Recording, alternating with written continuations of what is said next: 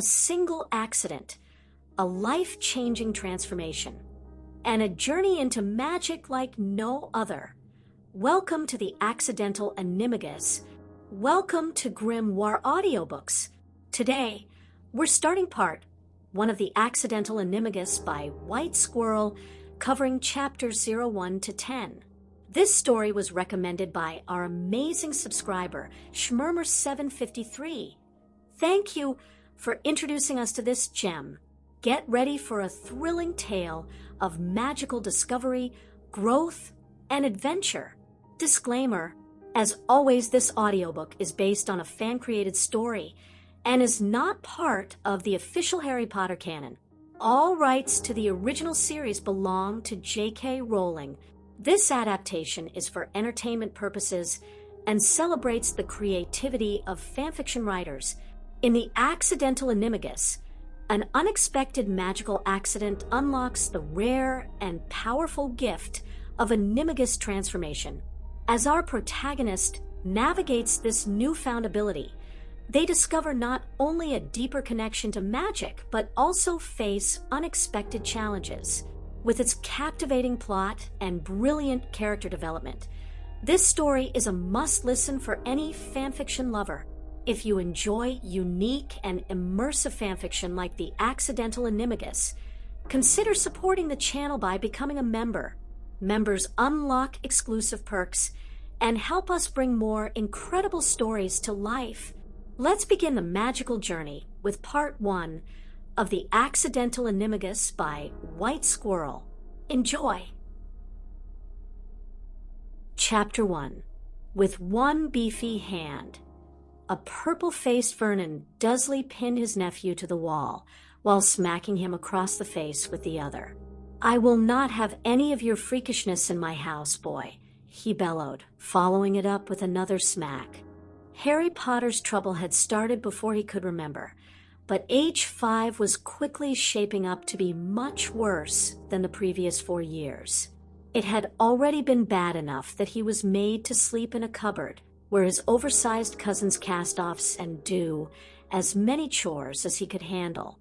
Somehow, going to primary school just made things worse. His aunt and uncle hadn't wanted to send him, but they knew they couldn't get away with keeping him at home, so they grumbled about taking time away from earning his keep and sent him away with Dudley. It took all of 2 days before his cousin and his friends invented their new favorite game of Harry hunting, which they engaged in whenever the teachers weren't looking. It took all of 4 days before, while being scolded for a teacher for knocking over his juice, which Dudley had actually done, Harry was shocked to see the teacher's hair turn neon blue. That evening was the first time Uncle Vernon had hit him himself, instead of letting Dudley do it. Young Harry had no idea what was going on, and only a vague idea of why he was in trouble. But he couldn't mistake his uncle ranting all night about his freakishness and vowing to stamp that rubbish out. Harry still had bruises a week later when the next strange, unexplainable thing happened. He didn't mind being locked in his cupboard too much most of the time. At least it kept his relatives away from him. But something had changed in him after that first beating. The urge to respond, suppressed by years of conditioning, started to assert itself again. Then, after being beat on some more by Dudley's gang at school and having his loudmouth cousin stomp on the stairs above his head one too many times, that urge crystallized into a single, overwhelming desire: escape. "You're going to stay in your cupboard when you're told, boy." Uncle Vernon's rant continued. "You're not to let yourself out unless we say so. Just like your good-for-nothing parents. Always getting into trouble. Worthless, the lot of you." He punctuated each sentence with either a slap to the face or a punch to the torso. Harry's cupboard door had seemingly unlocked itself and flown open with a bang.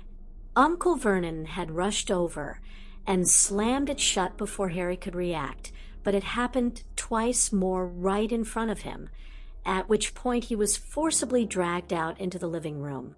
As the beating began, Harry willed himself not to cry, but it was a losing battle, and, as expected, it only enraged his uncle more.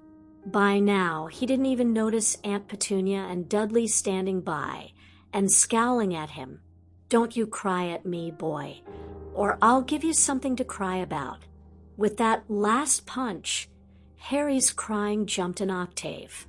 Then the lights started flickering, and the doors and windows began to rattle. "Vernon," Aunt Petunia cried with a twinge of fear. "Stop that! Stop that right now, you little freak!" Harry kicked to try to get away, but his uncle held him too tight. Unseen by anyone, the lights began flipping on and off in all of the rooms at once. The floors began to vibrate. "Daddy!" Dudley cried. "Stop that this instant!" Bang! As Harry's cries ascended to an inhuman yowl, every light bulb in the house exploded. Every door slammed open, and all three Dursleys were thrown across the room and landed in a heap. When they came to their senses, Harry Potter was nowhere to be seen. Vernon ran to the door, shouting, "Get back here! Boy, boy, I say get back here!" But there was no sign of his nephew. "He can't have got far," he said, finally lowering his voice.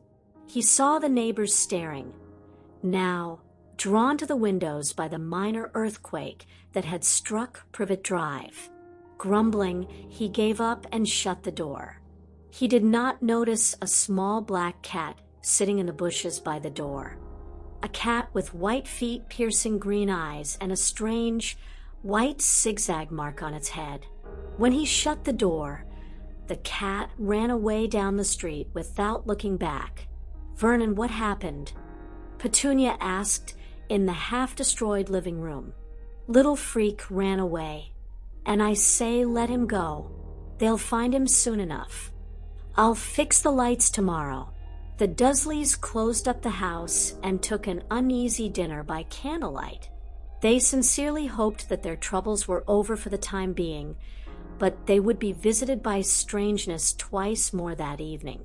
With the first visit, 2 Ministry of Magic Obliviators appeared at the door and stunned the Dursleys before they could even get a word in.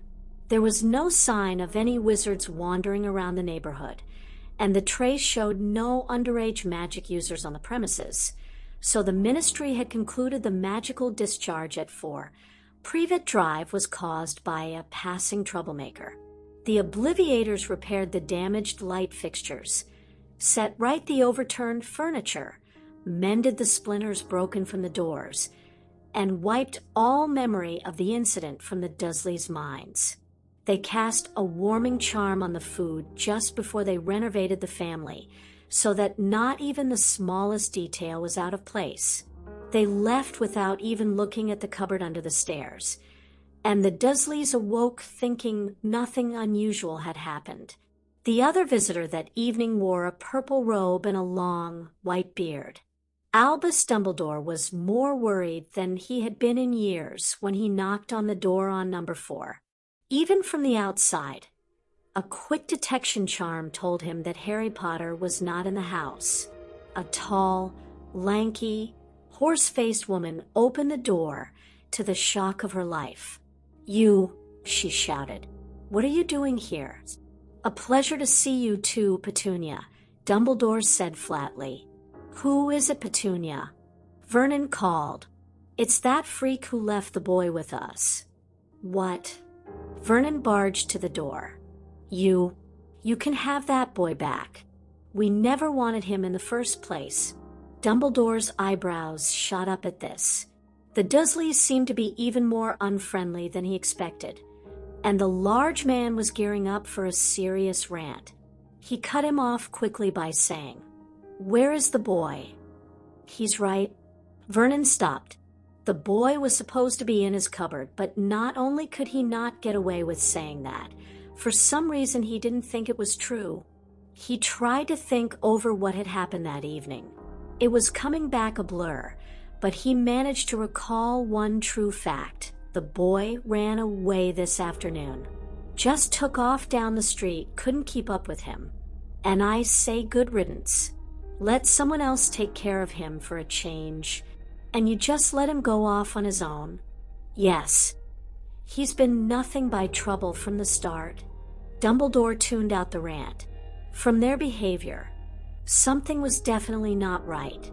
He took a peek inside the two adult Dursleys' minds, but he didn't have to look far to find an answer, though he wished he hadn't. Telltale signs of obliviation, and what looked like a pretty lousy job of it, too. Something horrible had happened here, and been shoddily covered up. And I won't tolerate any more of his freakishness. Enough. Dumbledore shouted before stunning all three of them. Casting a new memory charm to cover the old one, he instructed them, "You are very concerned because your nephew ran away. You will contact the authorities immediately. You will ask Arabella Figg to keep an eye out for him, and you will inform her at once when he is found. You will not remember my visit tonight." When he was done, he hit them with a delayed renervate that gave him just enough time to step outside the property line and apparate to the gates of Hogwarts. Minerva McGonagall entered the headmaster's office to find him bent over some of his many devices with a frown, muttering incantations, with a look in his eyes that was darker than any she had seen in years. "Albus, what's wrong?" she asked. "You said it was urgent." Albus looked up. "Oh, Minerva, I fear something terrible has just happened," he said. "I have reason to believe that Harry Potter has been taken." "What?" Minerva stumbled in shock, but managed to sit herself down. "Taken? How?" "This afternoon, he dropped off my trackers entirely. They indicate that he is still alive, but I cannot find him anywhere." "You can't find him? But what could do such a thing?" "To block my tracking charms would require the boy to be hidden behind very powerful wards that I am not keyed into, possibly a Fidelius charm. I've just returned from his relative's house.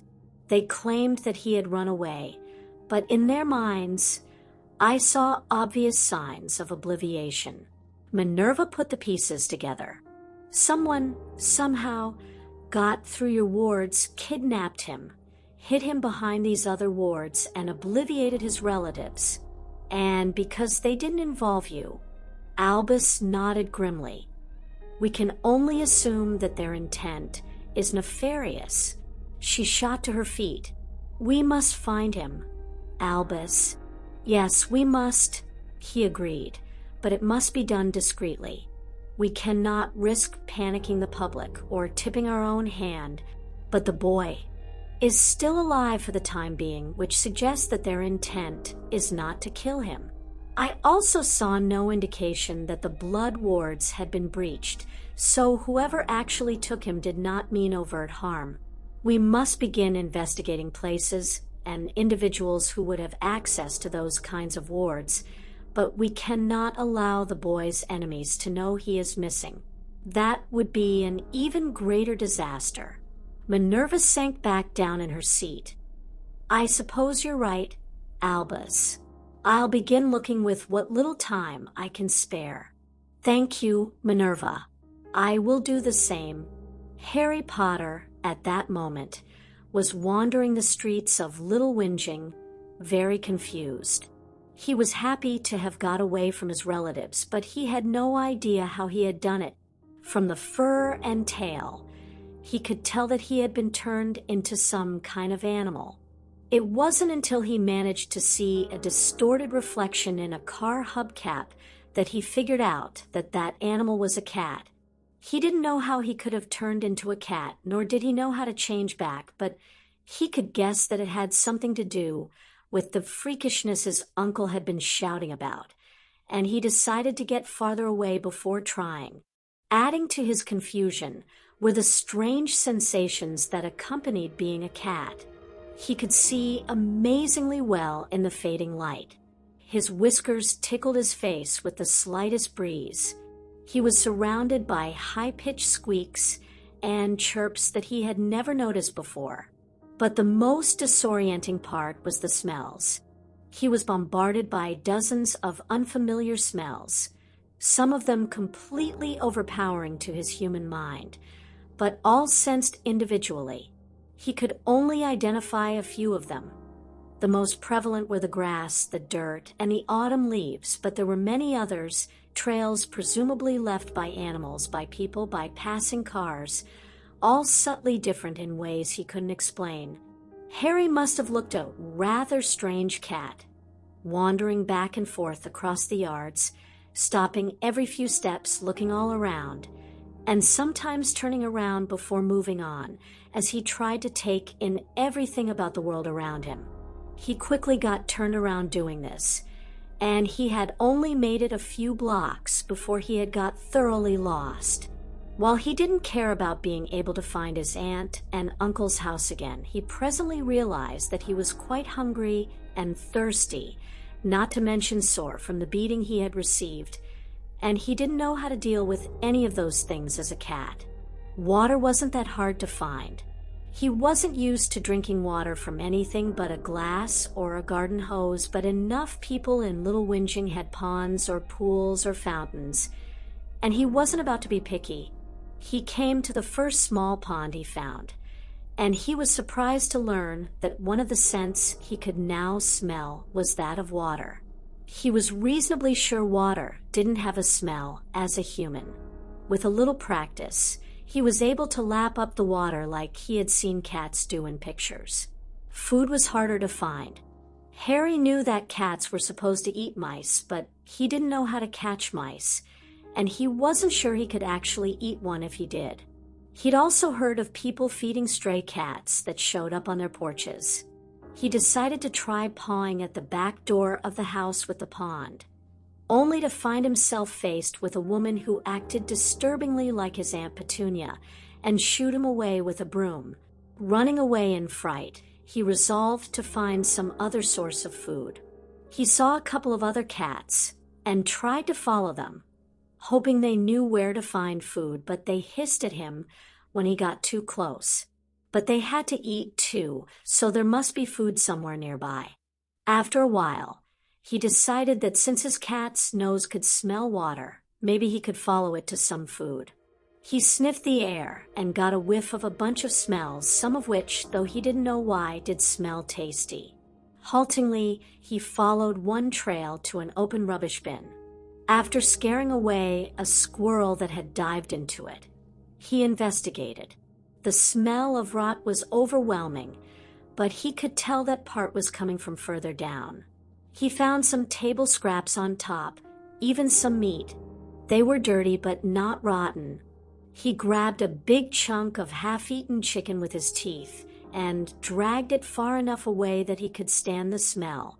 After 4 years of table scraps, it wasn't much worse than he was used to. Holding it with his paws, he dug in and was surprised how easily the chicken came apart in his sharp teeth. A little while later, Harry found a warm spot to curl up in, unbeknownst to him, on the other side of a wall from a poorly insulated water heater, and went to sleep. It had been a hard start, but he began to think that he would enjoy being a cat more than being a human trapped at the Dursleys' house. Chapter 2. Weeks passed. Albus Dumbledore and Minerva McGonagall investigated thoroughly, but found nothing. There was no movement from any known former Death Eaters. Severus Snape reported that he had heard nothing. Amelia Bones, though she was only partially privy to their information, heard no rumblings of Ministry interference, and no whispers seemed to float through any part of the magical underworld. It seemed as if Harry Potter had vanished without a trace. Harry himself, of course, was oblivious to all of this. He spent his days trying to learn how to be a proper cat. It took some time to figure out all the new smells and tastes. He was a little annoyed that he could no longer see the color red, and the other colors were strangely muted, but he saw no choice but to accept it. He wandered the streets, often following other cats, dumpster diving for food, and sleeping a lot. After a few days, he found he had wandered out of town. There were few rubbish bins out here, but he could still smell something tasty. He followed the trail just in time to hear some of those high-pitched squeaks and see a mole scamper into its burrow. He immediately backed away and vowed to stick to the rubbish bins. After all, what 5-year-old, even a boy, wants to eat live rodents? But after a couple of days in the country, he realized how hard it was to find food and decided to try again. It took a couple more days before he successfully caught anything, and a couple of hours before he could bring himself to eat it. But when he did, he was surprised how good mice tasted. He wondered if they tasted better to a cat or if the humans were just missing out. He kept wandering from town to town, not really caring where he was going.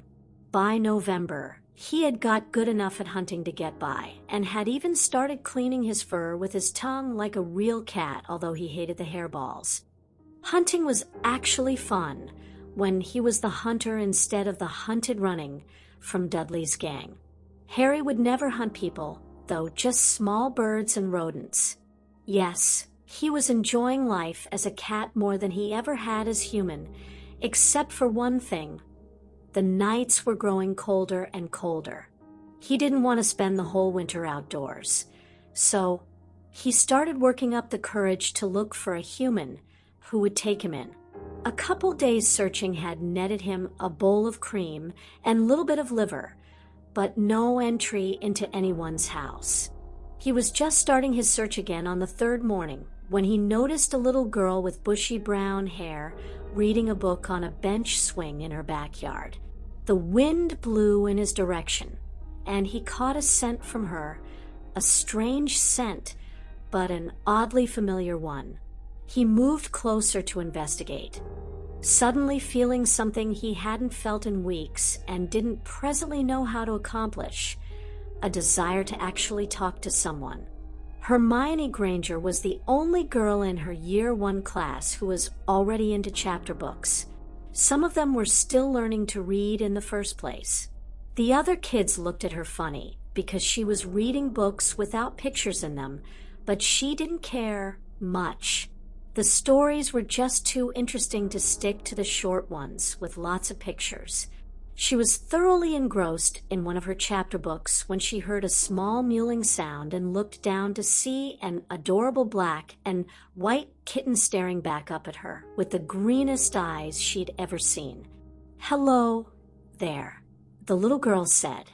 The kitten just stared back, then mewed again. "Would you like to sit with me?" She patted the bench beside her.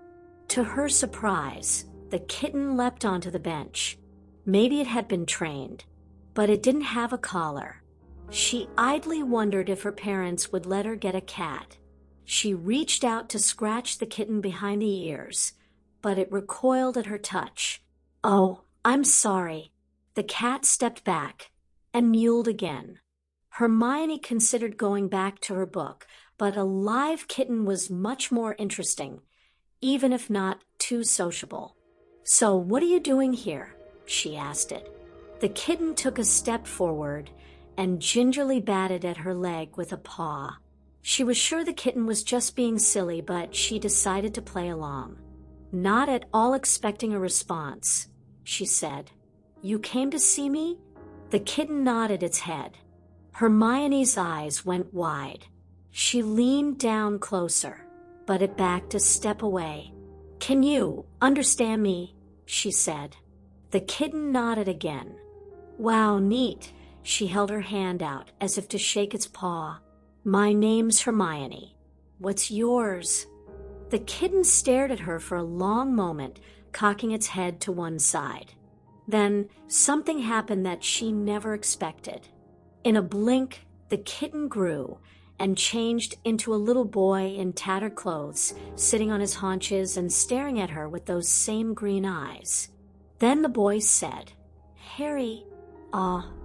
Hermione dropped her book and ran inside the house. Emma Granger heard her daughter scream and looked up from making lunch just in time to see her dashing through the kitchen door. Hermione. Mummy, there's a kitty outside who turned into a boy. That probably counted as the strangest thing her daughter had ever said, and there had been some pretty odd occurrences before. What? Did that happen in your book? Emma asked.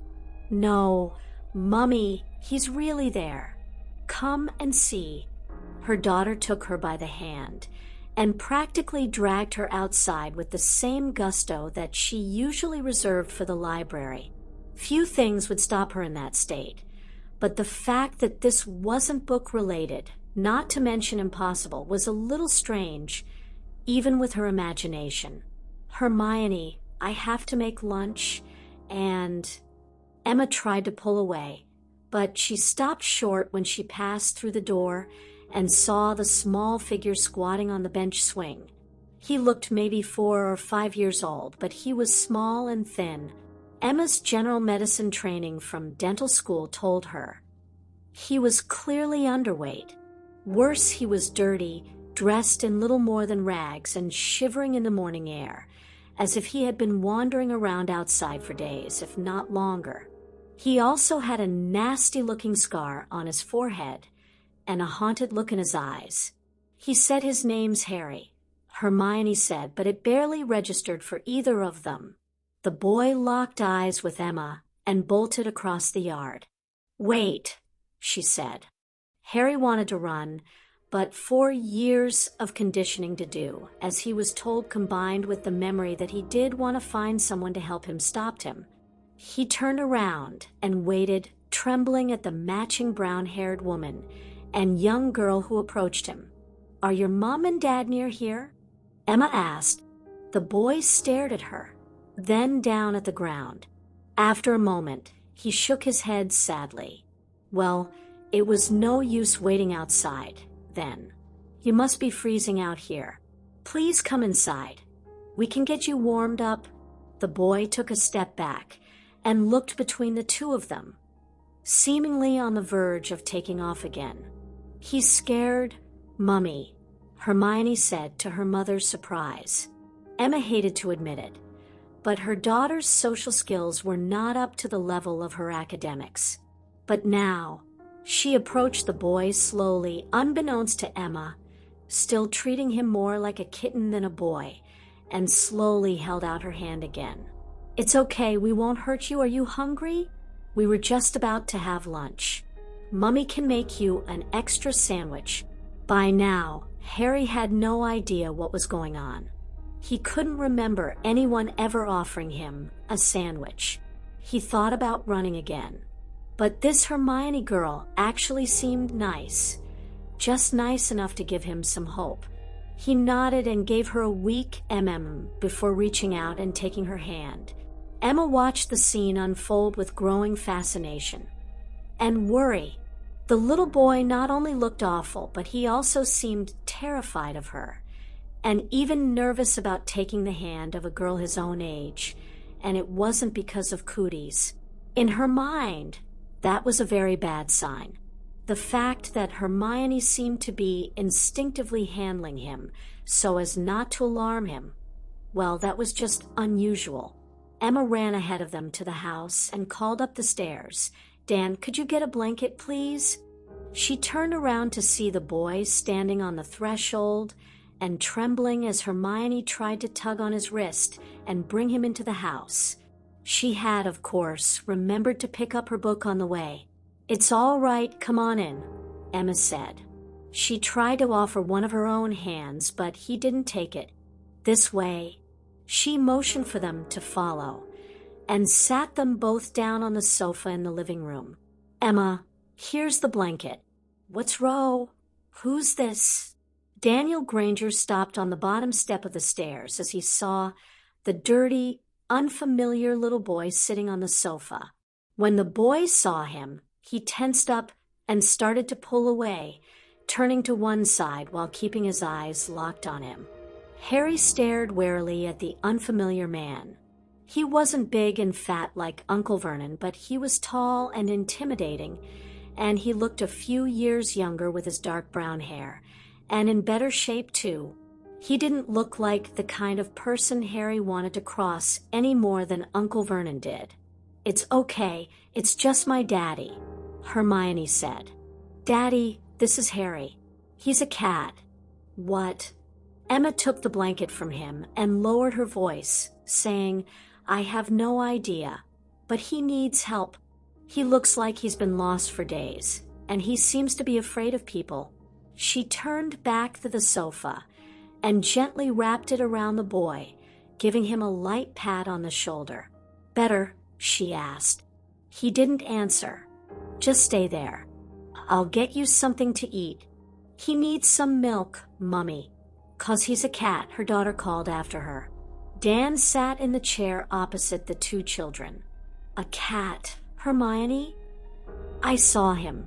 He was a cat, and then he turned into a boy." She looked completely serious. The boy just stared at him. "And I think our daughters finally snapped," he whispered to himself. It was bad enough that time she had a nightmare, and somehow every light in the house switched on. It had taken him all day to find all of them, including a couple he had forgotten they owned, and one that he was sure had burned out. Now, she just seemed to be slipping into her own little fantasy world. He tried turning his attention to the boy. "So what's your name, son?" he asked. The boy stared at him and shivered.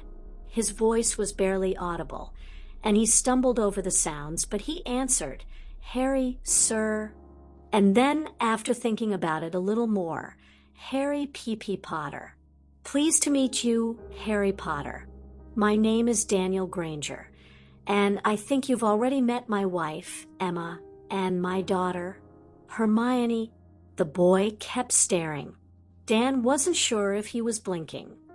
"P.P. pleased to meet you, sir," he said, as if he did not for a moment believe it. Dan could see what his wife meant about Harry being lost for days. His look scared of his shadow. His face was grimy, his hands were scratched up, and he smelled, well, disturbingly like wet fur. Why he had just shown up that was anyone's guess. Dan hadn't heard of any missing children in Crawley. In fact, there probably would have been a notice for a major case like this anywhere in West Sussex. And the boy didn't look like he would be quick to volunteer information. Still, Dan tried to make some light conversation. "So, Harry, what are you doing here?" he asked. Harry turned and stared at Hermione. He held her gaze without speaking until she answered for him. "He wanted to talk to me." "Oh, do you know him?" "No, but he said he wanted to." "So, why did you want to talk to Hermione, Harry? Do you like her?" Dan teased. "Daddy." But the grin was wiped off Dan's face when he saw Harry look down at his bare feet in shame. "I'm sorry, Harry. It was just a joke," he said, trying to make amends. Harry's gaze shot back up at Dan's face with a look of confusion.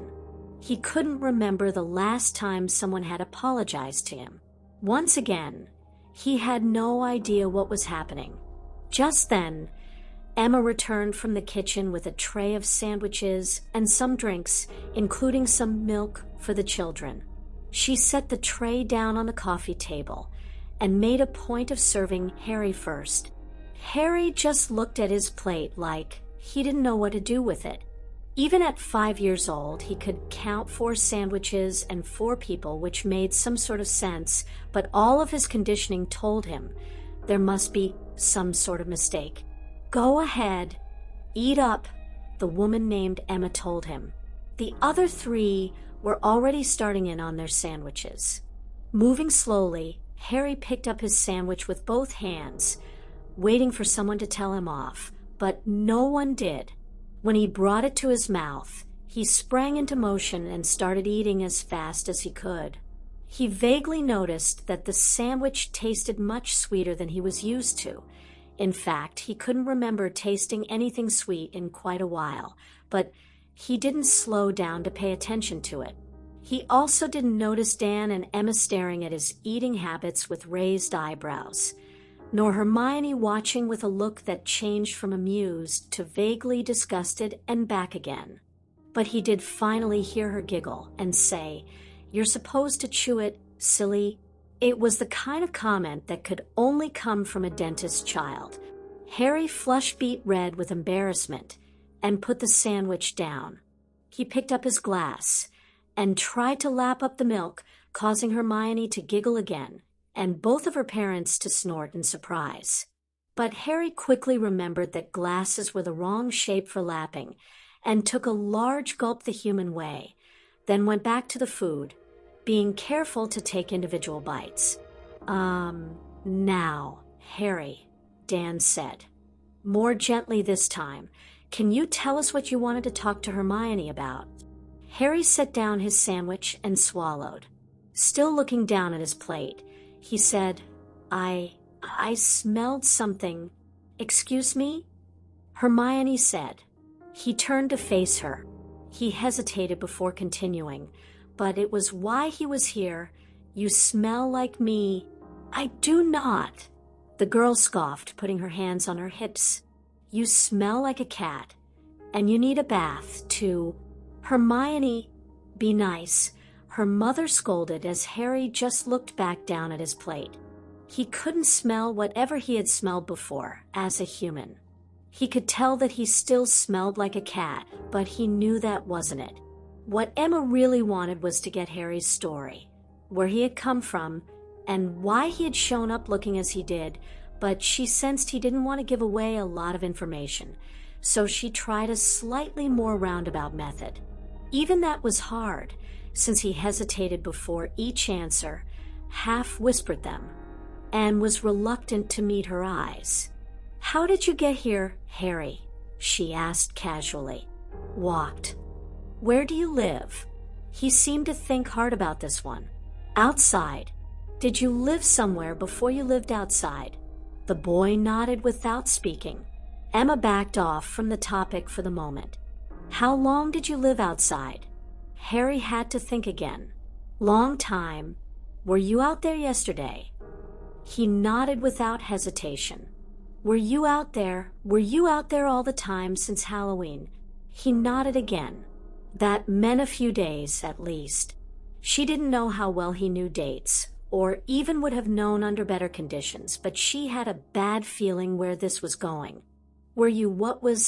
Do you remember what the weather was like when you started living outside?" He thought about it. "Warmer." "Do you remember when it was?" Harry started to look uncomfortable as he remembered how his adventure has started. He had no clue what day it was and hadn't bothered counting, but he did know the season was changing.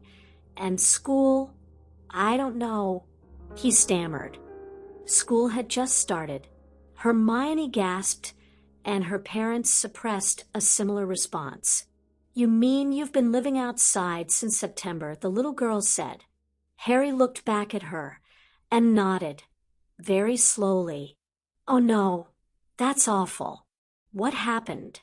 She leaned over and hugged him, but he fought back, crying out, pushing himself away, and finally slapping her blindly to escape her grasp. Both of her parents shot to their feet. They nearly tripped over each other as Emma sought to interpose herself between Harry and her husband. Dan tried to comfort his crying daughter, but Harry was the louder of the pair. "I'm sorry. I'm sorry. I'm sorry," he yelled over and over as he struggled to get away. Around them, the lights began to flicker. Emma held him as gently as she could by his upper arms. Harry, it's okay. Calm down. It's okay." She tried to avoid his kicking feet. "It's okay. I'm not going to hurt you." She held him there, still, sobbing, and then only sniffling, as the lights went back to normal. "He wasn't being mean to you, Hermione. You just scared him," Dan whispered to his daughter, trying to placate her anger. She calmed down too, but she eyed the boy much more warily. Emma shifted to the sofa, still trying to keep no more contact with the boy than necessary, so He didn't feel she was restraining him too much, but she wrapped the blanket he had thrown off around him again and put an arm around his shoulders. "Now, Harry, we want to help you. If you tell us what's wrong, we can help you try to fix it. Can you tell us why you started living outside?" She felt his muscles tense up, then they relaxed, and he shivered. Then this repeated itself, and with a look of determination, he began, haltingly, to speak. In this case, it was probably a good thing that Harry was so young. Uncle Vernon hadn't quite got the message across that he wasn't to talk about his home life, and though he felt ashamed of it, it wasn't to the depth that he would have felt if he were older. So aside from his overall nervousness, he wasn't all that resistant to telling his story. Uncle Vernon was mad because I didn't stay in my cupboard," he began. "Your cupboard?" Emma interrupted. "Yeah, where I sleep," he whispered. "You slept in a cupboard?" Hermione demanded in surprise. Both her parents looked at her. "Hermione, go up to your room, please," her father told her with a voice that brokered no argument. "Your mummy and I have to talk to Harry alone." Reluctantly, she grabbed the rest of her sandwich and her book and started climbing the stairs while her father grabbed a pen and paper and feverishly started writing down notes. Through tears, and with plenty of coaxing from Emma, Harry explained how his uncle had hit him twice and had let his cousin hit him many times, how he was treated by the Dursleys, and how they told him to his face that they didn't want him, given his age, behavior, and physical state, and having worked with kids in difficult circumstances through their practice, they couldn't find any reason to doubt his words. Emma was on the verge of tears herself by the end, while Dan simply looked enraged. With a short word, he stalked off to the kitchen to call the police. Harry wasn't sure what to make of these grown-ups' reactions. They were sad and angry, but they didn't seem to be sad or angry at him. Through the conversation, he had leaned closer to Emma and finally allowed her to hug him. It was a strange feeling.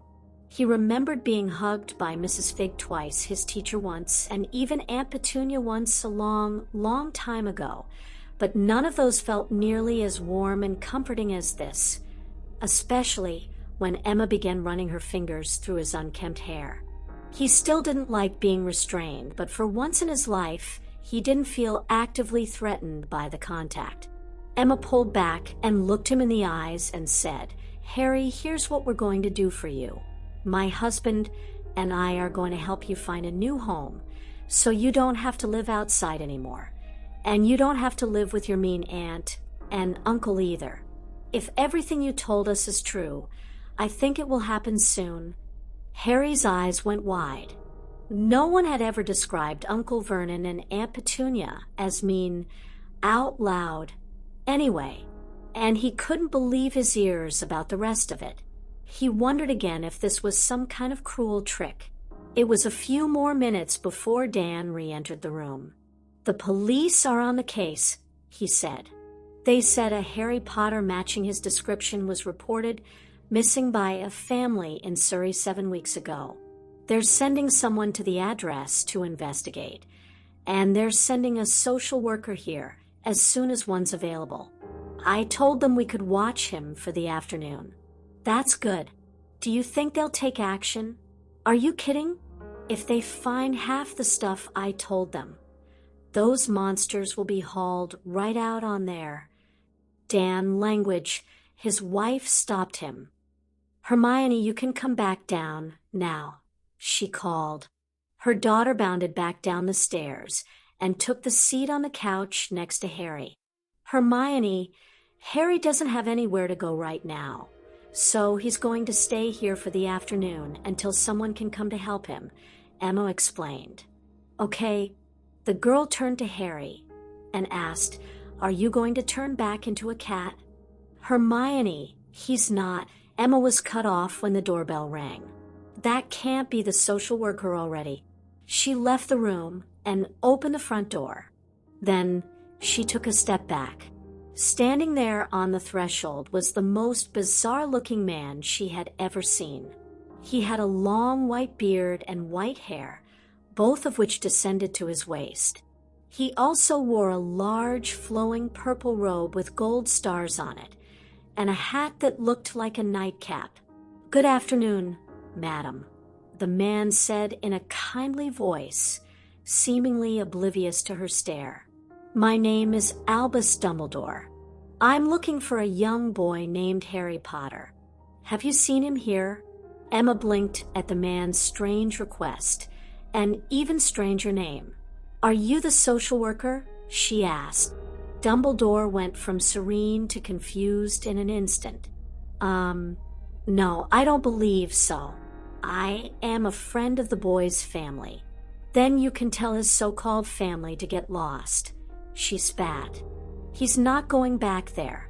Dumbledore's eyebrows shot up under the brim of his hat. His fingers tensed on the tip of his wand, in case this should turn hostile. He didn't expect any opposition in a Muggle neighborhood, but it would be a good hideout for unsavory characters. "I'm afraid there's been a misunderstanding, Ms. Granger, Emma Granger, and there most certainly is not. I won't see that boy sent back to that hell house." At that moment, she was cut off by two loud shouts from the living room. The first was her husband yelling, "Oh my God, Emma!" And the second, before she could react, was her daughter's triumphant cry of, "See, I told you he was a cat." Albus Dumbledore heard the shouts and surmised that something magical had just happened, though the most obvious explanation was patently impossible. He followed close on Emma Granger's heels into the living room, where he saw an extremely flustered man backing away from a little girl playing with a black and white kitten on the sofa. "Dan," Emma said, that boy, he turned into a cat." "What?" Emma and Dumbledore exclaimed in unison. At that moment, Hermione looked in their direction and gave a squeal of joy before running straight toward the old man. "Santa Claus!" she yelled, wrapping herself around his legs before her mother pulled her away. Any other time, and Dumbledore would have laughed at that display. He rarely worked with children young enough to make that mistake, but for now he was too preoccupied with finding Harry. "I'm afraid not, my dear," he told the girl. "My name is Albus Dumbledore." The parents both looked torn between half a dozen different questions, so he decided to try his luck with the girl. "What's this I hear about a cat?" The girl ran back to the sofa and showed off the kitten. "This is Harry," she said. "He's a kitten who turns into a boy, or a boy who turns into a kitten." As the parents quickly whispered back and forth to each other, Dumbledore approached the sofa and leaned down close to get a good look at the kitten, which seemed to sniff Hermione's hand, and then his own. It was black with white feet, bright green eyes, and a white mark on its head. A white mark that looked like a lightning bolt. "Ha, Harry Potter," he whispered. The kitten tilted its head as if in thought. Then its form rippled and grew and reformed into that of a grimy and frightened-looking little boy with green eyes and a scar on his forehead. Then the boy said, "Yes, sir." A scream behind them came from Emma Granger. "Astounding," Dumbledore said, "an animagus at your age. How did you do that, Harry?" I don't know, sir," he answered, his mind already reeling at the strange old man who seemed to know more than he did. "Mr. D.D. Dumbledore," Daniel Granger stammered, now pressed against the wall. "What are you doing here? And how the hell is this possible?" Dumbledore turned around with a twinkle in his eye as the pieces of the puzzle began to fall into place. That Mr. and Mrs. Granger was magic. Chapter 3. Magic? Dan Granger said. "Yes, Magic, his wife repeated.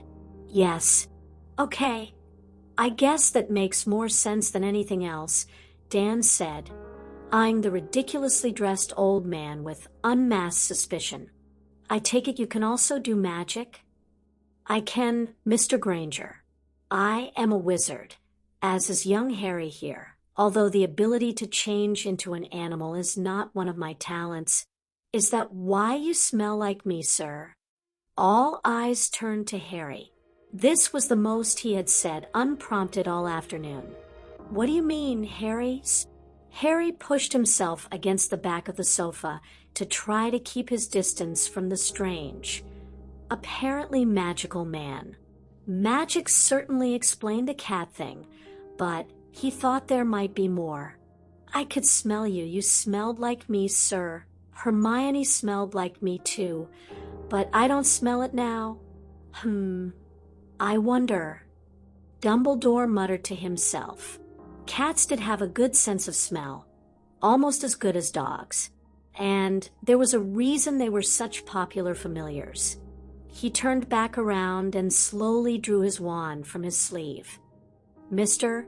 and Mrs. Granger, will you permit me to cast a magic detection charm? It is not dangerous. It will simply identify all sources of magic in this room. The Grangers could see where this is going, even if they didn't want to believe it. Still, their day had got weird enough already. And if this magic could turn a boy into a cat, they probably couldn't stop him. Dan looked at his wife, shrugged his shoulders, and then they nodded at Dumbledore. The old man waved the carved stick in the air and muttered a complex incantation. In a moment, a golden aura surrounded him. A fainter aura surrounded Harry, and another one Hermione. Extraordinary, he said. I must congratulate you, Mr. and Mrs. Granger. Your daughter is a witch. Her parents twitched at the strange choice of words, but they said nothing as they processed this information. Cool. Hermione exclaimed. Can you turn into a cat to... Harry asked her. I don't think so. No, Miss Granger, I'm afraid not, Dumbledore said. It normally takes years of training to accomplish. I have never before heard of anyone who can do it naturally like Harry.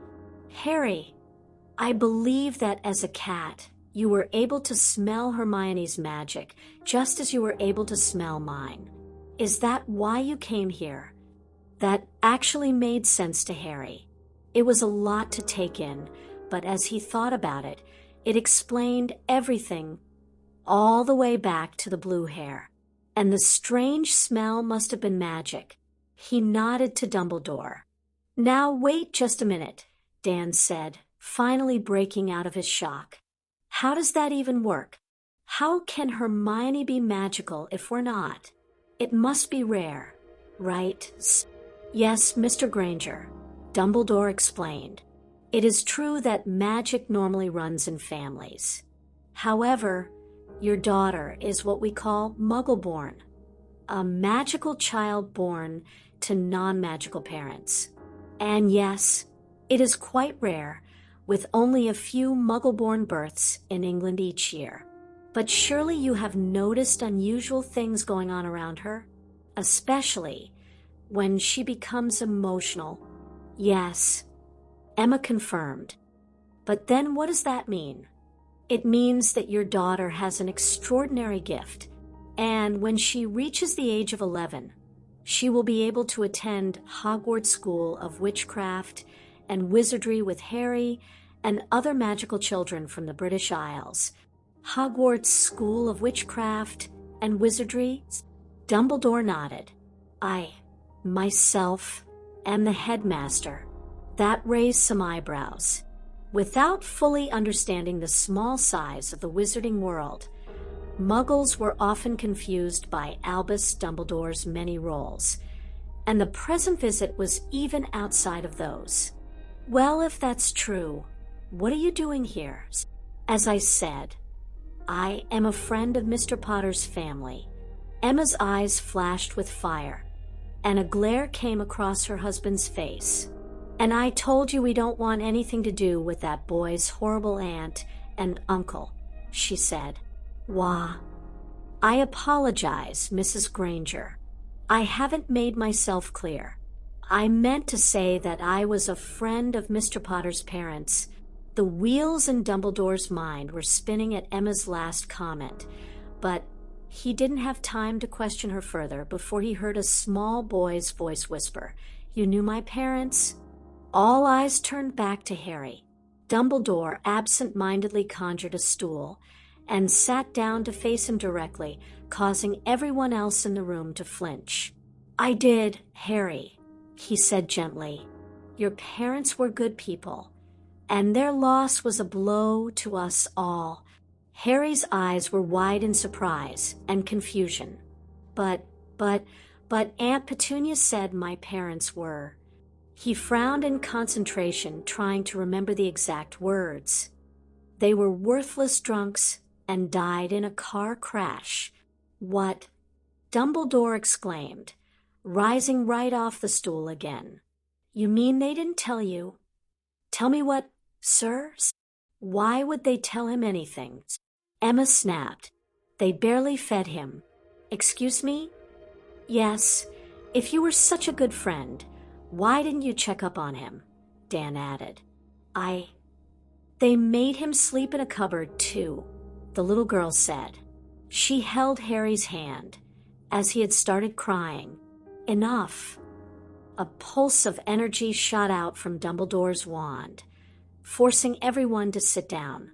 The Grangers were shocked at this display of power, even as small as it was by wizarding standards. He raised his wand to them, then hesitated, just for a moment. He would rather not do this to yet another family, but there was little choice. He had to find out what happened and assess any risks to the boy.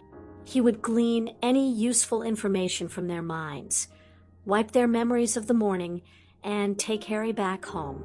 But as he looked from the eyes of one Granger to the next, he was disturbed by what he saw, or rather what Harry had told them. Even knowing what he knew about Petunia Dursley and his contact with her in September, the boy's stories about his relatives were shocking. Was it really not the memory charms that had made them behave so unkindly 2 months ago? It seemed unbelievable, but he could find no sign of deception or memory charms in the Grangers' minds. And even their daughter had heard some of it. What kind of people could do that to their own nephew? With growing trepidation, he looked into Harry's mind. It was a serious risk, since any legitimacy contact risked Dumbledore's own secrets, but if things had got this bad, he had to know, and he was dismayed to find that they had. He searched for the night Harry had left the Dursleys, and the pieces fell into place. The mistreatment at home, the 2 beatings, the accidental magic. It must have been Ministry obliviators who had covered it up, and coming to as a cat and running away. He would have to have a long talk with those people. It would appear that there are certain issues with young Mr. Potter's home life that need to be remedied, he said, with his hosts silently seething at the profundity of his understatement. While there is undoubtedly friction within the family, and they may perhaps have been inadequately monitored, I'm sure that a review of his living conditions there will... He stopped as his train of logic unraveled, and a horrifying thought came to him. If love was indeed the power Voldemort knew not, as he suspected, he may well have put the whole game in jeopardy by placing Harry in such a loveless environment. A talk would make his relatives treat him decently, but it wouldn't cure that sickness. He would have to take more drastic. No, that was something he could not do. Dumbledore sat down on the stool again, his self-confidence shaken. Had he really become the manipulative one after all these years? Just by asking the question, he knew it was a step too far. Compulsion charms and mind-altering potions to keep the boy under that roof were Gellert's way of doing things. He would have to make a new plan to keep the boy safe, and quickly. Until then, he supposed the Grangers seemed like as good a people as any to babysit, at least for the time being. Well, he could still obliviate them later, even if the spell was suddenly starting to sour on him. He cast a mild confundus charm to cover up the fact that he had been staring at them for over a minute and had started talking down the wrong line of thought. Then he began to speak again. Mr. and Mrs. Granger, I do not often make mistakes, but I fear that I have made a very grave one with regards to Mr. Potter. I feel that to explain, I must start at the beginning. It is a very dark tale that I would rather not dredge up, but since it concerns his family, I suppose he deserves to hear at least a little of what happened. Darker than dying in a drunken car crash. The Grangers wondered. Dan looked at Harry, then at Hermione, then back at Harry. Go on, he said cautiously. Dumbledore now looked at the boy and told him, in terms he hoped the 5-year-old could understand. Harry, I'm so sorry that you had to hear it this way and from a stranger, but your parents did not die in a car crash. They were both killed by a very bad wizard. Both of the children gasped. That wizard's name was Voldemort, and he had already killed many people. Your parents had fought against him, along with myself and many of their friends. And because of that, Voldemort decided to kill your entire family. Even you, Harry. What? Dan and Emma exclaimed. Hermione let out a loud eep and grabbed Harry's hand again. Wow, what happened, sir? Harry whispered through a grimace of fear. He vanished. Even his own followers didn't know what happened to him. Most people now believe he is dead. No one knows for sure how you survived, Harry.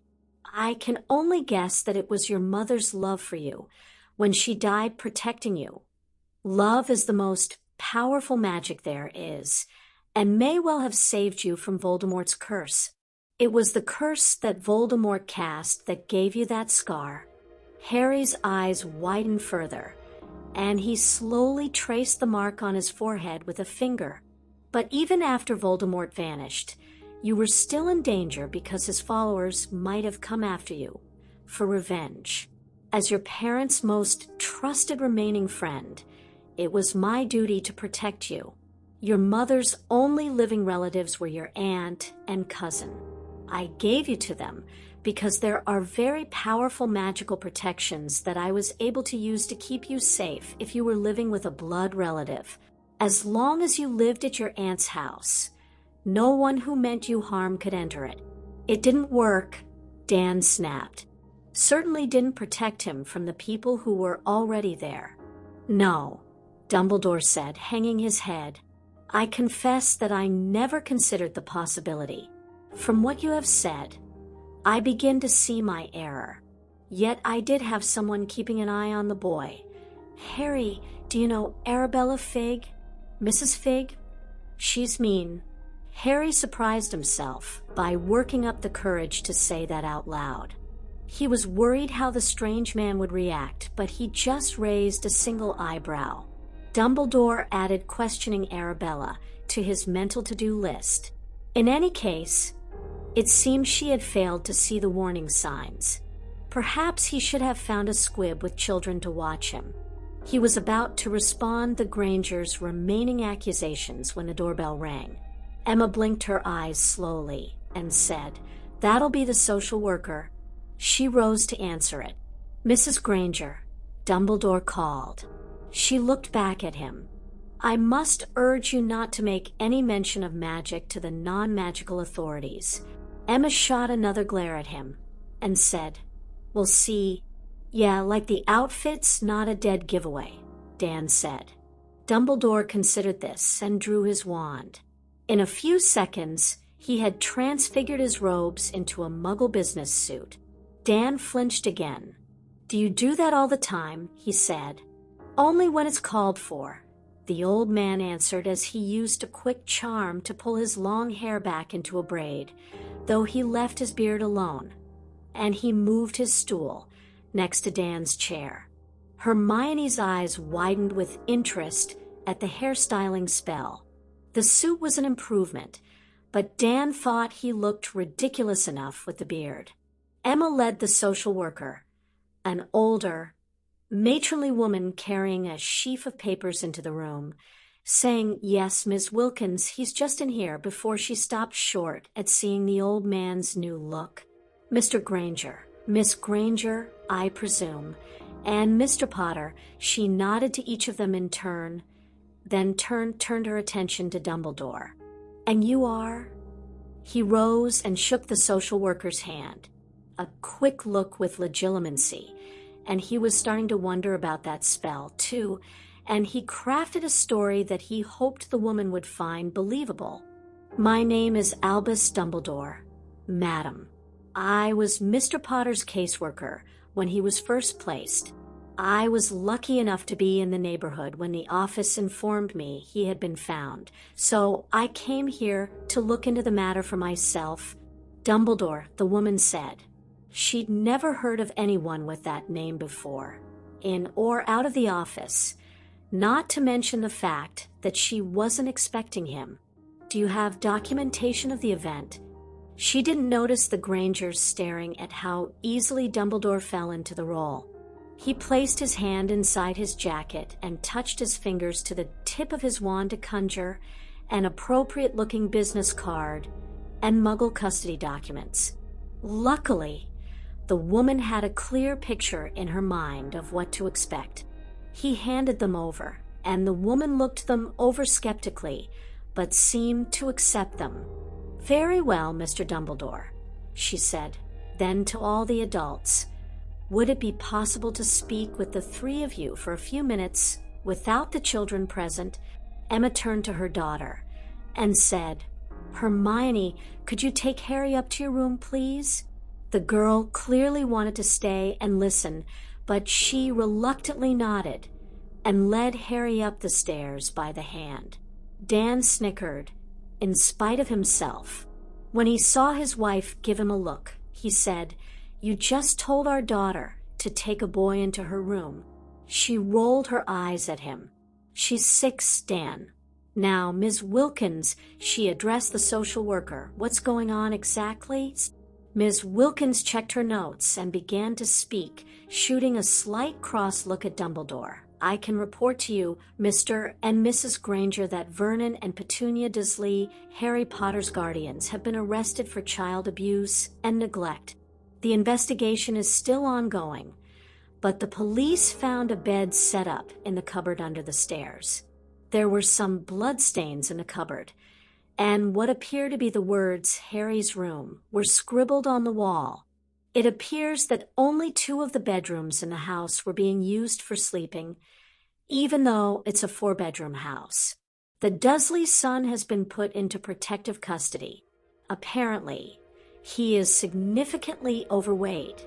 Like the Grangers, she had immediately noticed how small Harry looked. The Dursleys claimed to be very concerned because their nephew ran away, but they also expressed displeasure with having to support him. I don't know anything definite, but I suspect that they'll willingly give him up to the foster care system," she concluded. Dumbledore was silent as he took this all in. It seemed the environment he had placed the boy was indeed as bad as his memory had shown. Oh, why hadn't he listened to Minerva 4 years ago? No, for the boy to go back there would do more harm than good, if he could make it happen at all. But to send Harry into the foster care system would still be disastrous. He remembered another boy who had been deeply hurt by the system many years ago.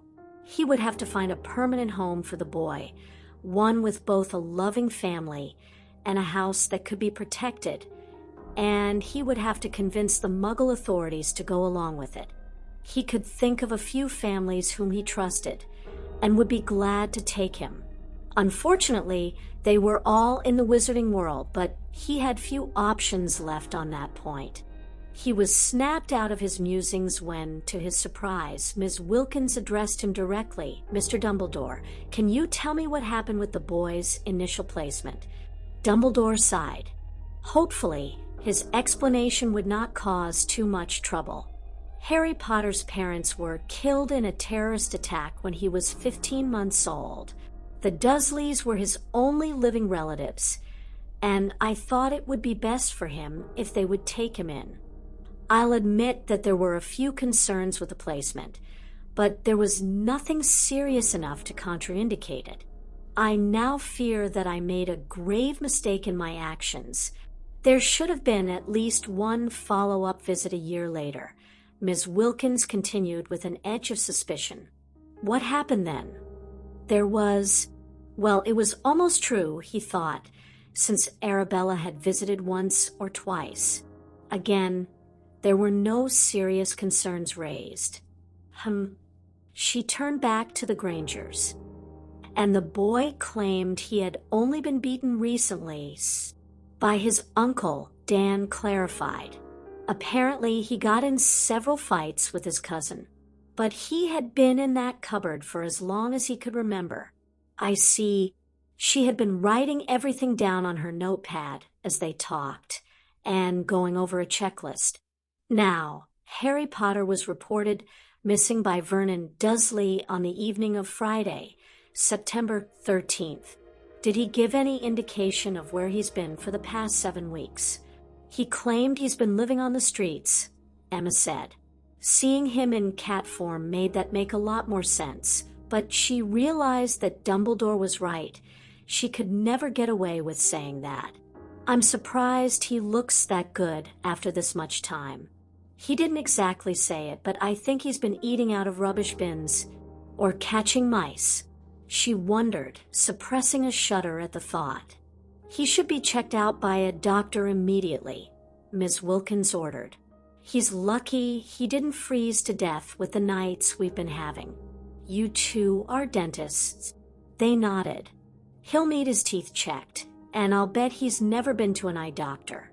Either. Not that you need to have any further involvement, of course. I was going to take him to a group home this afternoon, so he can get checked over on Monday. Dan and Emma shared a long, questioning look, but Dumbledore didn't notice, as he chose that moment to spring into action. Ms. Wilkins, he said, after what's happened, I think it would be best for the boy to find him a permanent placement quickly. I do have a couple of leads on that front, more distant acquaintances of his parents. And I can assure you, they will be thoroughly vetted this time. The woman eyed him with suspicion. This wasn't going to be easy. If you file the appropriate paperwork, I will certainly take your recommendations under advisement, Mr. Dumbledore, she said. Ms. Wilkins asked a few more questions about how the Grangers met Harry that morning, just for the official report, which they handled surprisingly well, and about what Harry had told them before asking them to call the kids back down. I'll go get them, Emma said before anyone else could say anything. The door to Hermione's room was open, though neither child noticed when Emma walked in. To her surprise, Hermione and Harry were engaged in a simple board game rather than reading books, although she immediately had to wonder if Harry could even read. On the other hand, could he even play board games? Hermione was clearly wiping the proverbial floor with him. Kids, they both looked up at her. Ms. Wilkins is done talking to us, and now she wants to talk to Harry. She probably have a few questions for you, too. Hermione, she leaned down to get closer to Harry's face. Harry, the woman downstairs is going to ask you some questions about how your relatives treated you and about your time living outside. She might want to talk to you alone, but it's okay. She's not going to hurt you. Just tell the truth about your relatives. You won't have to go back to them anytime soon, and probably not at all, so you can tell her everything about them, but don't tell her about magic or about being a cat because, well, she won't believe you. We're going to talk about that some more, but it'll be later with Mr. Dumbledore. Do you understand? Yes, ma'am. He answered a little too easily. She remembered that he had mentioned something about having to act normal with his relatives. With a nod. Emma escorted the children back downstairs. Ms. Wilkins questioned Hermione first, asking her about her encounter with Harry that morning and what they had talked about since. She answered these questions quite sensibly under the watchful eyes of her parents. The woman then asked Harry just a couple of questions before asking him to join her in the kitchen. Dan and Emma took that as their cue, nodded to each other, and stood up. "Harry, Mr. Granger, and I are going upstairs to talk on our own," Emma said, her eyes darting toward Dumbledore, who now sat quietly reading a magazine. "When you're done, Ms. Wilkins can call up the stairs for us if we're not back. Okay?" "Yes, ma'am." "Good. Come along, Hermione," she added, not wanting to leave her daughter alone with the old man. The Grangers climbed the stairs, but split off to their separate bedrooms. Albus Dumbledore sat quietly, definitely not reading the magazine in his hands. He kept going over what had happened over the past couple of hours in his mind. He was certainly relieved to find the boy safe, but horrified at the circumstances that had brought him here, and amazed at the determination of the Grangers to help him, even after they were thrown headfirst into the deep end of the magical world. Looking ahead, he would have to report that he had found the boy, and how he dreaded facing Minerva when he returned to school, and find a new home for him, probably doing some work to expedite the process on the Muggle side. He only half listened to the eavesdropping charm he had silently cast on Harry. That wasn't technically improper, since he was the boy's magical guardian, although he would be sure to keep that to himself if the matter came up. Ms. Wilkins was going in detail through all of the incidents of abuse that Harry could remember. He answered with surprising calm, and the social worker skillfully redirected him whenever he seemed on the verge of breaking down. The questioning went on for quite a while, and the Grangers came back downstairs before it was over, though they looked oddly subdued. Finally it was finished, and Ms. Wilkins came out of the kitchen with a visibly shaken Harry, who sat down next to Hermione on the sofa and shivered slightly. The woman stood in the middle of the room and addressed the group. "Mr. and Mrs. Granger, I want to thank you for reporting this to us today. I know you've done Harry here a great service. What's going to happen now is that I'll take him to a group home for the weekend, pending a longer-term placement. In the unlikely event that his relatives challenge the loss of their custody rights, you may be called upon as witnesses, and in the much more likely event that they go to trial, you may be called in for that as well. Mr. Dumbledore, could you mail your paperwork on Harry to me? I'll contact you if I need a formal statement from you." Dumbledore nodded, relieved that she didn't start asking questions he couldn't answer. This at least gave him time to put together something realistic for the Muggle authorities. "Good. Now, if there's nothing else, we'll take our leave of you. Thank you for your time. Actually, Ms. Wilkins," Emma cut her off, "we could take Harry in here until Monday." The woman turned back to her in surprise. "Oh, I'm sorry, Mrs. Granger," she said, "but even for a short-term placement, you need to be licensed." "Oh, but we are licensed," Dan said as he stood and stepped over to the desk and started filing through papers. "We got licensed a couple years ago, but nothing ever came of it. It should still be good. Ah, here it is." He handed the papers over.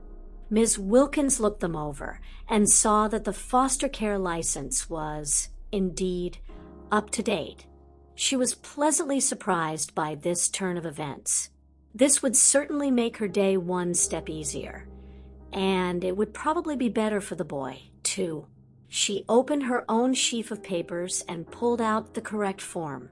She quickly filled it out with Harry's name and information. "That's very generous of you," she said, handing over the form. "If you're both sure, just sign here." When she took the form back, she turned to Harry and said, "Harry, You'll be staying with Mr. and Mrs. Granger for the weekend. I'll visit you on Monday, and we'll figure out where you're going to go then." "Yes, ma'am," Harry said with a voice that showed neither happiness nor disappointment. He was in a daze by now from all of the strange revelations and all of the questions about his aunt and uncle. He was certainly happy about not having to go back there, and about being able to stay with what seemed to be very nice people, but he was far too used to hiding his happiness for fear that it would cause trouble. Turning to the Grangers one last time, Miss Wilkins said, "Thank you very much. And do try to clean the boy up, find him some decent clothes, and get him a hot meal. I don't think he's had any of those things in a long time. Good afternoon." As soon as the woman left, Dumbledore drew his wand and reverted his clothes back to their normal appearance. Emma's mouth hung open for a few seconds as she vacillated between several questions. She settled on, "Why on earth do you dress like that, Mr. Dumbledore?" Her daughter giggled. Looking slightly miffed, the old man answered, "I've always thought bright colors looked rather stylish." Emma just shook her head at the comment while Dan took Dumbledore to task. "I'm sure you can guess that we still have a lot of questions, and not just about Harry, but right now it looks like we have some shopping to do. Is there any chance you could come back later? Say in 2 or 3 hours?" Dumbledore was reluctant to involve a Muggle family deeper in the magical world so long before their own daughter would be going to Hogwarts, but they were taking Harry in for the weekend. And probably a good thing for him at that, he thought as well. He could report back to the castle and return here later with no trouble. "Mr. Granger," he said with a somewhat forced smile, "for Harry Potter, I will happily clear my schedule. I will report to the other witches and wizards who are searching for Harry that he has been found, and return here in 3 hours' time. Will we be approached by anyone else?" Dan asked. "I will instruct them not to do so. Harry, I am very glad to find you safe here. We will speak again later. Good afternoon." With a loud crack, Albus Dumbledore vanished into thin air. "Whoa," Dan and Emma exclaimed. "You don't think he's going to just pop back here, right here?" Emma said, "If he does, I'll have to teach him some manners. It was bad enough just showing up like that unannounced. Come on, we've got 3 hours. Let's get Harry cleaned up."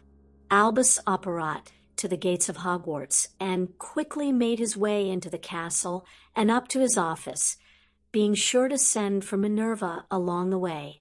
It was probably best to get this out of the way immediately.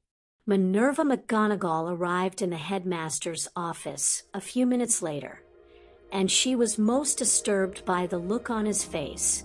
It was that weary and dejected look that always meant that something had gone horribly wrong.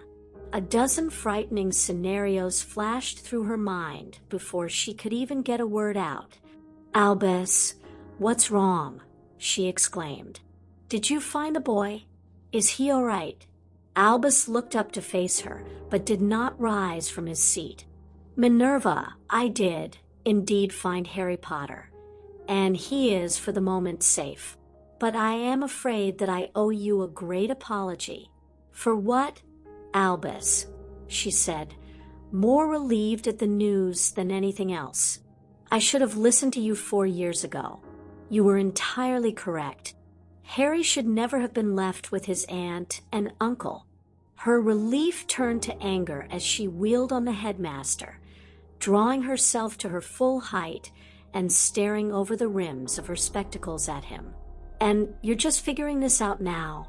It should have been plain to see on that very night. What did those horrid people do to the boy? Nothing irreversible, I believe, but we are immensely fortunate that he escaped when he did. For a Muggle family, I was most shocked at how much they treated young Harry like a house elf. House elf, escaped." Minerva finally sat down. "Albus, I think you had better explain the whole story. As Albus explained how the Muggles had treated their own nephew, Minerva's blood began to boil. She actually caught herself growling. She had half a mind to fly down to Little Whinging and hex them herself until she was placated by the news that they had been arrested by the Muggle authorities. Well, it seems you have well and truly blundered on this one, Albus. You're very lucky that your mistake is being fixed. But none of this explains why you couldn't find the boy for 7 weeks. Inexplicably, a small smile crossed the headmaster's face, and the twinkle returned to his eyes. "Ah, now that is the interesting part," he said. "I was quite baffled by how he could disappear and reappear like that, but it seems I overlooked a certain method of hiding when I cast the tracking charm." "What method of hiding? Where has the boy been?" "It would appear that Harry Potter has spent the past 7 weeks roaming the streets of England as a cat. A cat. I saw him transform with my own eyes, Minerva, a black kitten with green eyes, white feet, and a white lightning bolt-shaped mark on his head. He is an animagus already, and he apparently achieved this purely by accidental magic. It is how he escaped from his uncle's home." Minerva was speechless. She considered what this might mean. Everything she knew about the animagus transformation, but nothing even hinted at such a strong a childhood or inborn aptitude for it. "I've never heard of such a thing," she concluded. "It should be impossible." "So should surviving the killing curse," Albus said solemnly. Could this be the power Voldemort knows not? He wondered. Could I have been wrong about that as well? Not for the first time, nor the last. He considered confiding the prophecy to Minerva, but he again decided against it. The fewer people who knew that tidbit, the better. I am beginning to suspect that normal concepts of what is possible do not apply to Harry Potter. But I do not think this news should be mentioned to anyone. Even Severus, I think, has no particular need to know about it. Minerva nodded at that. She had never told Severus or his rivals that she knew about that little incident in their 6th year, or about the Marauder's animagus abilities, and she knew this was the kind of news Severus would not take well. Harry reappeared this morning because he happened upon a Muggle-born witch about his age, and apparently untransformed to talk to her. He continued, "I met him with her family. He claimed he could smell her magic, as well as mine, when I met him. Do you know anything about that?" Now that was something she could answer. Of course, cats are very good at sensing magic. I believe they are better at it than any other non-magical animal because all cats have at least a little measle blood in them. It's why they are such popular familiars. It is a very useful ability to have, although I have rarely had need of it. Ah, that solves one puzzle. Then, I will, of course, modify my tracking charm to follow the boy in his cat form. Minerva had once questioned putting a second tracking charm on the boy in addition to the ministry trace, but the events of the past 2 months had convinced her of its necessity. Despite his mistakes, Albus usually knew what he was doing. "What will happen to the boy now?" she asked. "The Muggle social worker wished to move Harry into foster care, which I cannot allow. While it would be a great improvement, I fear it will not be enough to repair the damage. The boy will need a permanent family, and soon, most likely a wizarding family, so that we can be certain he will be cared for properly. Andromeda Tonks is his second cousin, and she and her husband would probably be willing to take him in. Failing that, perhaps the Diggorys or the Weasleys would be interested. Harry Potter and the chaos that was the Weasley household? Now that would be interesting.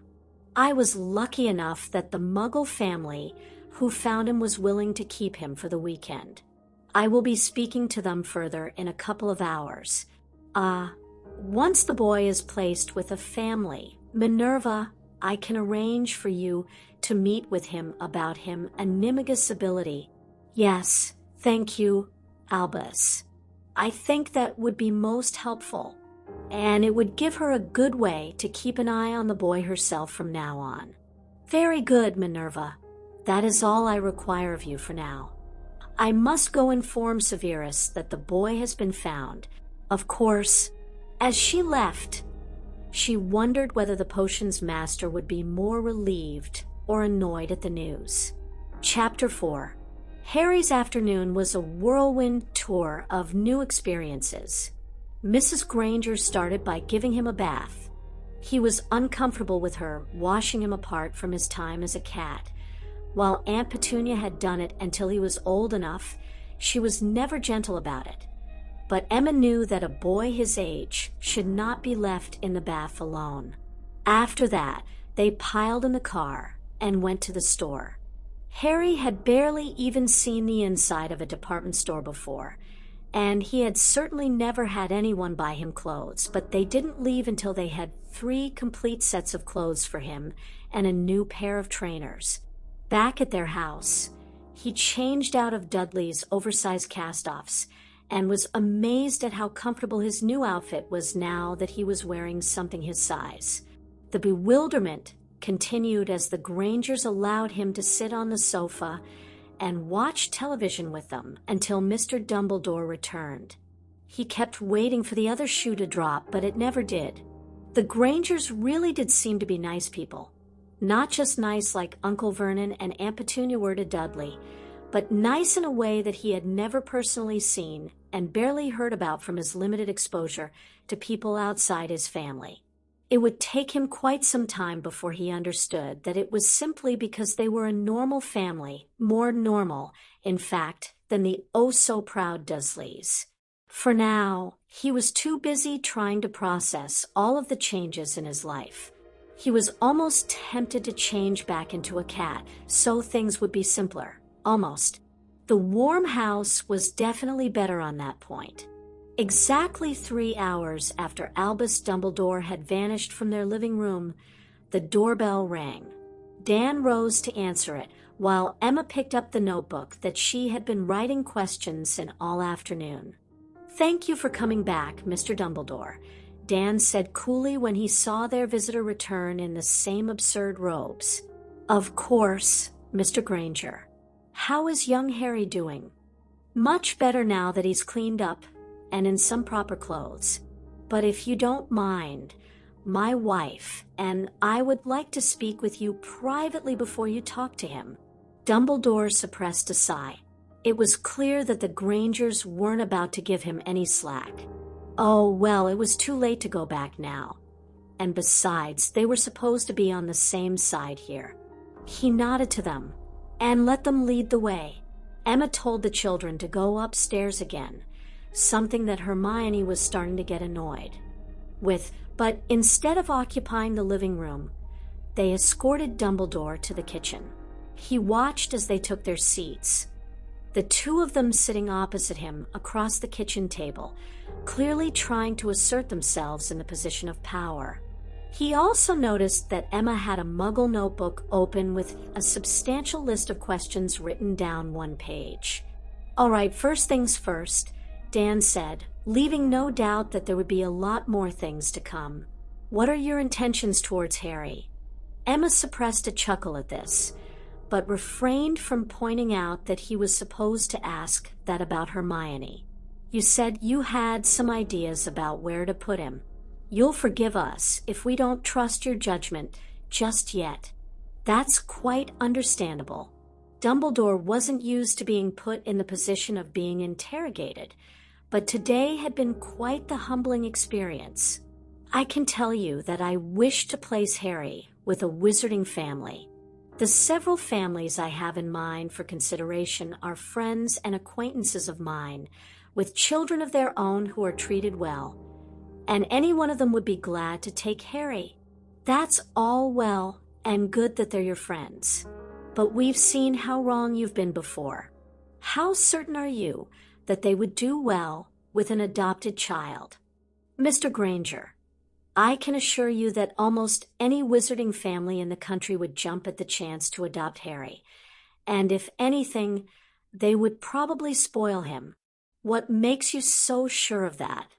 Emma said, because Harry Potter is quite possibly the most famous person in all of magical Britain, Dumbledore himself being the other contended, but that was irrelevant here. Dan and Emma blinked a couple times at that, not sure how to respond. Famous? How's that? In our world, Harry is hailed as the boy who lived. He is considered a hero for defeating Voldemort, even though he was not the one who did it. There are Harry Potter dolls sold in wizarding stores and a rather successful children's book series written about him, which of course are complete fabrications. Are you having one over on us? Dan said, the boy's 5. According to you, he hasn't been seen in your world since he was 1. Are wizards really that messed up? Or is this some kind of insane prank? I wish it were, Mr. Granger, Dumbledore said with a sigh. I'm afraid it was inevitable given the euphoria caused by the end of the war. I had hoped that having the boy raised in the Muggle world, that is, the non-magical world, would keep him grounded. Unfortunately, that plan has backfired. So now you send him off with no real support into a world where he's already famous that he also knows nothing about. As I said, there are families in our world whom I trust to handle young Harry appropriately. In fact, he has a second cousin on his father's side who would be quite suitable.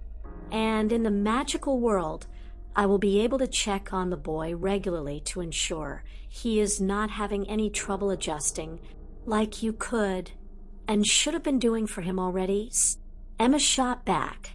He dropped his gaze, saying, I admit that I have been leaving too much to chance. Unfortunately, the Dursleys were the only serious non-magical option. There are few families who know of us outside our world. Both Grangers gave the old man a stern look, but Emma said, fair enough for now. Her husband took up the next question. Now, if our daughter is going to be a part of your magical world someday, which we are still trying to wrap our heads around, then we want to know more about it. Tell us about this Voldemort. Yes, the terrorist. He sounded like a pretty bad guy. Is he still a threat? I assure you that Voldemort is nothing to be concerned about. Please don't patronize us, Mr. Dumbledore, Dan said. You said most people believe he's dead. I don't think you believe that. He should have known the evasive approach wouldn't work with this pair. Muggle healers were very well educated and trained to be inquisitive. No, he answered, his face grim. Voldemort has not been seen since that night, but I believe that what happened 4 years ago only weakened him. It must have nearly killed him, and it certainly permanently incapacitated him. Or he would have been seen afterwards, but even so, there are dark rituals by which he could return to his former power. Dan took the next obvious step, and you believe that if he does, he'll come after Harry for revenge. I am certain of it. The one thing Voldemort could never tolerate was being bested. It was true enough, if not complete. But a 5-year-old boy, Emma said, age matters nothing to him. I'm afraid. He attacked a 1-year-old child for revenge, and to prevent revenge from one day being taken again himself. He will not tolerate loose ends. It is simply not in his nature. But that is if he finds a way to return, which could take years or longer if it happens at all. They didn't look persuaded by his words. And his followers that you mentioned? You said they wanted revenge, too? Yes, though the threat from them is less now.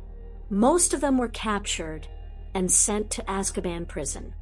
Unfortunately, there are those who escaped by bribes and claiming to be under mind control spells who are still at large, but with no attacks in 4 years.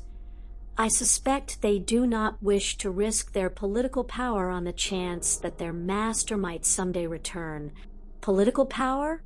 You mean there are known terrorists in your government? Dan yelled. How the hell can you allow that? He started to rise from the table, but his wife put a hand on his arm to calm him down, though she was furiously taking notes on these latest revelations.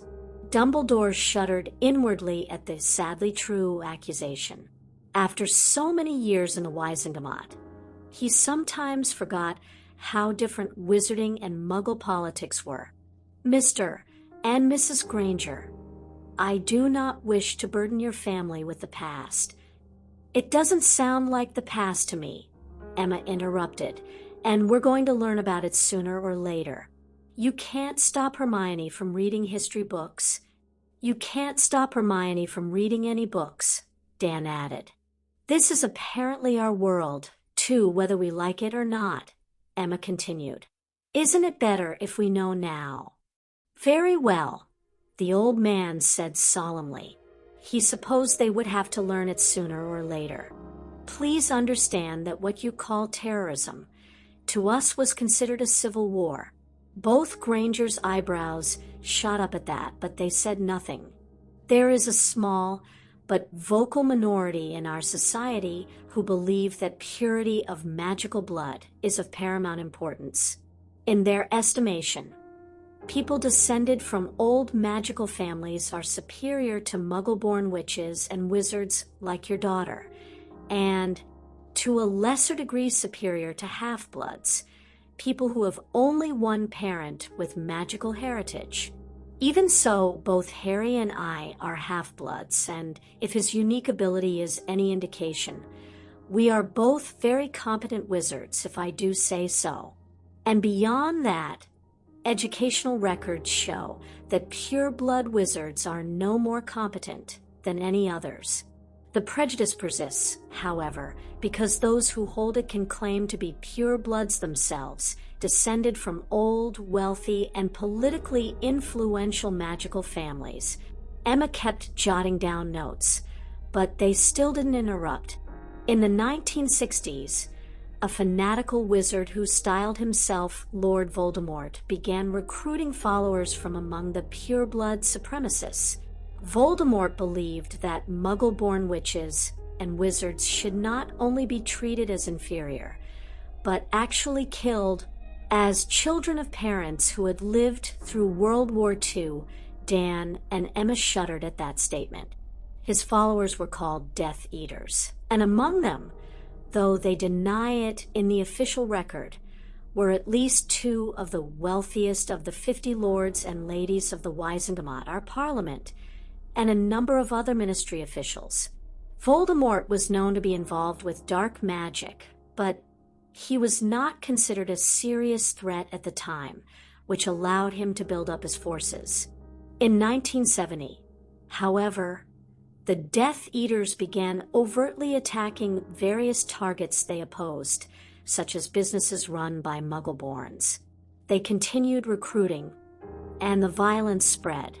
They attacked pure-bloods who associated too closely with Muggle-borns, whom they condemned as blood traitors, and they also attacked Muggle targets.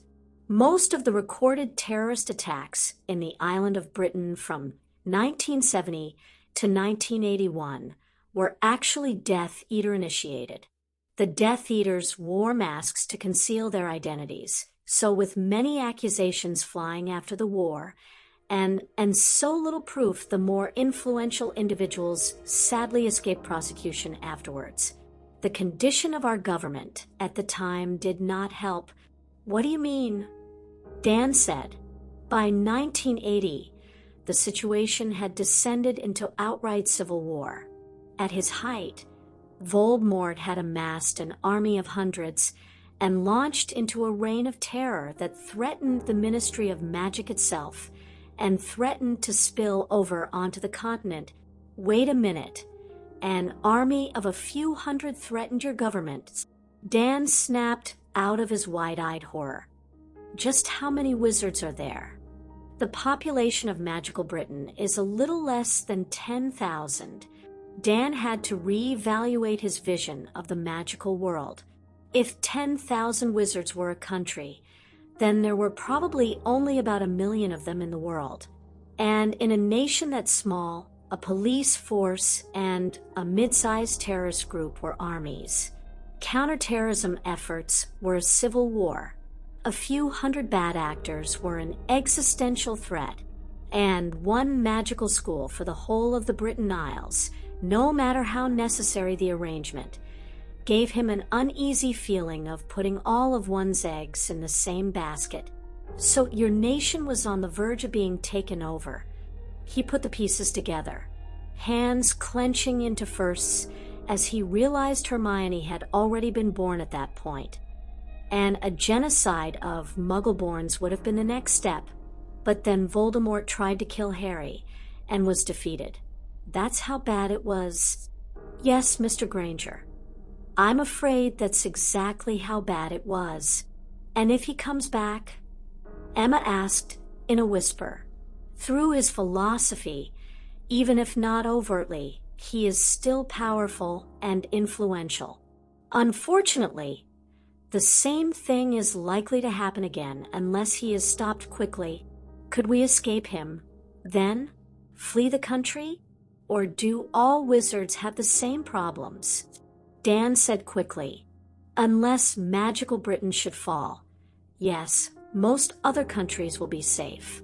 With the exception of magical Scandinavia, no other first world countries have been under the influence of dark rulers for many years. You and your family could escape to almost anywhere you please. Emma then asked the final question on the matter, the one she had hoped she wouldn't have to, but Harry can't. Dumbledore's breath caught in his throat as he considered the possible implications of her asking that question. Could they be considering? He thought. It would be a most fortunate break for him. Unfortunately, the answer would probably render it moot. No, he answered honestly. As I said, Voldemort cannot accept defeat. If he returns, he will pursue Harry Potter to the ends of the earth. The questions continued for a long time afterwards. There were a lot about Hogwarts and the alternatives to Hogwarts, since it seemed Hermione would need some kind of magical education. This led to even more questions about things like the glaring gaps in Muggle courses in Hogwarts' curriculum, and the reasons why Muggleborns weren't normally contacted until age 11. The Grangers also asked how the magical world was set up, and Dumbledore explained the statute of secrecy to them at length, among other things, and they grudgingly admitted that it was probably a good idea. Finally, they had quite a few questions about what magic could do, which Dumbledore could tell were subtle ways of asking just what magic was good for aside from being murdered by a maniac. The fact that with her magical constitution and magical medicine, Hermione could possibly live to 150 was a definite plus, but they clearly weren't sold on what country she should live out those years in. By the end of the conversation, Emma had pages and pages of notes, and Dumbledore's voice was becoming hoarse. It was approaching dinner time. Mr. Dumbledore, thank you for your patience and honesty, Dan concluded when they rose from the table, offering his hand to shake for the first time. We really appreciate you being so forthwith with us. Dumbledore shook both Granger's hands. He was pleased that he seemed to have brought them around on magic in general despite having to tell them so many of the uncomfortable truths of the wizarding world. Even parents of school-aged Muggleborns rarely learnt as much, or reacted as well. It made him wonder again about their own intentions regarding Harry. It was tempting, oh so tempting, to exert a little influence of his own, but he forced himself to let them make any such decision on their own. I'm glad that we could discuss these matters civilly, he replied. Now, I really must speak with Harry, but given the time, I will endeavor to keep the questions short. You may certainly join us if you wish. I think we will at that. Dan was still keeping the old man on a short leash. They moved back to the living room, and Emma called the kids downstairs. She noted that Harry always seemed to be first when she called, being very quick to obey orders. "How was your afternoon, you two?" she asked. Hermione certainly didn't look as happy as she had hoped about having another child her age in the house, but her concerns were clarified when her daughter said, "Harry's not very good at games." "Mummy," Harry dropped his head and mumbled something about his cousin always wanting to win. Well, that's okay, honey. He can learn and get better. Come along now. Mr. Dumbledore wants to talk to you. Harry." "Yes, ma'am." Harry sat very still on the sofa with his hands clasped in front of him. By now, Dan and Emma noticed his slight squint and hoped he would be able to get to an eye doctor soon. "Harry," Dumbledore said, putting on his best grandfatherly face, "I want to apologize to you for what you have suffered for the past 4 years. I was wrong to leave you with your aunt and uncle, and I will do as much as I can to fix it. I hope that, in time, you can forgive me for my error." Harry stared at the old man, unblinking. Forgiveness in any direction was not something that was well taught in the Dursley household. More so than at any other point that day, Harry knew neither what he wanted to say in response, nor what he was supposed to say. Luckily, Dumbledore just glossed over the point and moved on. "On Monday, I am going to try to find a family to take care of you. They will probably be a magical family. I promise you that they will treat you well and will be nothing at all like your relatives." Harry lowered his head and whispered, "Thank you, sir. If you are comfortable talking about it, I would like to know what happened when you escaped from your uncle's house." Harry's head snapped back up, and he flinched in that strange way of his, turning his body away while keeping his eyes locked on Dumbledore. The behavior seemed familiar to the headmaster, but he couldn't quite place it. He had certainly never seen James or Lily do that. Dumbledore glanced away for a second in thought, and Harry seemed to relax. He then began to tell his tale, though he half mumbled as he spoke. At Dumbledore's prompting, he explained the strange flickering of the lights and the loud bang that distracted his family, along with how he ran out the door before he fully realized that he had changed. He then explained how he had found food and water and warm places to sleep outside. For Dumbledore, the pieces began to fall into place. He would have to inquire with the Obliviators to get the full story, but it was clear that Harry had performed an impressive feat of accidental magic on top of unlocking his animagus ability. He was amazed by the boy's resourcefulness in surviving at that age, and wondered how much of it was animal instinct. He would have to ask Minerva after the matter. Hermione sat by Harry's side for most of the story. When he flinched, she tried to hold his hand, but he pulled away this time. However, he did allow her to rub the back of his hand, since it was close enough to petting like the people who put out food would sometimes do. When he mentioned catching mice for food, though, Hermione turned green and got up to sit with her mother. When Harry finished his story with his encounter with Hermione that morning, Emma said the question that everybody was thinking, "So if you didn't know what happened, how did you find him?" Dumbledore frowned. He had hoped to avoid this issue, but he felt he needed to be truthful. "I have certain ways of tracking Harry's movements using magic," he explained. "This is merely for his safety in case something should happen. However, these spells apparently did not follow him in cat form. But that is easy enough to fix.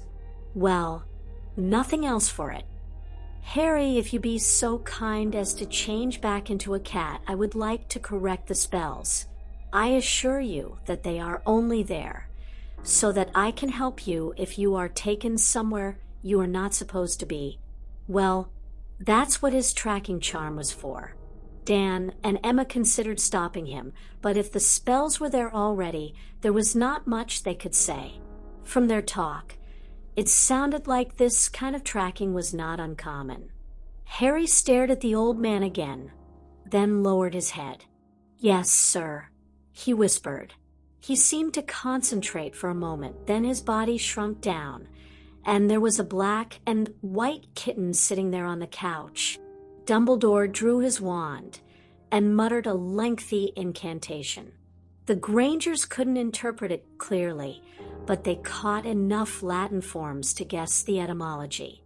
When he finished, and blue aura surrounded the kitten for a moment, then vanished. "There, it's done." The kitten kept sitting there, seemingly unconcerned. "Well, all right then," Dumbledore said. He rose to his feet, subtly stretching his legs after such a long day. "I won't keep you any longer, Mr. and Mrs. Granger. Thank you for your cooperation today. I will return on Monday to meet Ms. Wilkins and the boy concerning his placement. I reiterate that the magical world must be kept a secret from your non-magical friends and associates, and I would like to keep Harry's animagus ability particularly confidential because it is so unusual. Should you be approached by anyone else from the magical world—" "Of course," Dan said. "We understand, Mr. Dumbledore," Emma added. "We've had a lot going on today, and we'll need some time to process it. But could you possibly come back tomorrow afternoon? In case we have more questions?" Dan looked a little annoyed by the prospect, but said nothing. Dumbledore raised an eyebrow and wondered just what kind of questions they might be that they would want to speak again so quickly, but he tried to answer casually. "Since you've been so generous in caring for the boy this weekend, I think I could arrange another visit tomorrow, say at 1 o'clock perhaps?" "That would be excellent. Thank you." "Good. Until then." Dumbledore once again departed with a loud crack. Do they all do that? Dan wondered. After Dumbledore vanished, Hermione rose from her seat and sat down beside Harry again. The kitten hadn't bothered yet to change back into a boy. Hermione watched him for a moment, then reached out and began scratching him behind his ears. "Hermione!" her mother exclaimed. Something about the action disturbed her. That kitten was still a boy, wasn't he? It didn't seem right to just treat him like a cat. The kitten tensed up under Hermione's fingers, but after a few moments, he actually seemed to relax. It was only when she tried to hold him with both hands that he gave a meow and slipped away off the sofa. Emma felt that she couldn't handle an intelligent cat running around the house on top of everything else, so she tried to draw the boy back out over dinner. "Harry, I'm going to order some pizza for dinner," she said. "Would you mind, changing back into a person so you can tell me what you want on it?" "Not mice," Hermione yelled. Harry stopped in front of Emma's feet and untransformed, but didn't speak. "No, not mice," Emma said. "Do you like anchovies, Harry?" Her daughter objected. When he apologetically explained that he hadn't had pizza before, Emma went with just pepperoni. Harry Potter lay in the double bed in the guest bedroom of the Granger household and wondered again how he had got here. It seemed impossibly luxurious just having room to stretch out all the way, and actually a little too warm after weeks sleeping outside, and years before that with only a threadbare blanket. It was a wonderful place to sleep, but it still made him uncomfortable. There was something profoundly wrong with the fact that he was being treated better by the Grangers, whom he had just met, than by his own family, even though he was too young to fully understand why. He went over it in his mind. How they had invited him to eat with them, held him when he cried, bought him clothes, let him watch the television, and finally Mrs. Granger actually tucked him into bed. It had been the best day of his life, except that it didn't make one bit of sense to the confused 5-year-old. He felt like being able to turn into a cat was the most normal thing that had happened that day, and even he could tell it was the one part the Grangers really couldn't handle, although they did a much better job of it than his relatives ever would have. And then there was Mr. Dumbledore. The old man was strange, but at least he seemed to know what was going on. Learning the truth about his parents was a shock, but magic and bad guys, however horrifying, he could understand. The news that he wouldn't have to go back to his aunt and uncle hadn't really sunk in yet. He'd never had much reason to trust anyone about something like that, and he didn't want to hold out much hope. That he had even come this far still made him uncomfortable. He couldn't even seem to sleep in this great bed. Finally, he did something that he had never done before as a human. He rolled over to sleep on his stomach. Instantly, he felt more comfortable, more protected, somehow. Harry drifted off to sleep, hoping, as he did every night now, that he wouldn't wake up in his cupboard in the morning, except this time. He also found himself hoping he wouldn't wake up curled up out in the cold again either. While Hermione and Harry were both in bed, Dan and Emma were certainly not sleeping. By unspoken agreement, they were sitting at the kitchen table, since the discussion was a particularly serious one, adding in a late-night cup of tea, for good measure.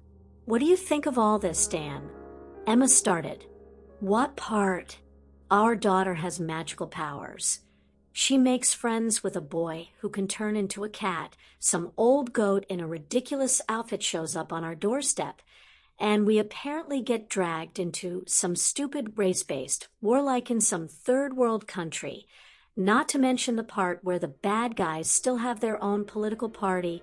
Yes, I know it's all pretty crazy, but what about Harry?" Dan sighed and looked up at the ceiling. "I don't know. For a while there, I thought we could help him, but, well, we always have wanted another child." "Yeah, we wanted another child who wasn't a target for terrorists." Emma bit her lip and considered letting the matter drop, but she pressed on. "So what do you think we should do?" "The smart thing to do would be to let Dumbledore take care of Harry, keep our distance, and flee the country at the first sign of trouble." "But..." Dan set his teacup down with a clatter. "Emma, I'm sorry, but why are we even considering this? Why do we even need to consider this? I know he regrets his mistake, but do you really trust Dumbledore to put Harry with a good family?" He shook his head without hesitation. "Not really, no. Better, sure, but I don't think I could trust him on good. Yet." "Exactly. And there is that issue of him being famous in the magical world. But, Emma, it's not our problem." He held up a hand. "I'm not just dismissing it. This is serious danger we're talking about, that we don't even really understand yet. I have to worry about keeping you and Hermione safe first. That boy is not our problem. And this is not our war." "I know. I'm worried about our daughter, too, but if it comes to it, it will be her war. Even if we take her overseas, this is still her home, and if she goes to that Hogwarts school, it'll be her friends who get caught up in it. All the more reason to get out while the getting's good. That's all well and good for us, but Harry's doesn't have that option, and he won't if he stays with us, either." Dan stopped and took a deep breath. He didn't want to lose his temper with his wife, especially this late. "I'm just saying, how does it help anyone if we're stuck here with him?" Emma rested her forehead on her hand. "If it comes to that, I'll admit it probably doesn't," she said. She met her husband's eyes again. "But right now, Harry is just a little boy who's been badly hurt, who needs help, and who doesn't have anyone in his life who can be trusted to give it to him.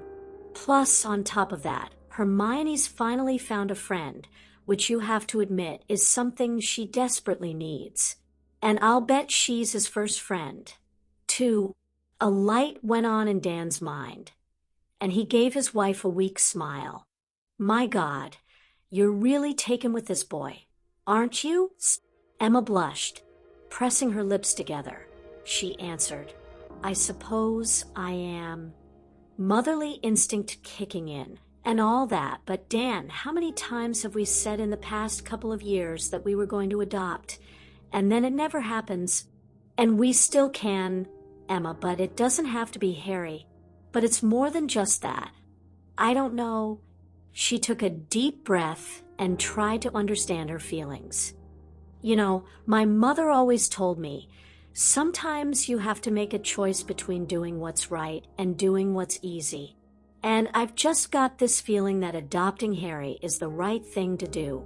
A scowl crossed Dan's face. "Emma, are you sure that Dumbledore didn't, do something to you?"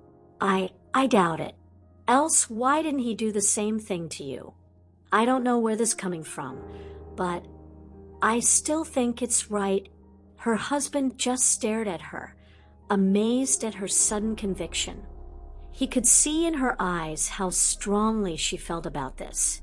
And he did have to admit she was right about Dumbledore's judgment, or lack thereof. We really owe Harry for this, she added. What do you mean? If he hadn't shown up today, Hermione would have walked into that world blind 6 years from now, and maybe never have been told the full story. At least now she'll be more prepared if something does happen. Well, there was that. You realize you're talking about joining a war, though, don't you, or a counter-terror force? Anyway, Dan pressed her. I know, against people who can use magic. All we have is a shotgun. I know. Don't think I haven't thought of that. I almost feel like I've lost my mind myself. But we don't even know if there'll be a war. And if there is, it might not be until the kids are grown. We do know that Harry needs a family, and no matter what he says, I don't trust that Mr. Dumbledore to find one for him who can really help him. And you think we can? We barely know the first thing about his world. We can better than his abusive relatives or a bunch of magical fans. Dan. That much is obvious. Dan rested his head on his hands as he tried to collect his thoughts. As adamant as his wife was being, there were few places he could falter logic. They had wanted another child, and that wasn't likely to happen for Emma. Heck, he'd even liked Harry himself until he found out how much trouble the boy was in. He wasn't keen to abandon the boy, by any means, but the story of that Voldemort lunatic was far more than he wanted to take. And yet, as much as he wanted to assure himself that Dumbledore had things under control with Harry, he couldn't make himself believe it. He hated to admit it, but the right thing was to at least keep the boy close, certainly to let him be friends with Hermione if they wanted. Emma was right about that, too. A friend was something both children needed. He steeled himself and looked up again. "So what do you think?" she asked. I think it's late. I think we need to sleep on it. Look, I'm not going to just say no, but I don't want to even consider it until we know something about how we can stay safe. Of course not. I wouldn't either. That's why I wanted to talk to Mr. Dumbledore. Yes, of course. It was only then that Dan understood how many steps ahead of him his wife was. Although, is he even the person to ask? He did say he fought against Voldemort. We can ask him about that, too. He certainly didn't keep Harry's parents safe. Though, we don't know what happened to Harry's parents. Exactly. I'd better write this down. Emma started her new list of questions, which she was sure would grow a good deal longer by the time the old man visited them again. And as difficult as it'll be, if we really want to do this, we need to ask Hermione if she's okay with it too, Dan said. Emma closed her eyes, blinking back a tear or two. I know. That's going to be the hardest part in all this. Come on, we'd better get to bed then. I feel like it's going to be another long day tomorrow. Ha! Only tomorrow. They broke off the discussion and wearily trudged up the stairs. They were just at their bedroom door when Dan stopped one more time. "Emma," he said, "do you remember how oddly your mother always dressed?" "Yes, but no, you don't think?" "Well, it wouldn't even be in the top 10 strange things that have happened today. And your parents both died a couple of years before Hermione was born under mysterious circumstances. Something else we need to ask Dumbledore about." With the possibilities continuing to spin through their minds, they laid down for what would prove to be a most uneasy night's sleep. Chapter 5. Albus Dumbledore returned to the Granger residence precisely on time the next day. Dan answered the door and shook his head slightly when he saw that the old man was now dressed in long maroon robes with black geometric patterns on them and a red nightcap. "Thank you for seeing us again, Mr. Dumbledore," he said, shaking the man's hand this time. "Please come in." Dumbledore entered the house and found it considerably calmer than yesterday, although the children were not to be seen on the lower level. This didn't worry him, though, as he had checked and found Harry to still be in residence when he left Hogwarts. "The children are upstairs," Emma said in response to the unspoken question. "We need to speak with you privately first." "Of course. Lead the way." Emma smirked slightly as they led him to the kitchen and again took the position of control, with the two of them seated across the table from him. "How is Harry today?" he asked with a light smile. The Grangers smiled back, but they were more patronizing smiles. "Physically much better," Emma said. "And he seemed reasonably comfortable last night. He's going to need a lot of time to adjust, though." Dumbledore nodded. He supposed that was the best that could be hoped for. He could assess the boy in person later. Noting the notebook that Emma held open on the table, he said, "I see you have more questions, Mrs. Granger. It's reassuring to see that you are taking such an interest in your daughter's future and wizarding culture." Of course, he suspected more, but this was a time to let them do the talking. "Yes, we'll get to that in a moment," she replied. She wanted to get the less important, maybe, question out of the way first. "But there was something we thought of last night. My parents died in 1977 under mysterious circumstances, Mr. Dumbledore. They were both found dead in their home in the aftermath of what looked like a gas explosion, but the coroner never actually determined a cause of death. And we also remembered that my mother always had an unusual habit of dressing in robes, but she never mentioned anything about magic that I can recall. Do you know if there might have been some kind of connection?" Dumbledore stroked his beard in concern. "How unusual," he said. "What was your mother's maiden name?" "Fawley. Emily Fawley. My father was Samuel Puckle." I don't know any Puckless, but Fawley is a wizarding name. However, most of that family was killed in Grindelwald's War." "Grindelwald's War?" "You would know it as World War II." Emma's eyes widened. "My grandparents on my mother's side were killed in World War II. They both died in the Blitz." "That would fit, then." "Mrs. Granger, I believe your mother may have been a squib, a non-magical person born to magical parents. Unfortunately, they are often shunned by pure-blood families and leave the wizarding world, even more so before Grindelwald's War, but their magical heritage may resurface after several generations." The Grangers glanced at each other. That explained Hermione. Then, "As for your parents, I'm afraid that their deaths were no accident either. Voldemort rarely bothered with squibs who left the magical world, but your description bears all the marks of a Death Eater attack. You have my condolences for your loss, Mrs. Granger. It would appear that you've had several more unpleasant contacts with the magical world than I expected." This was news. The fact that both her parents and grandparents had been killed by Dark wizards was a lot for her to take. She blinked back tears and buried her face in Dan's shoulder as she tried to collect herself. Dan just wrapped his arms around her. He looked like he was going to be sick at the thought that his family had already been visited by the violent prejudices of the magical world, and he wondered again if it was worth it to deal with them at all. Though, on the other hand, he thought the fact that World War II was apparently a magical conflict meant that they might not be able to escape it. For the first time, he had to question his dismissal of taking an active role in things. Dumbledore waited patiently for several minutes while the Grangers dealt with these revelations. They were surprising enough to him and had to be devastating for the Muggle family. He pitied the little girl when she learned the truth. Harry had never had a chance to escape it, but it was sad to see the innocence of yet another child stripped away by the conflict. At length, he just barely heard Dan whisper to his wife, "Are you okay?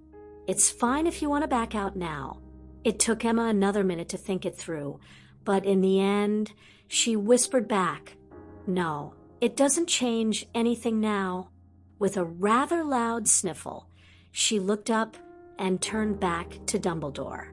Wiping her tear-stained cheeks, she told him, "Teach, thank you for providing us with some closure about this, sir. It's good that we can finally know the truth, but right now we have more pressing issues. She looked to her husband, and he nodded for her to go on. She spoke slowly to avoid tripping over her words. "We would like to consider adopting Harry ourselves." Dumbledore was genuinely shocked at this, which was a rare occurrence. It was all he could do to confine his reaction to a raising of his eyebrows. He was sure that he had lost the opportunity for good after the revelations about her family. He never would have taken the two of them to be that Gryffindor. "That would be extraordinarily generous of you," he answered, not quite sure what to say. May I ask what led to this decision?" Her voice caught again. "We thought about what you said about Harry being so famous in the magical world. I'm sure you have good people, but we feel like we can give him a better environment here, where he can just be a kid for once. He deserves that after what he's been through. We've always wanted another child, and haven't been able to have one, and Hermione already seems to like him. And frankly, we do, too." This was too good to be true. He had to wonder whether there were ulterior motives at work here, but when he resorted to legilimency, he could sense no dishonesty from the pair, nor any sign of magical compulsions. He could already tell the Grangers were a fine family, and young Harry would be most fortunate to be a part of it, but he was amazed that they would even consider taking on that kind of risk. "But you can probably see that there are some obvious problems with this arrangement," Dan said before he could broach the subject. Dumbledore nodded in understanding. "No use evading the matter. Voldemort." Dan nodded back firmly in response. Dumbledore took a deep breath and solemnly folded his hands on the table. "Very well, what do you want to know?" "First off, you said that you and Harry's parents fought against him, but you also said you're the headmaster of a school. What was all that about?" "I have many roles in the magical world, Mr. Granger. There is much that I cannot tell you for security's sake, but suffice it to say that I was the leader of a covert operation that worked against Voldemort's schemes. I won't pretend it wasn't dangerous work. Over a third of our members died over the course of the war, including the Potters." That sounded even more serious than they thought, but they pressed on. "That's the next question. Harry's parents. What happened to them? How did Voldemort find them when Harry was with them? It doesn't sound like they were killed in a firefight." He wasn't wrong. Dumbledore told them what sounded like the full story. How Voldemort singled out the Potters for retribution. How they went into hiding the Fidelius charm, their betrayal by Sirius Black, who was now in prison, and their deaths at the hands of the Dark Wizard on All Hallows' Eve of 1981. Why didn't they have an escape route? Emma demanded. Surely, they knew there was a risk of being found out. Even with the charm, I do not believe they ever considered the possibility. They trusted Black too highly. But as it happened, they did have an escape route. Unfortunately, they were taken by surprise and could not reach it in time. Then what good was having it? Why weren't there magical protections there that gave them time to get away? Oh, how often Dumbledore had asked himself that very question in the past 4 years. But all he could do was admit that this had been yet another mistake. Mrs. Granger, he explained, I think we have all seen by now that I am not infallible. I recommended a Fidelius charm to James and Lily because it is the strongest of all magical wards so long as the secret keeper can be trusted. There are many less powerful wards, such as the blood wards at Harry's former residence, and general wards that can be cast anywhere. Unfortunately, the Fidelius interferes with the application of most other types of wards. Had the Potters been in a conventionally warded house, they would almost certainly have slowed Voldemort down long enough for them to escape through the Floo network, that is, magical travel by fireplace, unless he managed to find a way to interfere with the Floo network itself, in which case we would have been in far worse trouble. Okay, then, Emma said after considering this answer, if, and I do mean if, we choose to adopt Harry, would you be able to put these kinds of wards on our house, and perhaps our practice? It would take some paperwork, but it would be doable. I can arrange that, he answered. They won't be as strong as the blood wards, but they will slow down any attackers long enough to escape. For that event, I would provide a secured, private Floo connection directly to Hogwarts, which is much more heavily warded. That would be even more paperwork and probably wouldn't be possible except for his position as Chief Warlock, but no need to complicate things. He decided to sweeten the deal a bit more. I can also provide you with emergency portkeys, which are portable, point-to-point, instant transport charms. They are less reliable because the Death Eaters sometimes used anti-portkey wards, and they can only be used within the island of Britain, but they are the best form of magical protection available for when you are outside the house. Dan said, that would make us feel a lot better about the possible arrangement. Although, with all due respect, sir, would it be possible to have these wards and escape routes independently certified? More distrust, Dumbledore thought, though he supposed he could hardly blame them. He was beginning to see the downside of not involving families of Muggle-borns in the magical world until they enrolled in Hogwarts. Luckily, this one was relatively easy to answer. I can put you in touch with Gringotts Wizarding Bank, he said. They are experts in wards and security, and they have connections in the Muggle world who can vouch for them. You will probably wish to contact them anyway regarding Harry. He inherited a rather substantial trust fund from his parents that can be used to help pay for his accommodation if need be. We're quite capable of supporting the boy ourselves, but thank you. A certification from this bank sounds reasonable enough. Now, what about the children themselves? What about them? Well, since Voldemort or his followers might come after Harry, is there any kind of magical self-defense training the kids can take, so they're more prepared? I'm afraid not. Underage magic use is prohibited outside of school, and children rarely have enough control to learn significant magic until age 11. In any case, it seems unnecessary to burden children so young with such concerns. We'll be the judge of that, Dan quipped. There are plenty of Muggle martial arts programs that start that young, Emma added. You're saying you really don't have anything? No, There is nothing like that in the magical world. However, it was an intriguing idea that Dumbledore had not previously thought of.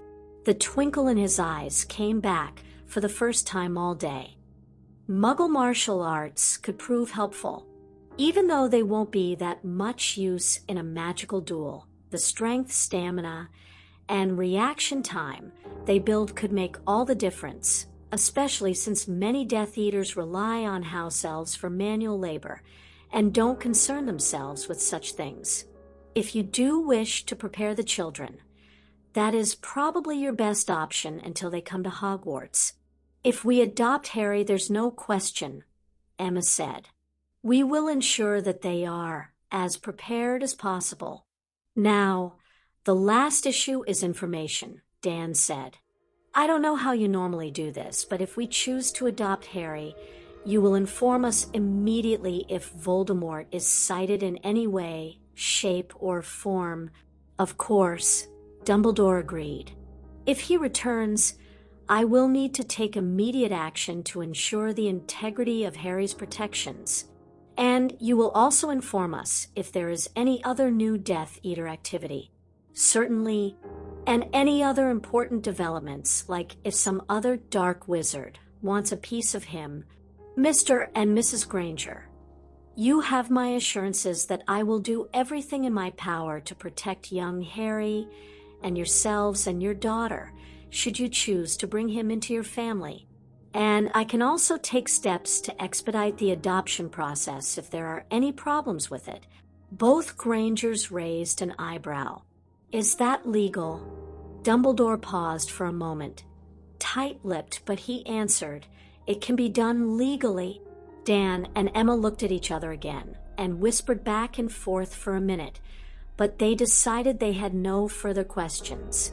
They rose from the table, and Emma spoke. Okay, Mr. Dumbledore, we're going to talk to Hermione about this and then talk to Harry. And if they're both okay with it, we'll agree to the adoption. If you don't mind waiting, you can stay here. Watch the telly if you like. Or you can come back later. I have the time to stay here for the afternoon, Mrs. Granger. Thank you. They nodded and left the kitchen to head up the stairs. Dumbledore still couldn't believe his luck with the Grangers. It would mean a lot of work to get all the necessary wards and approvals, but he would be happy to get a second chance with the boy, this time exposing him to the magical world in a controlled manner. As he thought about it, he realized that was probably even better than his original plan. He only hoped they could convince the children, as hard as that would be. In the meantime, he considered investigating the strange box that the Muggles called a telly. One question first, Dan said at the top of the stairs. Do we trust that Dumbledore's telling the truth? Emma had thought of that too, but she thought so. He has no reason to lie to us. If he wanted to harm Harry or us, he could have just waved that stick of his and done it. Right. He felt a little queasy at the thought, though. So, you still want to go through with this after everything? She took a deep breath and nodded. Against all common sense, yes. She opened the door to her daughter's room and found her trying to teach Harry to play Go Fish with limited success. Hermione, could you come here, please? Daddy, and I need to talk to you. Harry, stay there for now. We'll talk to you in a little while.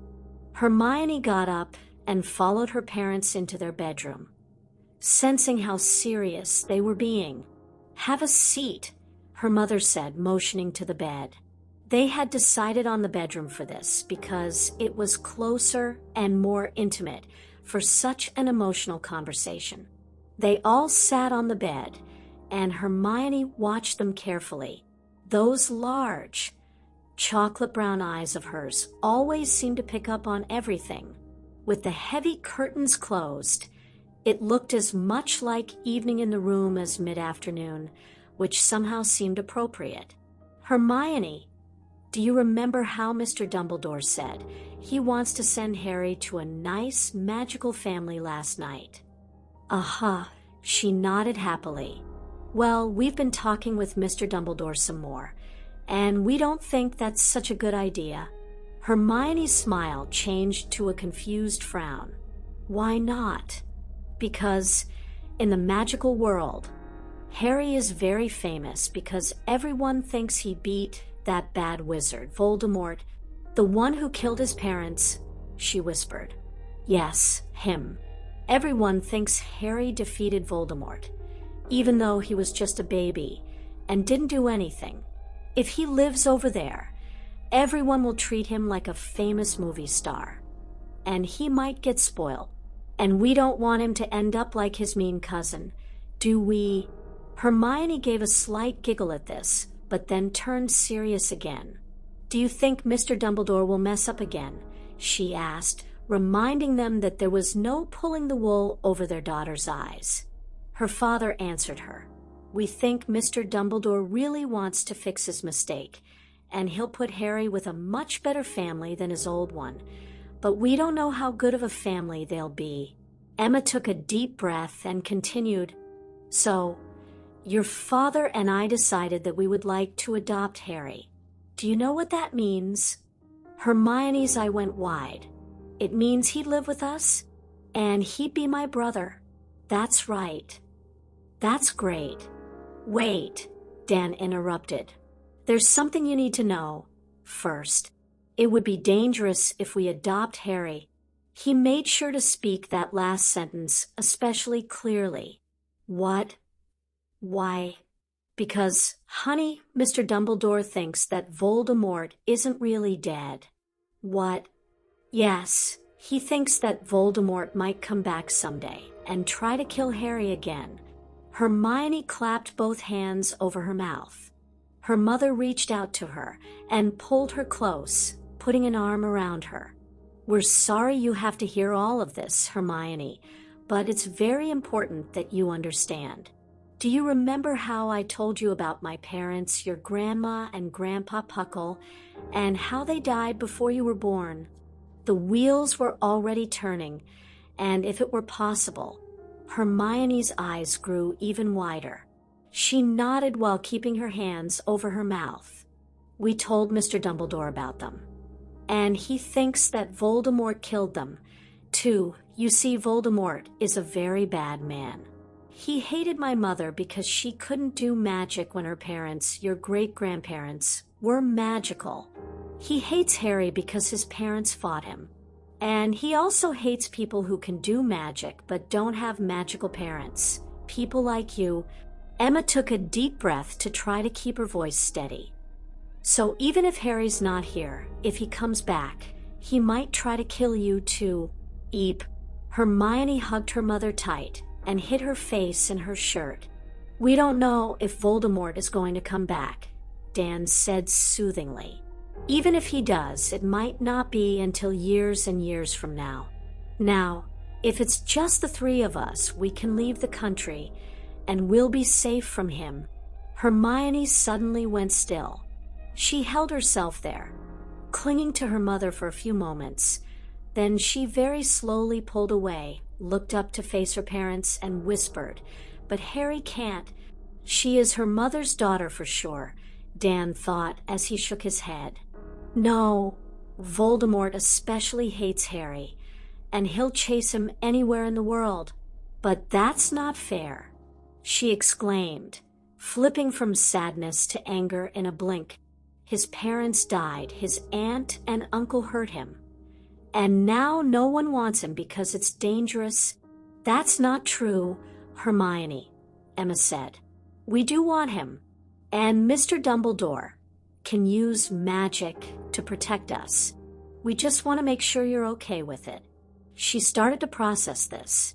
Magical protection sounded good, and she was sure she would like having Harry as a brother. But bad guys trying to kill her? Not so much. She wasn't sure what she wanted. It's okay if you say no, her father assured her. There's other families that want him, too.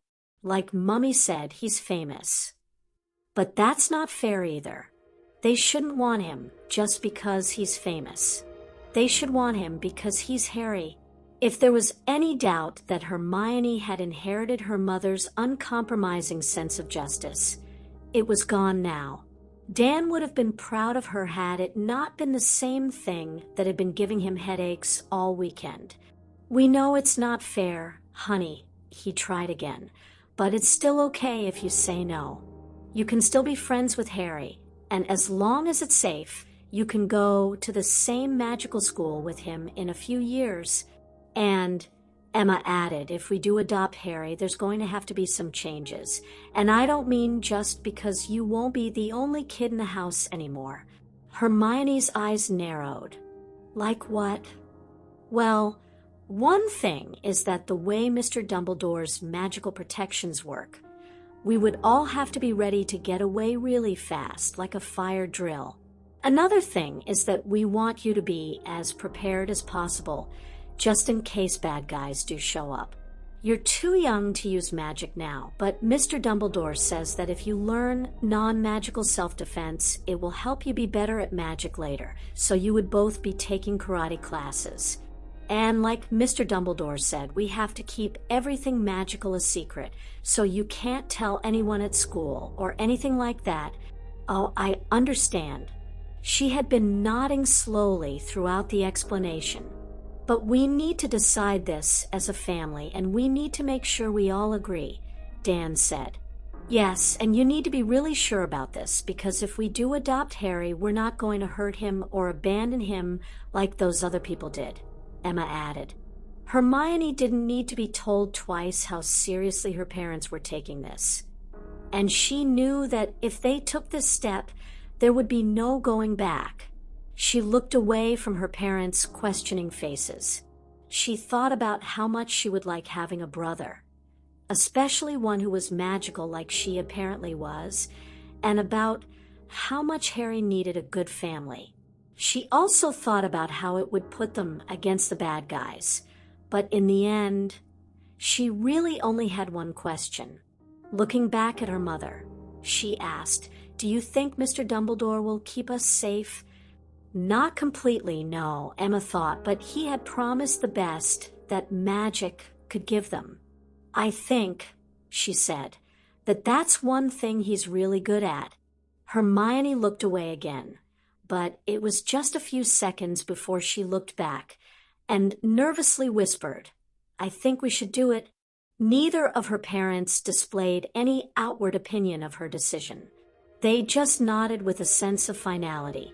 "Okay," her mother said, extricating her from her grip. "I'll go get Harry."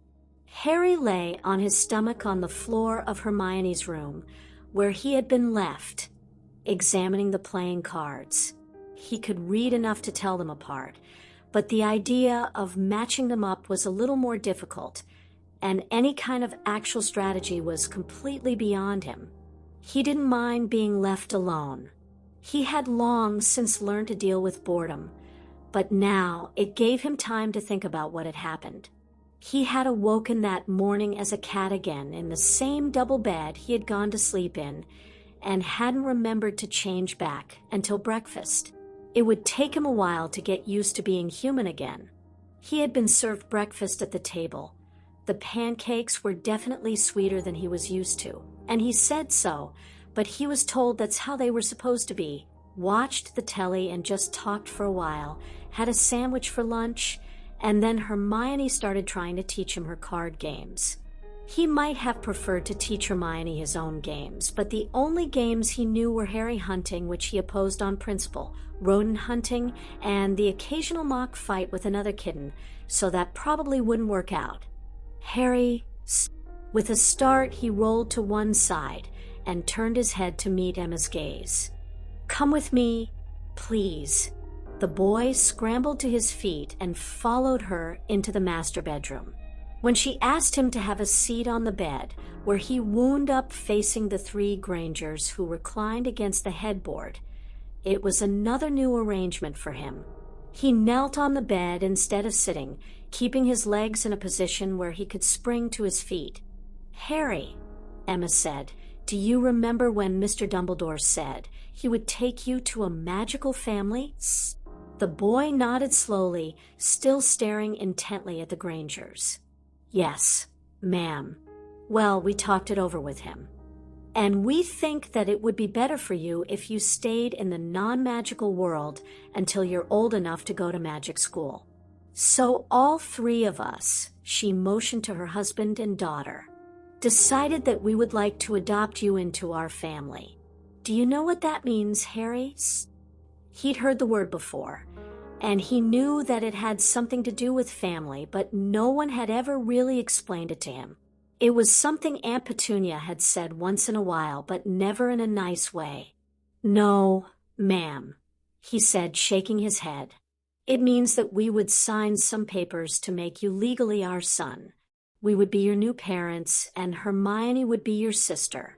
You would live with us from now on, and Mr. Dumbledore would help us make sure that you never have to go back to your aunt and uncle again." Harry hunched over slightly, gripping the blankets with his fingers. Tears started to form in his eyes.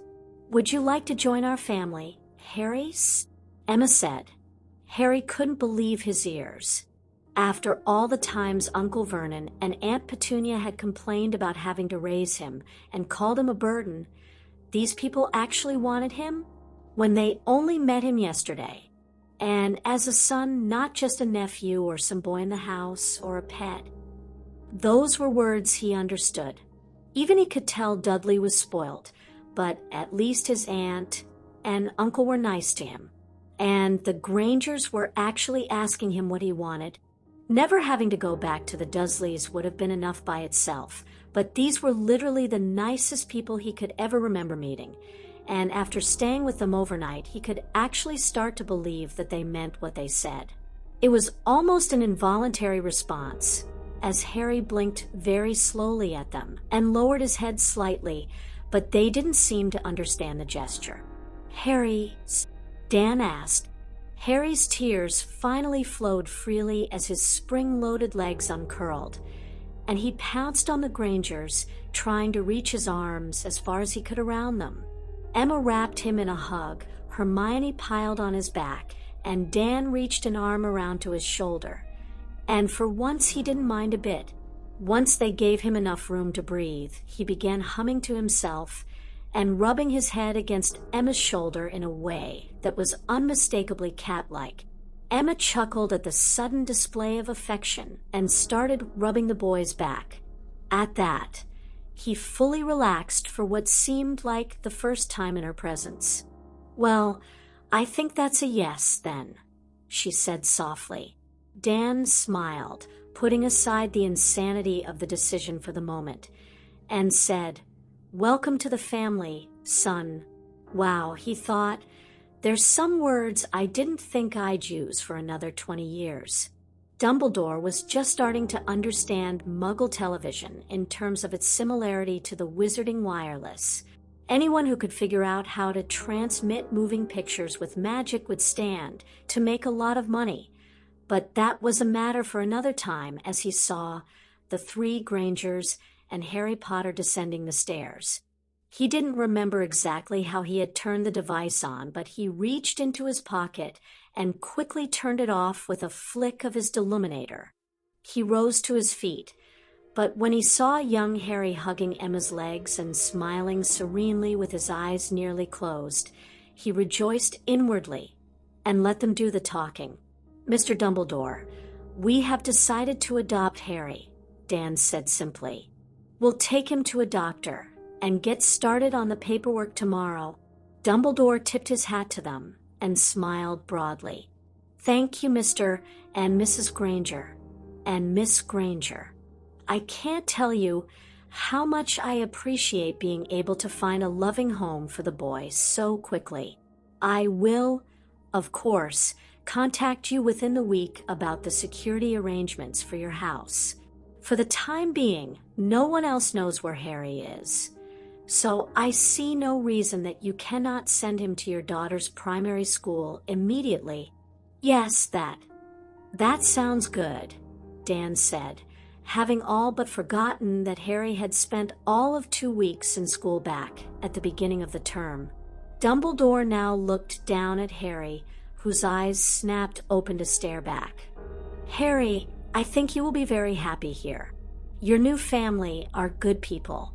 In a few years, I hope you and your new sister will consider coming to Hogwarts to learn magic. Harry said nothing, but he blinked slowly at Dumbledore, and the headmaster suddenly recognized where he had seen the boy's mannerisms before. Of course, it was Minerva who gave him that same slow blink in almost every meeting, and he had seen the same response from plenty of cats in his time. He remembered his earlier discussion with Minerva and looked back up at the boy's new parents. Now that would take some getting used to for everyone in the wizarding world someday. Also, now that the Harry's long-term placement is settled, he said, I wonder if you might like to meet with my deputy, Minerva McGonagall, next weekend. She is also an animagus, and by a great coincidence, her form is also a cat. I believe she could teach Harry to properly handle his feline side. That would be excellent, Emma said. That's very fortunate that someone like her is available. Indeed. I will arrange it immediately.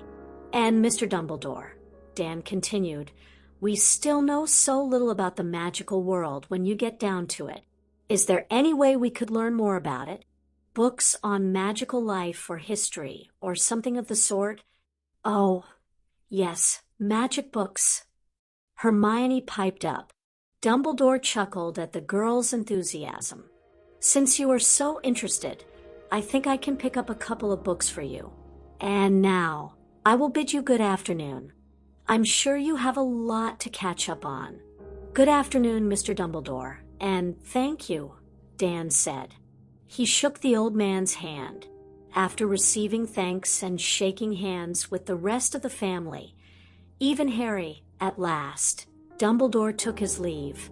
The Grangers were shocked when he exited through the front door. Chapter 6. Minerva witnessed Albus returning to the castle after what had clearly been a very emotional meeting, and quickly followed him to his office. Oddly, though, she couldn't get a read on him as he took his seat, and that likely meant something very out of the ordinary had happened. Albus, is anything wrong? She asked. What did that family want to talk to about? Please sit, Minerva. Nothing is wrong, Albus said. In fact, I was most fortunate to solve another of our problems. The Granger family has agreed to adopt Harry Potter and raise him alongside their daughter. Adopt him? So quickly. Minerva tensed up and shot him one of her trademark unblinking stares. Albus, if I find out you used a compulsion charm on those muggles. I assure you I did nothing of the sort, nor did I even suggest the action to them. They came to their decision entirely on their own. Minerva wasn't placated.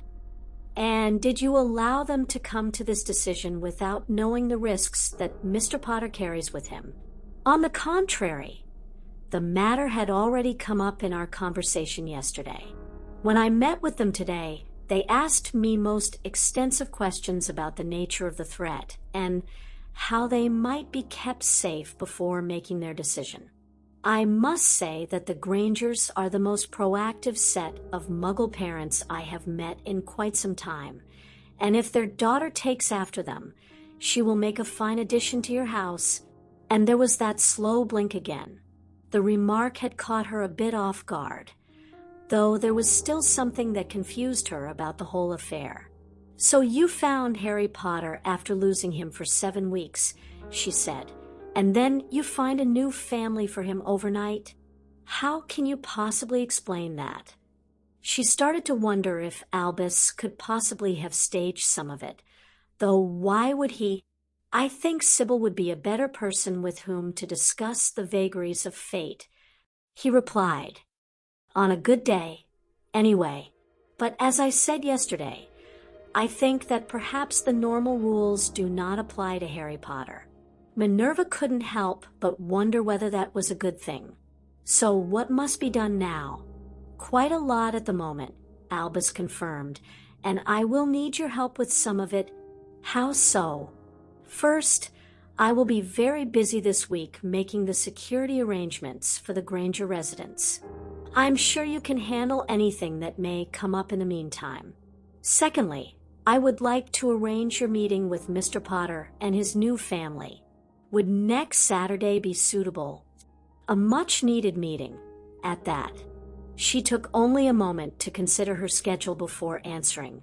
Yes, I think that would work. And I will make contingencies for your being away this week. Very good, Minerva. I do believe we have set Mr. Potter on a much better path.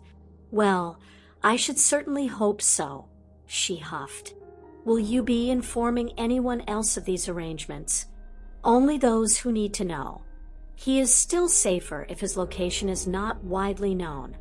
And as we discussed 4 years ago, the political consequences of the boy who lived being raised by muggles are best put off until he can speak for himself. Of course, I suppose that's for the best. And that's one more good reason that the boy escaped his relatives when he did, she reminded him. Quite, he said curtly. And Albus, yes. Do be sure that you are thorough regarding the boy's safety. Albus smiled at her. The Grangers are demanding Gringotts' certification of their wards, he said. I could hardly do otherwise. Harry looked around Hermione's classroom, his new classroom. The next morning while Mrs. Granger, no, it was Mum, now had a few words with the teacher. He had only spent a couple of weeks in a classroom before, and those weeks had been only mildly more pleasant than usual. This classroom didn't look much different from the one in Little Whinging, except for the faces. He hoped they would be nicer than his last class. He didn't know anyone here besides Hermione, so there was no reason for anyone to start turning people against him, like last time. And if anyone did, he had at least grown some. No, Mrs. Granger said he couldn't use his claws here. No, she was his mum now, or would be once she signed the papers. The thought brought tears to his eyes, but he blinked them back, as he had long since grown all too accustomed to doing. Anyway, he could still... No, he couldn't turn into a cat to escape, either. Being human was hard. He had to be so normal all the time, even without Uncle Vernon breathing down his neck. He kept watching, wide-eyed, trying to take in as much as he could. He started to notice some of the other kids staring at him, so he looked away back toward the teacher and Mum. No, yes, he got it right that time. But he saw the teacher shoot him a couple of nervous glances, so he turned to inspecting the walls, floors, tables, generally avoiding people's eyes, although as he felt more and more eyes on him, he found he couldn't just look away.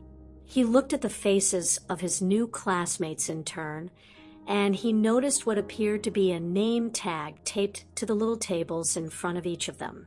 He couldn't see any unclaimed seats. Hermione had already sat down.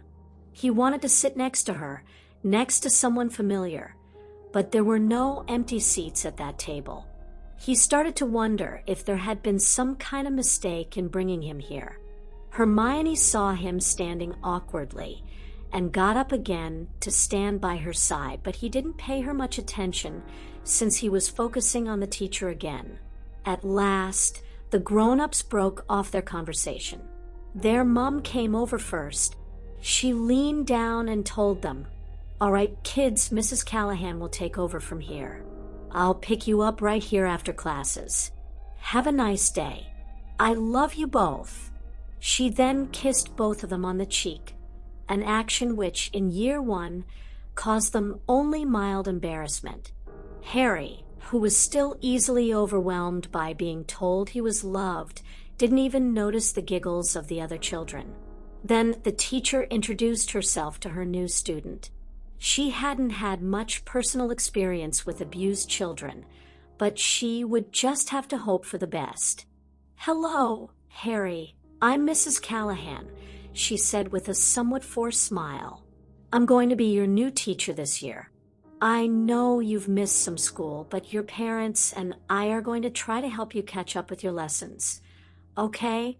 His parents. Not even his new parents, she had said. Harry could be forgiven for being a little slow on the uptake, since that phrase constantly made his chest feel tight and derailed whatever he was thinking about at the time. He regarded the woman silently. She looked nice enough, like his previous teacher, whom he couldn't fault for any of the other trouble he had had. And, wait, he was supposed to answer that, wasn't he? What was it? Something about catching up with lessons. He blinked slowly at her and answered, "Yes, ma'am." "Very good, Harry." She stood up straight and addressed the class. "Boys and girls, we have a new student today. This is Harry Potter. He just moved here from Surrey, and he's being adopted by Hermione's family. Everyone say, 'Hello, Harry.'" "Hello, Harry," the class repeated. Mrs. Callahan brought in an extra chair and rearranged a couple of the seats so that Harry could sit at Hermione's table, much to the boys' relief. Harry noticed the other kids at their table glance at the scar on his forehead a couple of times, but that was it. Harry was pretty far behind and had forgotten most of what little he had learnt at his school in Little Whinging, but he thought Mrs. Callahan was a good teacher. He was lucky that she was still teaching the basics of reading, and with Hermione's help he started to relearn how to sound out words. Mrs. Callahan didn't call on him to answer any questions, and nobody besides Hermione paid much attention to him in class, which for now, at least, was how he liked it. Any attention he got at his old school usually didn't end too well for him. But here, his only problem was that he had a hard time seeing the board, although he remembered Mr. Granger. No, Dad, saying that was supposed to be taken care of soon. But recess was the part he was dreading, even though he had no objective reason to. A large, disorganized group of children definitely wasn't his thing, he thought. He tended to end up on the wrong end of a gang of bullies when he was around one of those.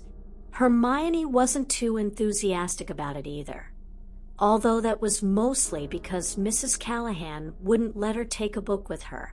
The two of them stuck close together and wandered around for a few minutes.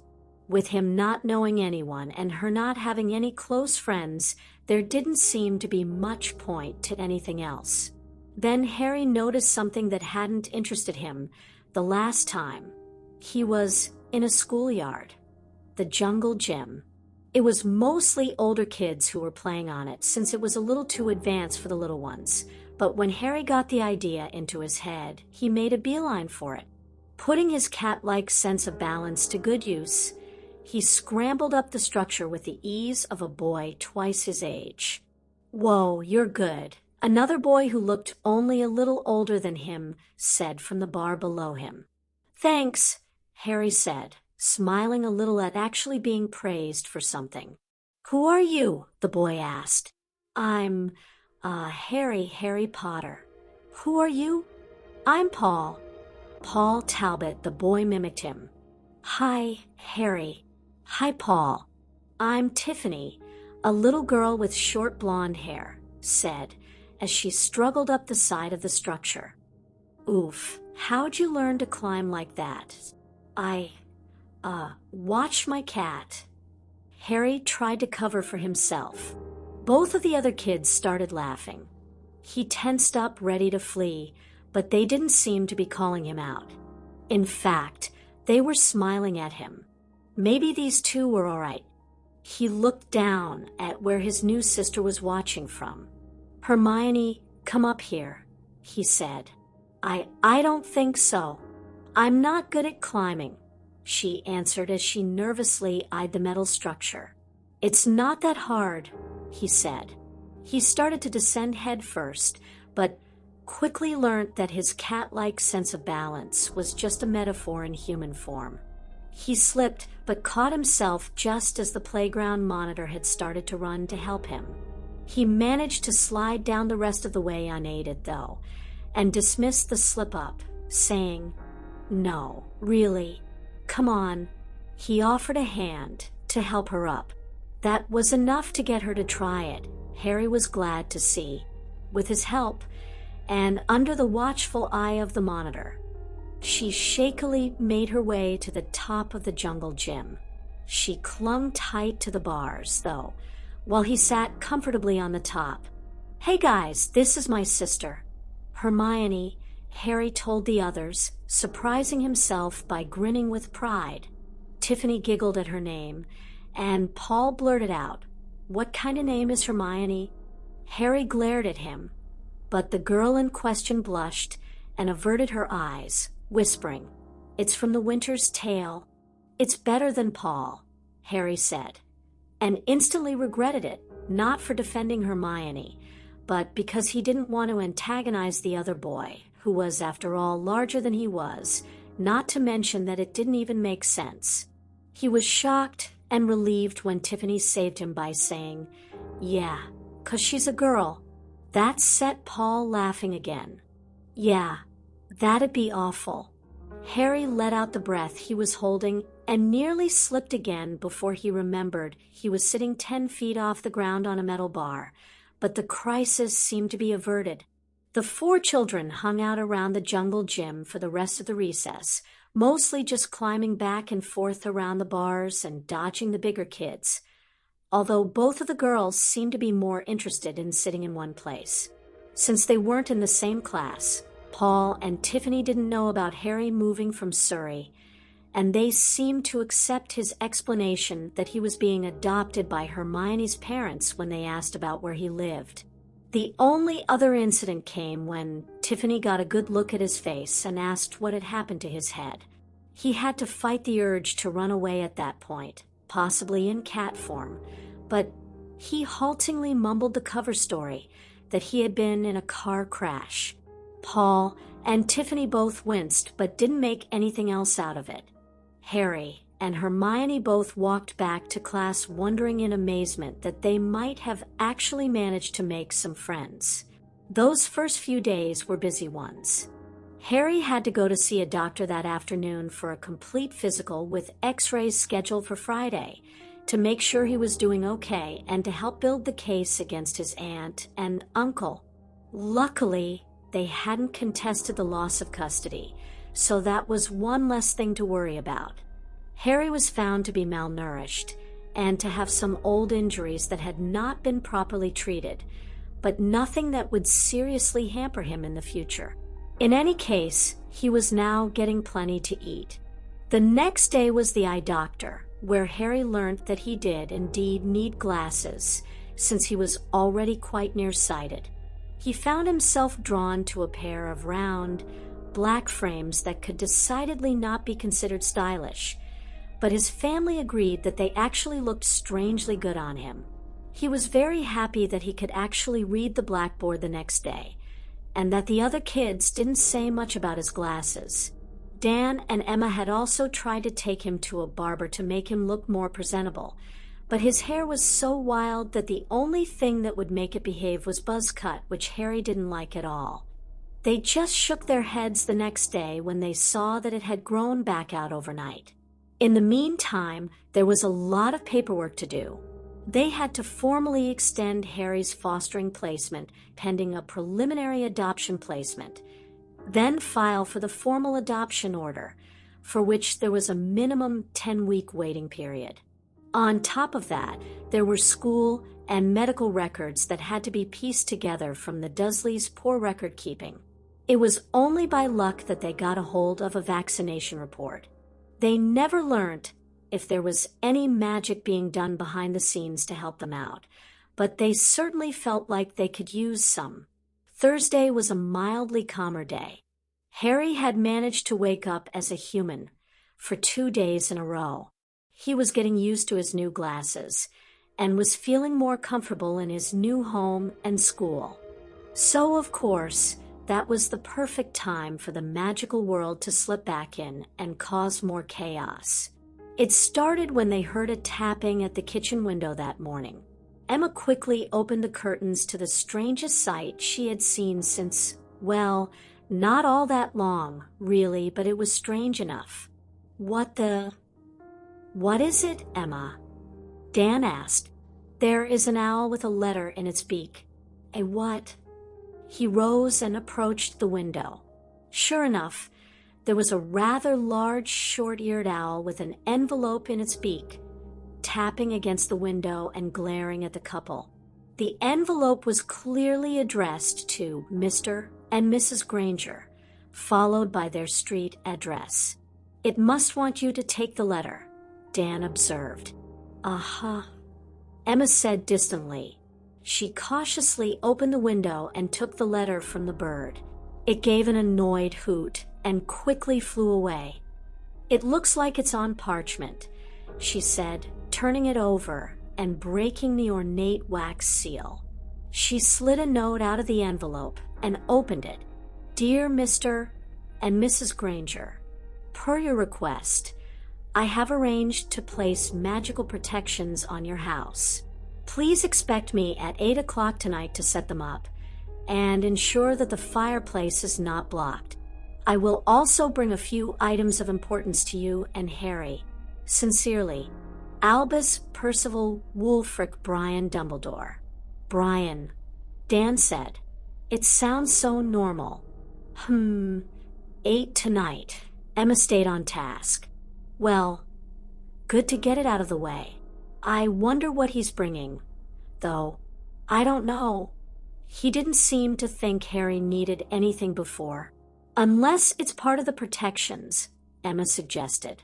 And I assume that's what the fireplace is about. I think so. He did mention it. Is there anything going on tonight? No, for once. There shouldn't be any trouble. The Grangers waited for the doorbell to ring at 8 o'clock, but it never did. Instead, at the appointed hour, there was a whoosh from the fireplace, and they looked over and saw the head of Albus Dumbledore sticking out from emerald green flames.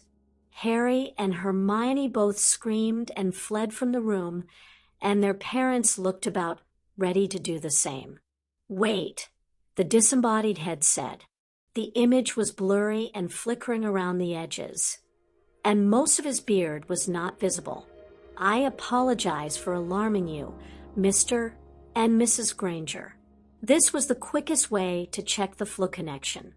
May I come in? Yes, of course, Emma said, remembering her manners. Thank you. Dumbledore's torso followed his head as he stepped through, stooping low to get out of the fireplace. He was wearing his red and black robes again, and Hermione, peering out from around the corner, shouted out what everyone was thinking. You are Santa Claus. Dumbledore laughed at her comment. No, Hermione, I'm afraid the resemblance is entirely coincidental. I am merely demonstrating flu transport, which is how many witches and wizards travel from place to place. Look, as you can see, as long as the flame burns green, it is quite safe to touch. He waved his hand through the magical fire.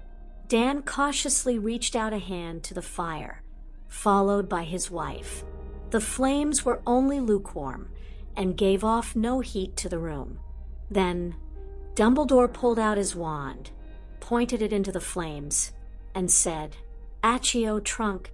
Suddenly, a smallish trunk flew out of the fireplace and straight to the old wizard's hands. The Grangers noted that this was the first bit of obviously useful magic they had yet seen. A moment later, the green flames changed back to their natural orange, and they could feel the heat from the fire again. Gather around, please. All of you will need to see this demonstration. All 4 of them clustered around the fireplace, and the headmaster pulled out a large urn that was taller than the size of the trunk. He placed it by one side of the fireplace and opened it to reveal a green powder inside. Harry, he said seriously, then stopped when he saw the boy's new look. Yes, sir, the boy asked. How extraordinary.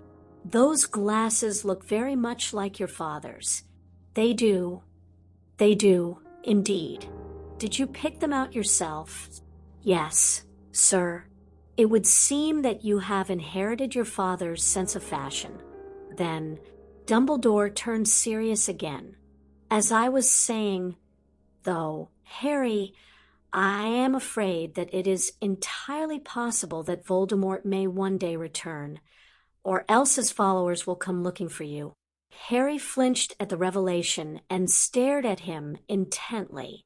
Should you or your family ever be attacked here, you will be able to escape through the fireplace.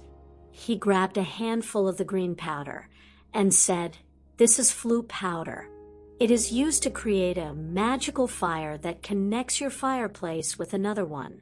However, unlike most magical fireplaces, I have set yours up so that it will only connect with my office at Hogwarts. To use it, you must throw a handful of the powder into the fireplace and clearly speak the word Hogwarts. He demonstrated the action, and the flames turned green again. Now, it is possible to traverse freely from one side to the other. Wow, that is a neat trick, Dan finally said. If wizards could do this, he wondered why they even needed to go out. It's a little more complex than a trick, Mr. Granger, but the sentiment is appreciated, Dumbledore said. The flames changed back to orange again. The flames will not change if anyone is in the fireplace, he continued. However, do not leave the connection open for too long because it could produce an ashwinder and risk setting fire to the surroundings. And I would advise you to only use it in case of emergency or with an appointment. Much less paperwork that way. Now, for the matter of the protections on the house. He reached back into the trunk and lifted out a stack of flagstones that appeared to be inscribed with Norse writing. These are rune stones. They are used to power strong and lasting magic that cannot be cast with a wand alone. I will need to place one at each corner of your property and another at each corner of the outer walls of the house.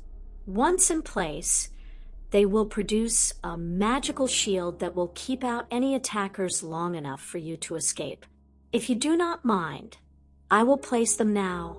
Dan and Emma whispered to each other, but Dan said, might as well.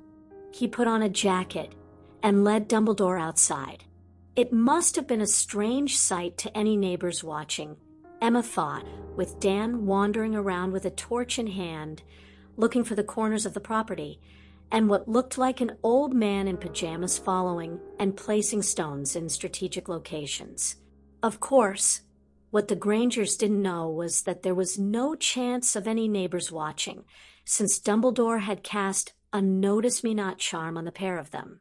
After placing each stone, Dumbledore would mutter an incantation, and the stone would glow briefly before sinking into the ground and being covered with soil. Emma and the children watched from the door. Hermione was fascinated by the complex procedures used to place the protections, but Harry clung to Emma's skirts with growing concern. He said. He was gradually getting better about the names. Yes, Harry, Mr. Dumbledore said that Voldemort might come back. He sounded out the name. Emma sighed and put an arm around Harry's shoulder. Yes, Mr. Dumbledore thinks he's still alive somewhere. Harry started shivering. But why does he want me? He stammered. Because he's a very evil man. He doesn't like that you escaped him before, and that's why Mr. Dumbledore thinks he might come back for you. Harry grew alarmed and started to cry. But now he'll come here? He'll come for you too. You shouldn't have taken me. No. Emma picked the boy up and held him tight. Don't ever think that, Harry. Mr. Dumbledore told us about Voldemort before, and we still wanted you. Even Hermione. Harry looked up to meet her eyes, still sniffling. Really? Yeah, Hermione said from below. Of course we did, Emma continued. You're part of our family now, and we're not ever going to let an insane magical terrorist change that. Mr. Dumbledore and some other wizards are going to protect us, and we're all going to help you, and Hermione learned to protect yourselves, too. So if Voldemort ever does come back, we'll be ready for him. Harry cracked a small smile and rubbed his head against his new mum's shoulder, still too emotional to speak. Emma looked back to the others, wishing she were half as confident as she sounded. They watched as Dumbledore continued his work. Dumbledore himself, oblivious for once to the conversation at the door, spoke with Dan a little as he cast the wards, asking how Harry was adjusting. He was delighted to hear that the boy appeared to have no lasting injuries and had already made friends at school. He laughed to hear about him regrowing his hair and said that sounded very much like his father. He also asked about the adoption process to make sure everything was on track. By the way, he said as they neared the end of the work, were you planning on changing Harry's surname with the adoption? Probably, Dan answered. Why? Well, that is perfectly acceptable, of course, but I must warn you that, for complex legal reasons, the name change would not be accepted in the magical world. Why not? Dan said suspiciously, turning to face Dumbledore. Dumbledore squinted in the torch's light and said, Fame aside, in simplest terms, Harry is heir to a seat on the Wizengamot, and only he himself will have the right to change the family name when he comes of age. The Wizengamot, your magical lords. Correct. This is of no present importance, of course, merely an early notice for when Harry re-enters the magical world. Here is the last one. He broke off the conversation, leaving Dan to mull over his words in private. At the last stone, he spoke a much longer incantation. Suddenly, a luminous, transparent, orange shell flashed into being around the house and property and just as quickly vanished. Wow! Harry and Hermione exclaimed from their vantage point at the door. Thank you, Mr. and Mrs. Granger, the headmaster said when he came back in the house. I will certainly breathe easier knowing that you are protected here. I think we can agree on that, Emma replied. As for certification, you can go to any major chain bank and tell the teller that you are there on Gringotts business. They will provide a wizard liaison to navigate you through the process for a nominal fee. Thank you, Dan said. Now, there are just a few more things here, he continued. He returned to his trunk and pulled out 2 necklaces which he handed to Dan and Emma. On each one hung a silver medallion, it inscribed with more Norse writing. These are anti-Muggle charms, he explained, normally given to Muggle parents of Hogwarts students. While you wear them, you will be able to see things that are normally hidden from Muggles, such as the magical shopping district in London and Hogwarts itself. Dumbledore then pulled 2 large books from the trunk and placed them on the coffee table. I believe you requested information about magical history. A History of Magic is the Hogwarts history textbook up through 5th year and covers general historical knowledge, particularly in Britain, up to the end of Grindelwald's War. Modern magical history is the most popular reference for more recent history, including the war against Voldemort, although it sadly follows the current fashion of refusing to print his name. The family wondered at that last comment, but Dumbledore wasn't done. Last of all, he pulled 2 framed pictures out of the trunk. I also thought you might like to have some family pictures, he said lightly, handing one over to Emma. This is a portrait of the Foley family taken in 1939. Emma gasped when she saw a crisp, vibrant color photograph of a middle-aged couple in robes surrounded by 4 children, one of whom was unmistakably her mother at age 14. "Mr. Dumbledore, I can't thank you enough," she said with tears in her eyes as the others gathered around to see. "I never had any pictures of my grandparents. The pleasure is all mine, Mrs. Granger. And the other photograph is for Harry." "Me, sir?" "Yes, my boy. I was dismayed to see that your aunt had no pictures of her sister or her family in her home, so I was able to find this one for you." He turned the frame around to reveal a picture of a young couple holding their infant son. Only Dumbledore knew that both pictures were magical photographs frozen for public display, but in a Muggle home, they would fit right in. That's me," Harry asked. "And my parents, my birth parents?" "Yes, they are. It was taken on your first birthday, I believe." Harry gazed silently at the image, and a wistful smile crept over his face. Dan and Emma regarded the picture. Baby Harry was being held up by a young man with his same uncontrollable hair and the same face right down to the glasses, and again by a young woman with auburn hair.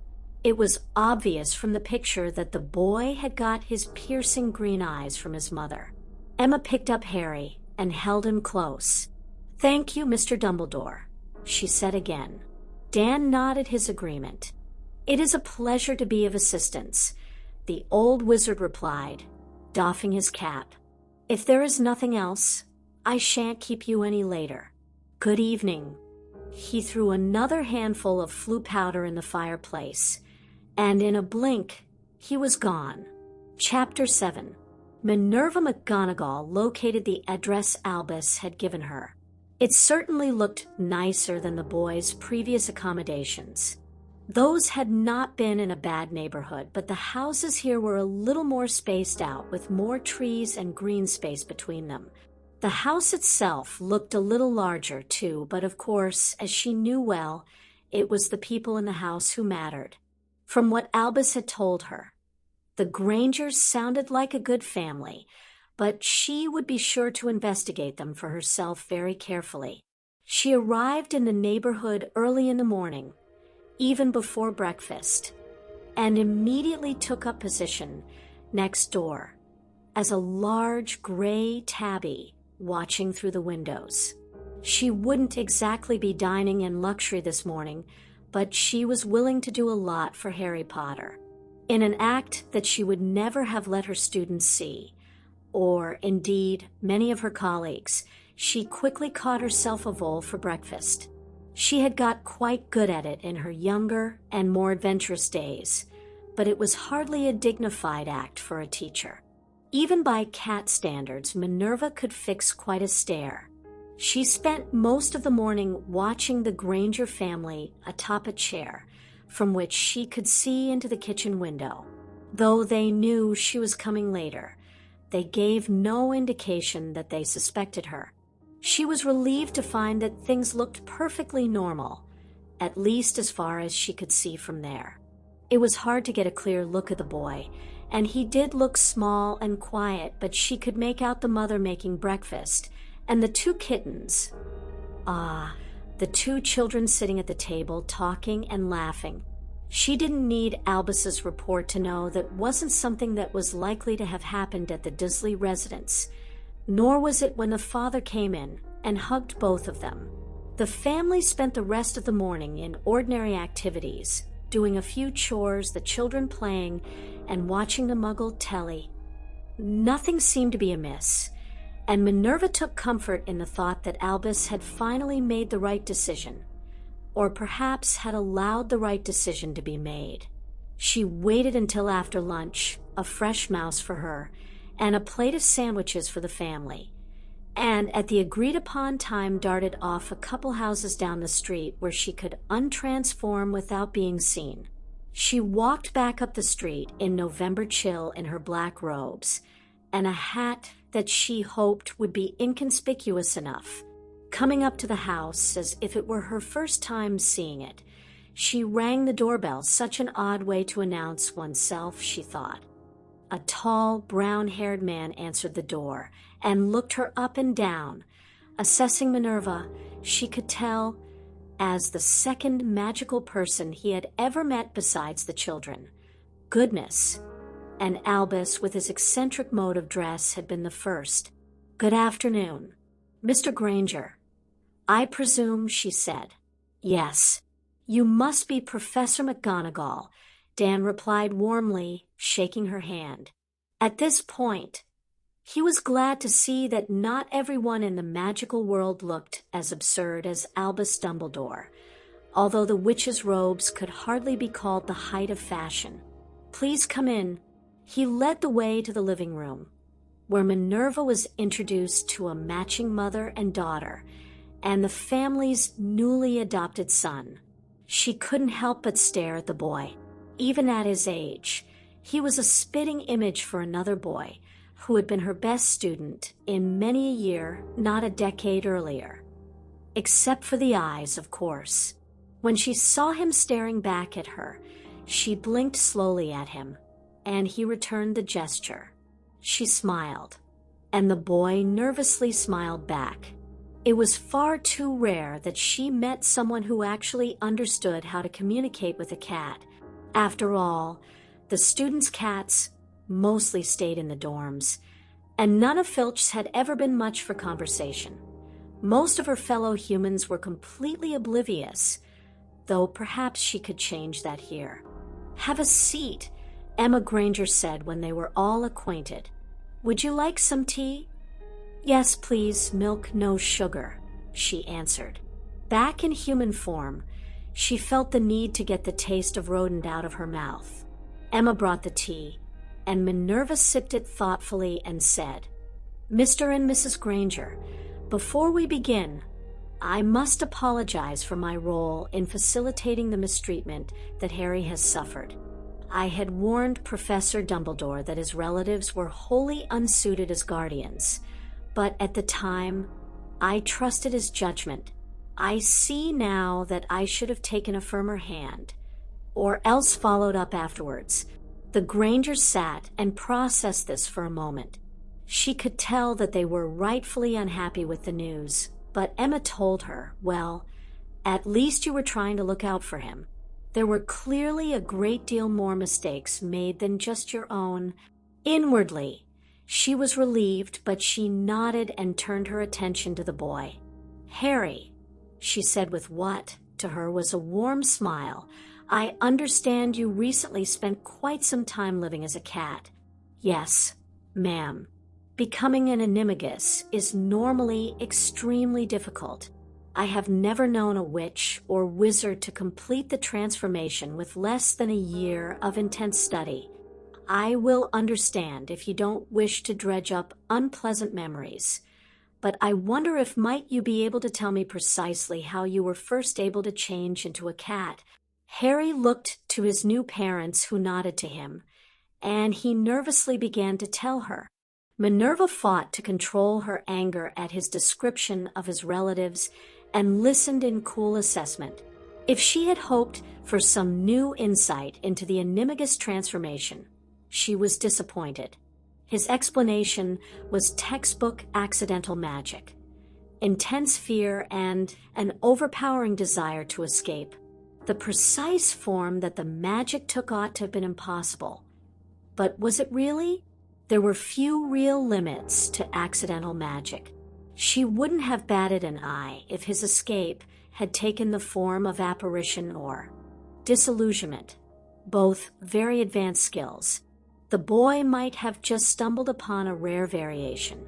No, the real puzzle was how he was able to replicate the feat. "It is very impressive that you could achieve such a feat of magic at your age, Mr. Potter," she said. "Could you then demonstrate the skill to me?" Harry looked, and Dan nodded to him again. He lowered his eyes and frowned in concentration for a few seconds, and then his form was replaced by a small black kitten. Minerva was shocked. Albus had told her he had seen him transform, but she had assumed that it would take a few minutes of meditation. The boy was nothing like a novice. He looked well practiced, and by the time he came to Hogwarts, he would probably be able to make the change instantly on command. "Quicker than I expected, Harry," she said. "Pardon me, Mr. and Mrs. Granger, but since the matter is at hand, I think it might be better if Harry and I continue this conversation without the species barrier. Do you mean you're going to?" Dan started. Indeed. With that, Minerva changed into a gray tabby cat with prominent black stripes around her eyes. She noted that Harry's form had no marking for his glasses, and wondered if it was because he first changed before he got the glasses. Or perhaps it was just that they matched his hair. She relaxed her usual stiff posture and took a more neutral body position, but Harry started back all the same and lay low, watching her warily with his ears pricked up and his tail lowered. As a kitten wandering alone, she knew he probably hadn't had too many good experiences with other cats. She lowered her own posture a little, and they exchanged blinks again to reassure him that everything was still all right. Now it was time to really investigate. She had partially used Harry as an excuse to change into cat form, as he was only one of many things she wanted to check out. Using her well-honed feline sixth sense, she regarded the family carefully. She had noticed that the Tom and Queen, there she went again. So easy to fall into the cat's thought patterns that Dan and Emma, who only stared when Harry changed, still flinched a little when a grown woman did the same, while Hermione laughed with glee and clapped her hands a couple of times. They were clearly new to magic, but they were doing an admirable job of adjusting to it so quickly, and if Albus was to be believed, they were learning all they could so as not to be caught out behind. Indeed, she had seldom seen any Muggle parents take such news so well, let alone anyone who had had to worry about he who must not be named. What Minerva suspected as a human, she could now confirm as a cat. She sensed no duplicity from the Grangers, nothing to trip her feline sense for the untrustworthy. They genuinely cared for Harry, and they already thought of him as their own son. It was plain to see to her in the way they carried themselves. Though barely visible to humans, cats could pick up a fantastic amount of information from body language and from smell. The Granger house smelled like family, looking past the smells of food and some sterile smells that might have been associated with teeth healing, joy, comfort, and love permeated the air. There was plenty of anxiety, too, but no dislike, no serious division. The other part was to check over Harry himself. Verbal communication was quite rudimentary for cats, but it was usable. Minerva meowed something that roughly translated to "boy kitten, follow, please," before she climbed down off the chair. Harry took his defensive position again in surprise for a moment upon hearing her speak. Apparently, the other cats he had met had not been much for conversation, either. But he followed her off the sofa, only a few steps away, just far enough to have room. The two cats circled around each other. Minerva radiated an air of friendliness through her body language, which Harry was surprised he could pick up on. He let her in close enough that she could smell him clearly. He was a very anxious boy, from the smell, which was only to be expected, but he also smelled genuinely happy, curious, and comfortable in his new home. Harry also got a clear smell from Minerva, but he stepped back as he tried to process it. He gave a meow that translated to, "I don't understand smells. Smells are hard." She meowed back. "You will learn with practice. How did you live outside?"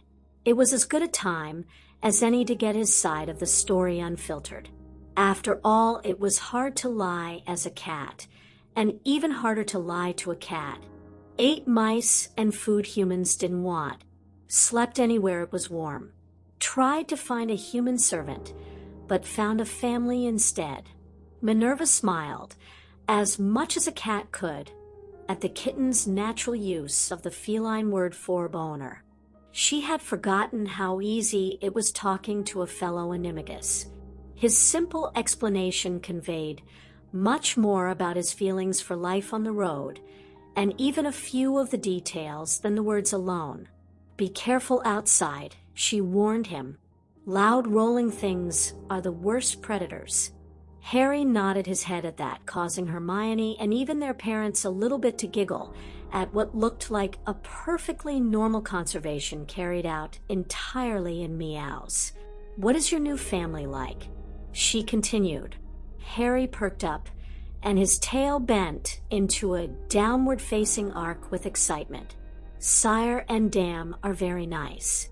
Don't hiss and scratch like old parents' bad littermates.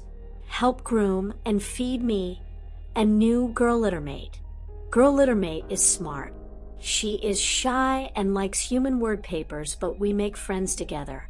She likes cats, too." Any human could have seen that last bit. As for Minerva, she could smell the joy coming off the kitten. The boy did like it here, and he loved his new family. It was a sense as clear as she could have got from talking to him in human form all afternoon. She twitched her tail with relief that the problem of his disastrous upbringing was being resolved so well. "Now for the other issue. Is Old Wizard nice to you?" she asked. "Old Wizard hides a lot. Thinks about many other things. But sorry he messed up and protects us from Bad Wizard. Gives Look memories of old parents." Minerva nodded. She wondered if Albus had any idea how much the boy had picked up from him. "I will visit sometimes. You tell me if Old Wizard causes trouble." Harry hesitated, but nodded back. She changed back to human form and turned to the others. "Well," she said, "I am very glad to see that Mr. Potter has found a loving and welcoming family." Even though they had seen the conversation for themselves, Dan and Emma were surprised that it contained that much substance. Hermione was clearly brimming with questions. They looked to Harry, but the kitten was still there and had started licking his paws. Minerva made a note to give them some tips on preventing hairballs. "Harry," Emma called. The kitten changed back to human form. "He's been doing that a lot," she said. "He doesn't change back until we call him. He's been waking up as a cat every other day, too," Dan added. That is a little unusual," Minerva said. "Harry, could you show me where you have been sleeping?" "Yes, ma'am." He led her to the guest bedroom that was slowly being converted to a little boy's room. It didn't look quite lived in yet, but it didn't look out of the ordinary. Minerva had a suspicion that it wasn't the room. "Can you show me how you sleep?" she asked as the Grangers fell in behind her in the hall. The boy flopped down onto the bed, adjusted his limbs a little, then lay still on his stomach. "Ah, that's simple, then," she said. "You're still sleeping like a cat." He pushed himself partway back up and looked back at her. "Harry, I know it will be more uncomfortable for you, but you should try to sleep on your back. It will help you get used to being human again." Harry rolled over and tried lying on his back for a few moments, but he quickly sat up. "That's all right, Harry. It will take some time to adjust." She turned to Dan and Emma when they returned to the living room. "I'm not surprised to see cat-like behavior after spending so long in that form.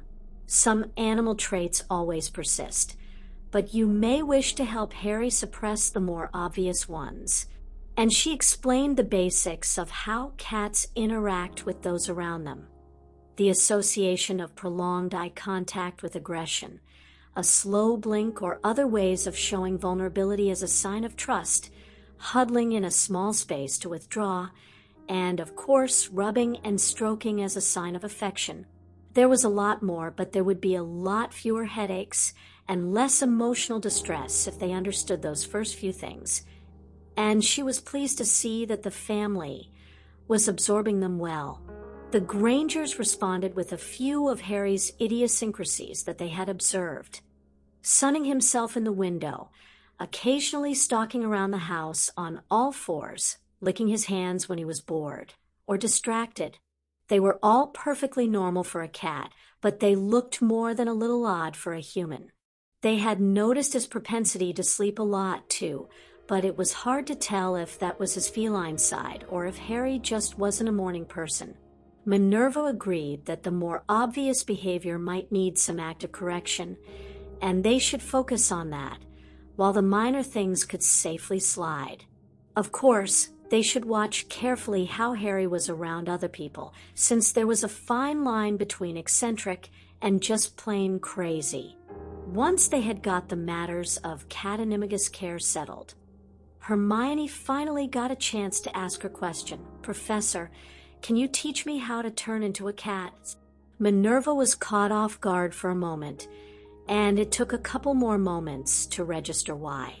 No child, even at Hermione's age, would think to ask such a question in the wizarding world, but it was a perfectly logical question for a Muggle-born who had never been taught otherwise. "I'm afraid not, Hermione," she said. "For one thing, your animagus form is determined by your personality and animal nature. If you even have the innate skill to do it, yours would most likely not be a cat. But more importantly, learning the skill the normal way is very difficult and can be dangerous. I might be willing to consider it, if you had a very good reason." After all, James and Sirius hadn't exactly been discreet about their questions. But certainly not before you began attending at Hogwarts. "Oh," Hermione said in disappointment. "Transforming is a very rare skill," Minerva explained. "Very few witches and wizards go to the trouble of learning it. I only did myself as part of my studies on transfiguration. You'll have a great deal of more useful magic to learn when you come to school." Hermione looked partially appeased by that, and Minerva turned back to her parents. "Now, Professor Dumbledore tells me Harry is doing well in school," she said. "Catching up with the other children and making friends. Surprisingly well, considering he missed 2 months, Emma said. "He's still adjusting, of course, but Hermione's been helping him learn to read, so he has that going for him. And as far as we can tell, he's been enjoying himself." "That's good to hear, Mrs. Granger. Have you had any other problems with him so far?" "Well, it's not a problem so much as it's unusual," Dan said. "Harry is probably the only little boy we know who doesn't have a sweet tooth. We don't eat all that much sugar in this house, Professor, but Harry claims that a lot of what we do eat tastes sweet to him. Now, I don't know if that's because he didn't get that from his relatives, or..." Minerva was caught between a smile and a frown. "Given what I've heard, that is certainly possible," she said, "but I think there is a simpler explanation." "What's that?" "Cats cannot taste sugar." "Really? I did not know that." "Indeed, Mr. Granger, and an animagus's tastes often carry over into their human form. I usually find typical dinner fare sweet enough for my tastes, rather than dessert. At Harry's age, it will be different. But even so, am I right in thinking that Harry has also shown a preference for meat?" "Definitely," Emma confirmed. "Red meat especially." "I thought so.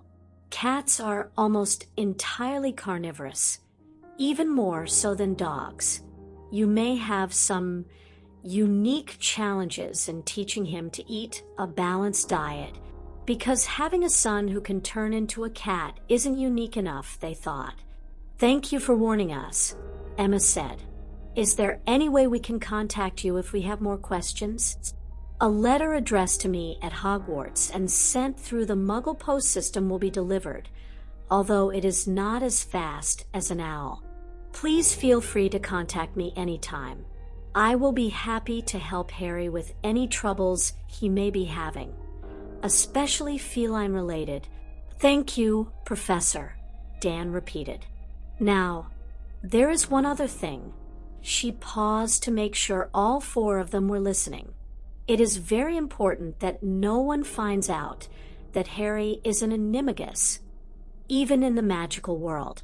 All animagi are required by law to register with the Ministry of Magic, but Professor Dumbledore, and I agree that with the unique risks to him, he would be safer if it is not known. He must also be careful in using it, so as not to cause trouble. The penalty for failure to register by itself is only a fine, but the Ministry deals harshly with any other crimes committed by an animagus, registered or not. We will support him if such a matter ever comes up, but that will only go so far. Dan and Emma paled a little at being advised to actively defy the law by a respected teacher, no less, even if they could see the wisdom of it. They wanted to instill their children with a healthy respect for authority, but then again, from what they had heard about wizarding politics, maybe a healthy skepticism would be better. They stepped back and whispered to each other for a minute. It was hard to hear, but Minerva could tell they were uncomfortable with it, and not without reason. She picked up something about having 5 years to think about it. Professor, we don't anticipate any problems with that, if that's how things are set up, Dan said carefully when they concluded. And we'll certainly teach Harry to be discreet about using his ability. Very good, Mr. Granger. Harry, I like your new family very much. I know they will be very good for you. I hope to hear good things about you in the coming years. Harry smiled at her. And Hermione, yes, ma'am. You're Harry's older sister now, and as such, I expect you to keep him out of trouble. Yes, ma'am, the girl said with a grin. Well, I must be returning to school, Minerva said, shaking the Grangers' hands on the way out. Good afternoon. Good afternoon, Harry called after her and waved, to the surprise of his family. Meeting another cat seemed to have done wonders for his shyness. Minerva left the meeting with a rare, if subtle, smile on her face. It had been a hard year between losing her husband last spring to venomous tentacula, and then Albus managing to misplace Harry Potter in more ways than one. But at least the boy was as well off now as she ever could have hoped. She was humming to herself all the way back to the castle. Chapter 8. December 1985. A small, red Austin Metro pulled into the driveway at the Granger residence, the back seat filled with luggage and colorfully wrapped boxes. An elderly couple climbed out, and within seconds was hit by a brown-haired missile screaming, "Grandma! Grandpa!" Grandpa Granger was ready, though, and scooped Hermione up in his arms when she reached him. Well, mostly ready. She was starting to get too big for this, the way his back was protesting. "Hey there, princess," he said, twirling her around once before setting her down. "How's my favorite granddaughter?" Grandma said, as she gave the little girl a hug. "I'm your only granddaughter, Grandma," Hermione shot back, completing their usual exchange. The three of them looked back to the front door, where Dan and Emma stood, Emma holding a reassuring hand on Harry's shoulder. "And this must be little Harry," Grandma said as they approached. "Yes, ma'am." "Grandma," Harry said as she grasped him firmly by the shoulders. He was trying not to stare too much, but it was hard when he was meeting new people, and harder when they grabbed hold of him like that. He recognized Grandma and Grandpa from the pictures, of course, but it was a different matter to meet them in person. Grandma eyed him up and down, noting how small he still looked. She frowned a little at the uncombed hair and the scar on his forehead, but she lightened up and gave him a reasonably gentle hug. "Well, it's good to meet you, Harry." Now I have a favorite grandson. To come here, sport, Grandpa said, and threw an arm around Harry. He fought the urge to push him away. Even after a month and a half as a human, he still preferred a little scratching behind the ears to an overzealous hug, but he could mostly only get that from Mom. It was strange having grandparents, he thought.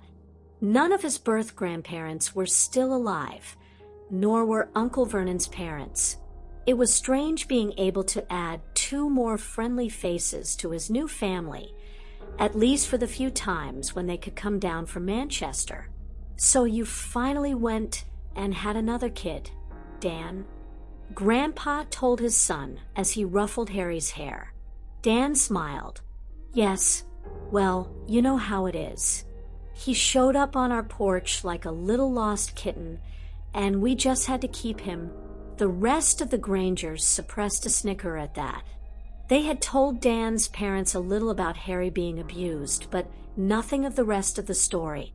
They had been annoyed to learn that grandparents were something of a gray area with regard to the statute of secrecy. They weren't really supposed to be told about magic, but the ministry would look the other way if no one else found out. But since the only magic they could actually demonstrate was Harry's animagus ability, which was supposed to be even more secret, Dan and Emma reluctantly admitted to each other that it wouldn't do much good to tell them. When the kids went off to Hogwarts, it might be another matter, though. Come on, let's get the car unloaded, Dan said. Grandma and Grandpa carried their luggage inside, while Dan and Emma helped with the rest, being sure to place the presents under the Christmas tree in preparation for the festivities 2 days hence. The Dursley family was not having a happy Christmas season. Harry had been lucky enough that the magistrate allowed him to be interviewed on video without appearing in court for the trial. He had not seen his relatives once since he had run away, and reportedly never intended to again.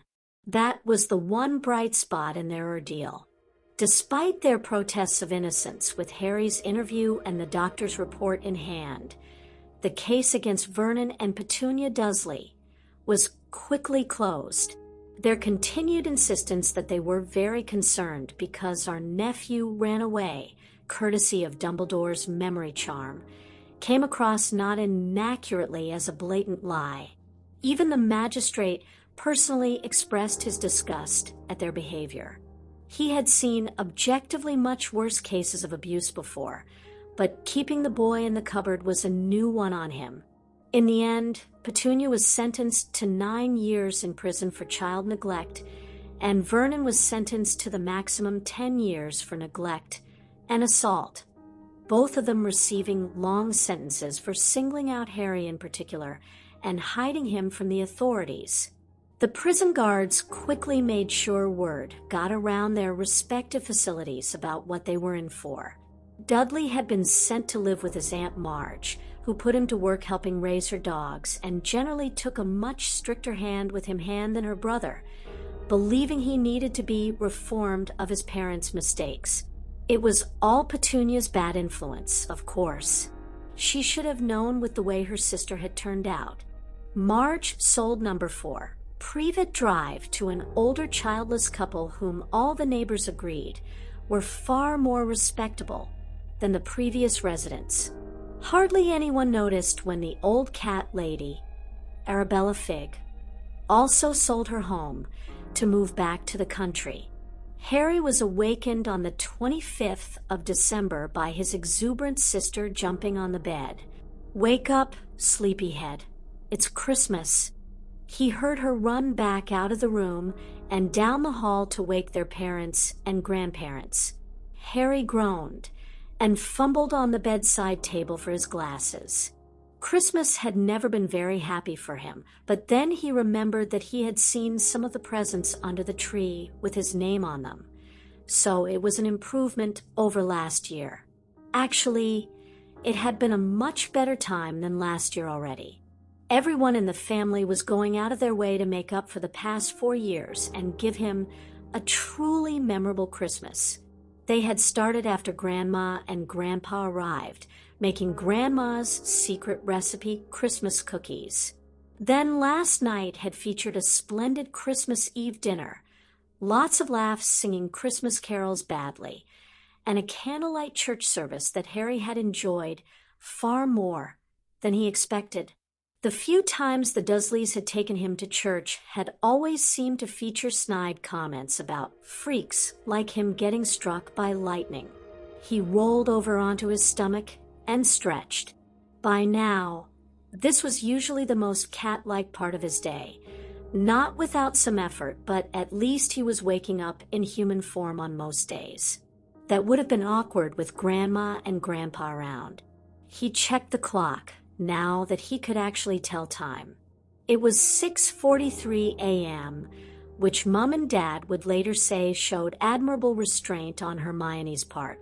Well, he could tell his sister wouldn't be deterred, so he stumbled bleary-eyed out of his bedroom. Grandma and Grandpa were already up and were snickering as Hermione dragged an equally bleary-eyed Mum and Dad out of their bedroom. Dad shared a sympathetic look with his son when he saw the boy's excitement was also tempered by the early hour. Harry was improving, but he was by no means back on a human sleep schedule. "Happy Christmas, everyone," Hermione exclaimed. Happy Christmas," Mum replied, with the rest of the family haphazardly repeating her. "Come on, let's go open presents."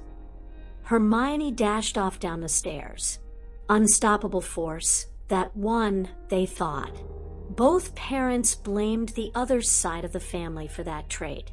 Harry followed Hermione down the stairs, for some reason half expecting to see Albus Dumbledore dressed up as Father Christmas in the living room, but it was not to be.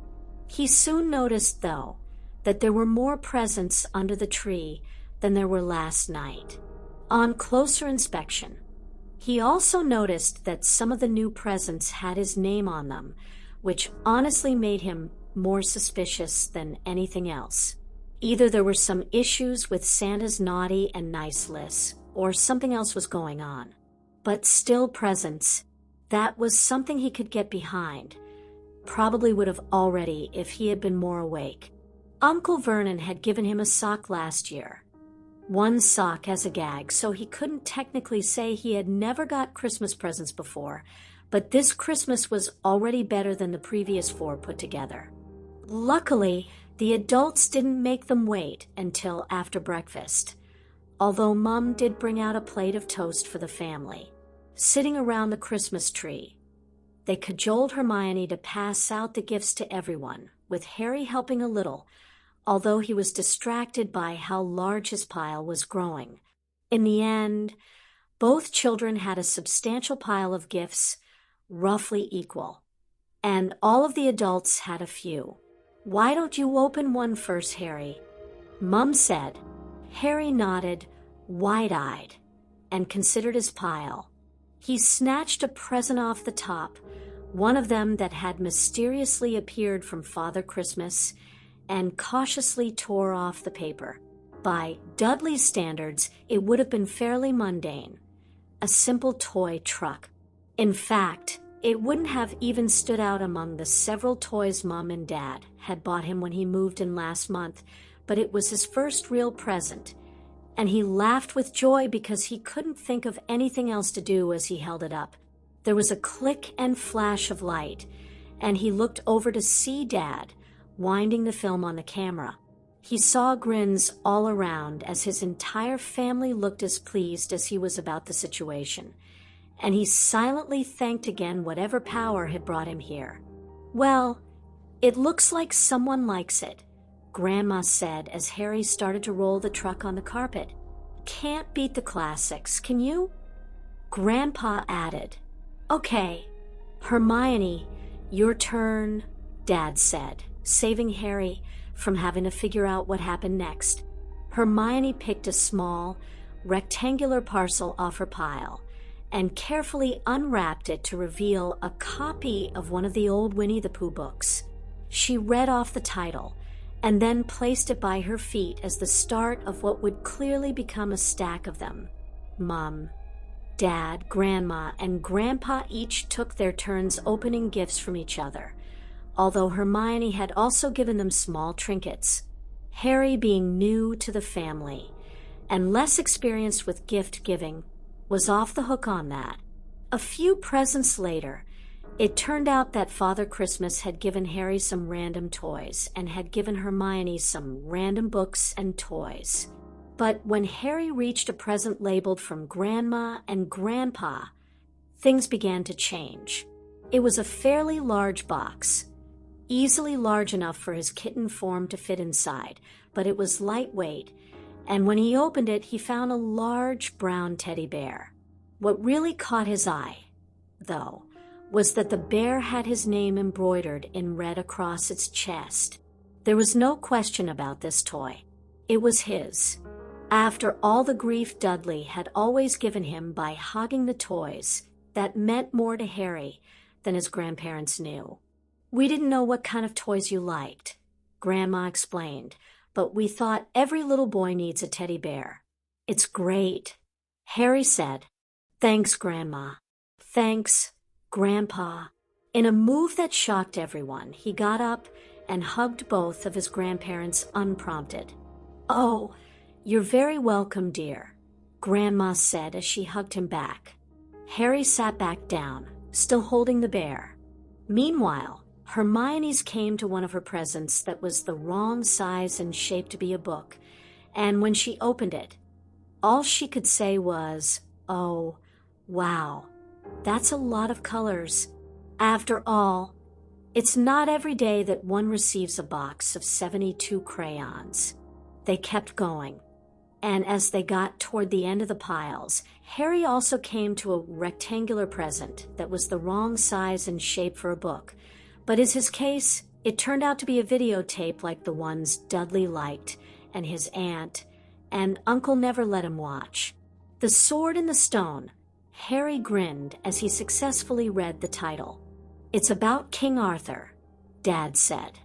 "We've got the book around here somewhere, but it might be a few years before you're ready to read it." Harry nodded as he examined the box. He couldn't help but notice that the picture on the front included a skinny little boy, an owl, and an old man who looked surprisingly like, "That looks like Mr. Dumbledore." "Let me see," Hermione ordered, leaning over to look at the box.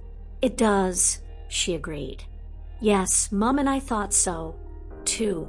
We'll have to ask him about it," Dad said with a wink. "Who's Mr. Dumbledore?" Grandpa asked. "Harry's caseworker, of all people," Dad told him.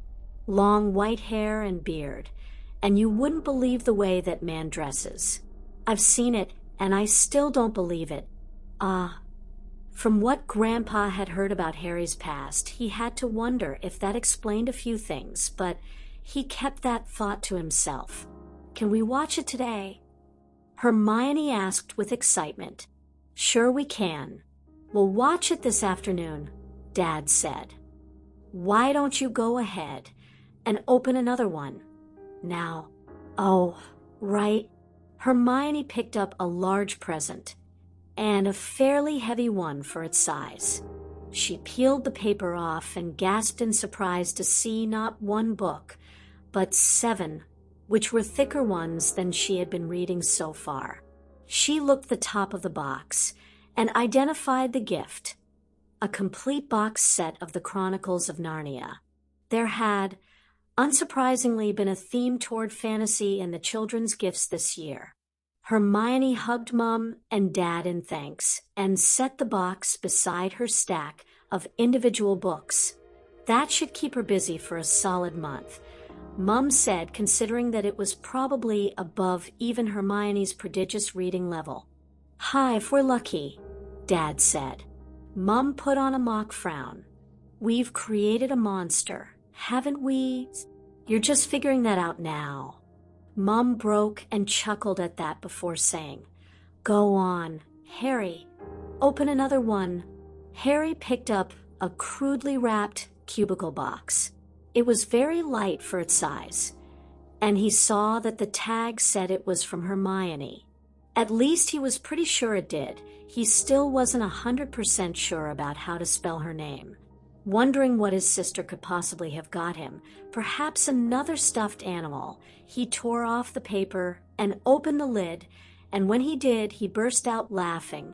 Inside the box was a giant, multicolored ball of yarn. He took it out, eyes wide, and started batting it with his hands with a smile before he remembered that there was company present. Hermione and Mum both smiled at him. They seemed to be the only ones in on the joke, though, since Dad hid his face with his palm, and Grandma and Grandpa simply looked confused. A ball of yarn? Grandma asked. Luckily, Mum knew this was coming, so she had an answer prepared. Hermione is convinced that Harry was raised by cats, and Harry always has to encourage her, so we thought it was the perfect gift. Thanks, Hermione, Harry said. His sister grinned at him. Raised by cats. Grandpa joked. How are you at catching mice? Harry didn't notice his parents tense up at that, not quite getting the joke, nor realizing how close he was coming to a forbidden topic. He just smiled and said, Pretty good. Hermione grimaced a little, knowing that her brother was being completely serious, but the tension eased when Grandpa roared with laughter. Dan, you never told us he was that sharp, he said. Well, he does have his moments. Mum and Dad were silently relieved when Hermione came to her next gift, one from her grandparents. But the situation unraveled further when she opened it and revealed a stuffed Scotty dog. It had a red ribbon tied around its neck embroidered with her name. Thanks, Grandma. Thanks, Grandpa. Look, Harry. She waved the dog at him and started barking. Ruff, ruff, ruff, ruff, ruff. After the last joke, everyone laughed at that one. Harry playfully batted the dog away. His sister persisted, hoping she could get him to hiss at it, but Harry found he didn't mind the dog so much for some reason. True, dogs tended to cause trouble for cats, but this one was pretty small, even using his imagination. Or maybe he just had a soft spot for black dogs. But now, Harry was down to his last gift, and his mum suppressed a groan as she remembered what that gift was. And it had seemed like such a good idea at the time. Harry hadn't received many books. After all, he was still in picture books, and Hermione already had a whole library of those for him to read, but this was a new title called If You Give a Mouse a Cookie, Harry read off to the snickers of his sister and grandparents. He paused and thought for a moment as he looked at the picture of a mouse eating cookies and milk. Will it taste better? He said innocently. That was too much. Even Mom and Dad laughed at that one. Hermione was literally rolling on the floor, despite her usual disgust for the thought of eating mice. Grandma nearly fell out of her seat, and Grandpa was laughing so hard he could barely breathe. Harry wasn't sure what was so funny. After all, he knew the mouse wouldn't taste better because cats couldn't taste sugar. But the laughter was so infectious that he was quickly caught up in it. In fact, he couldn't remember when he'd laughed so hard before. It was a long time until the family calmed down enough for Hermione to open her final gift. Harry's gift to Hermione, the lone gift he had given, was obviously wrapped with their mother's handiwork, but he had helped pick it out at the store. It was much smaller than his ball of yarn, small and rectangular, and shaped suspiciously like many of her other gifts, but it wasn't yet another chapter book. It was a small, red book bound in faux leather. The pages were blank, for on the cover, the word diary was embossed in gold script, and above it the word Hermione's was spelt out in reasonably nice-looking gold stickers. For a 6-year-old, it was a pretty high-quality diary, and her eyes lit up when she saw it. "Harry, it's wonderful." "Thank you," Hermione exclaimed. Without warning, she pounced on him and hugged him. He tried to squirm away, but as she had learnt to do surprisingly quickly, she reached a hand up and scratched him behind his right ear, which soothed him for a moment. The gesture was not missed by their grandparents, who started laughing again. You're welcome, Hermione," Harry mumbled, trying to remember his manners. Fortunately, his sister let him go before he could cause a scene. After a lavish Christmas dinner that was probably the most Harry had ever eaten in one sitting, and a truly mesmerizing time watching The Sword in the Stone, not to mention playing with new toys and starting in on new books, Harry laid down with his teddy bear for the best sleep he'd had since joining the Granger family. "Dear Mr. and Mrs. Granger, on the matter of your most recent questions, I believe it will be more convenient if we speak via Flo. I hope you will be able to meet at 4 in the afternoon on Saturday, the 28th, to address these matters. Send a reply with the owl if there are any problems. Happy Christmas, Albus Percival Wulfric Brian Dumbledore." So the Granger family was gathered around the fireplace on Saturday afternoon, waiting for one Mr. Dumbledore's most unusual appearances. The children waited with excited anticipation, having just recently been told what this meeting was about. No one screamed this time when the flames turned green and the gray-bearded face appeared in their midst, but the looks on the Grangers' faces were still clearly unsettled by the appearance. "Good afternoon," said Albus Dumbledore. "I hope your Christmas was pleasant." Emma smiled weakly. "I'd like to say magical, but that might confuse things." This earned her a small chuckle. "Indeed. Harry, I am glad to see you've settled into your new home." The boy was currently sitting at his mother's feet wearing a new jumper, and most amusingly playing with a ball of yarn. He would have to tell Minerva. Perhaps she would actually laugh at that one. Harry looked up and said, "Yes, sir, Mr. Dumbledore," Hermione said from her oversized armchair, setting aside her book. She was very interested to learn about Harry, but there was something that had been nagging at her since Christmas. "Yes, Hermione, did Merlin really turn Arthur into all those animals?" Even with Dumbledore's splendid mind, it took him a moment to switch gears at such an odd question. "Excuse me?" "One of our films," Dan explained. "The Sword in the Stone." The title clicked. He remembered the occasional young muggle-born asking the same thing in the 60s, and come to think of it in the 40s as well, when the book was published. "No, I'm afraid not. That was merely an invention of Muggle storytellers." "Did he discover Bermuda?" Harry said. "What? I don't believe so, although I might wish to consult a biography of Merlin on that point. Mr. and Mrs. Granger, in your letter, you asked about Harry's status in our world." "Not exactly," Dan clarified. "We asked about what you said last month. Harry inherited a seat on your Wizengamot. Your, what, magical lords? Does that mean Harry is a lord in your world?" The terminology does not correspond exactly, but yes. As the last surviving Potter, Harry is the head of the noble house of Potter and a lord of the Wizengamot. However, unlike the Muggle lords, the title is normally only used in the Wizengamot chambers and official correspondence. Hermione squealed briefly.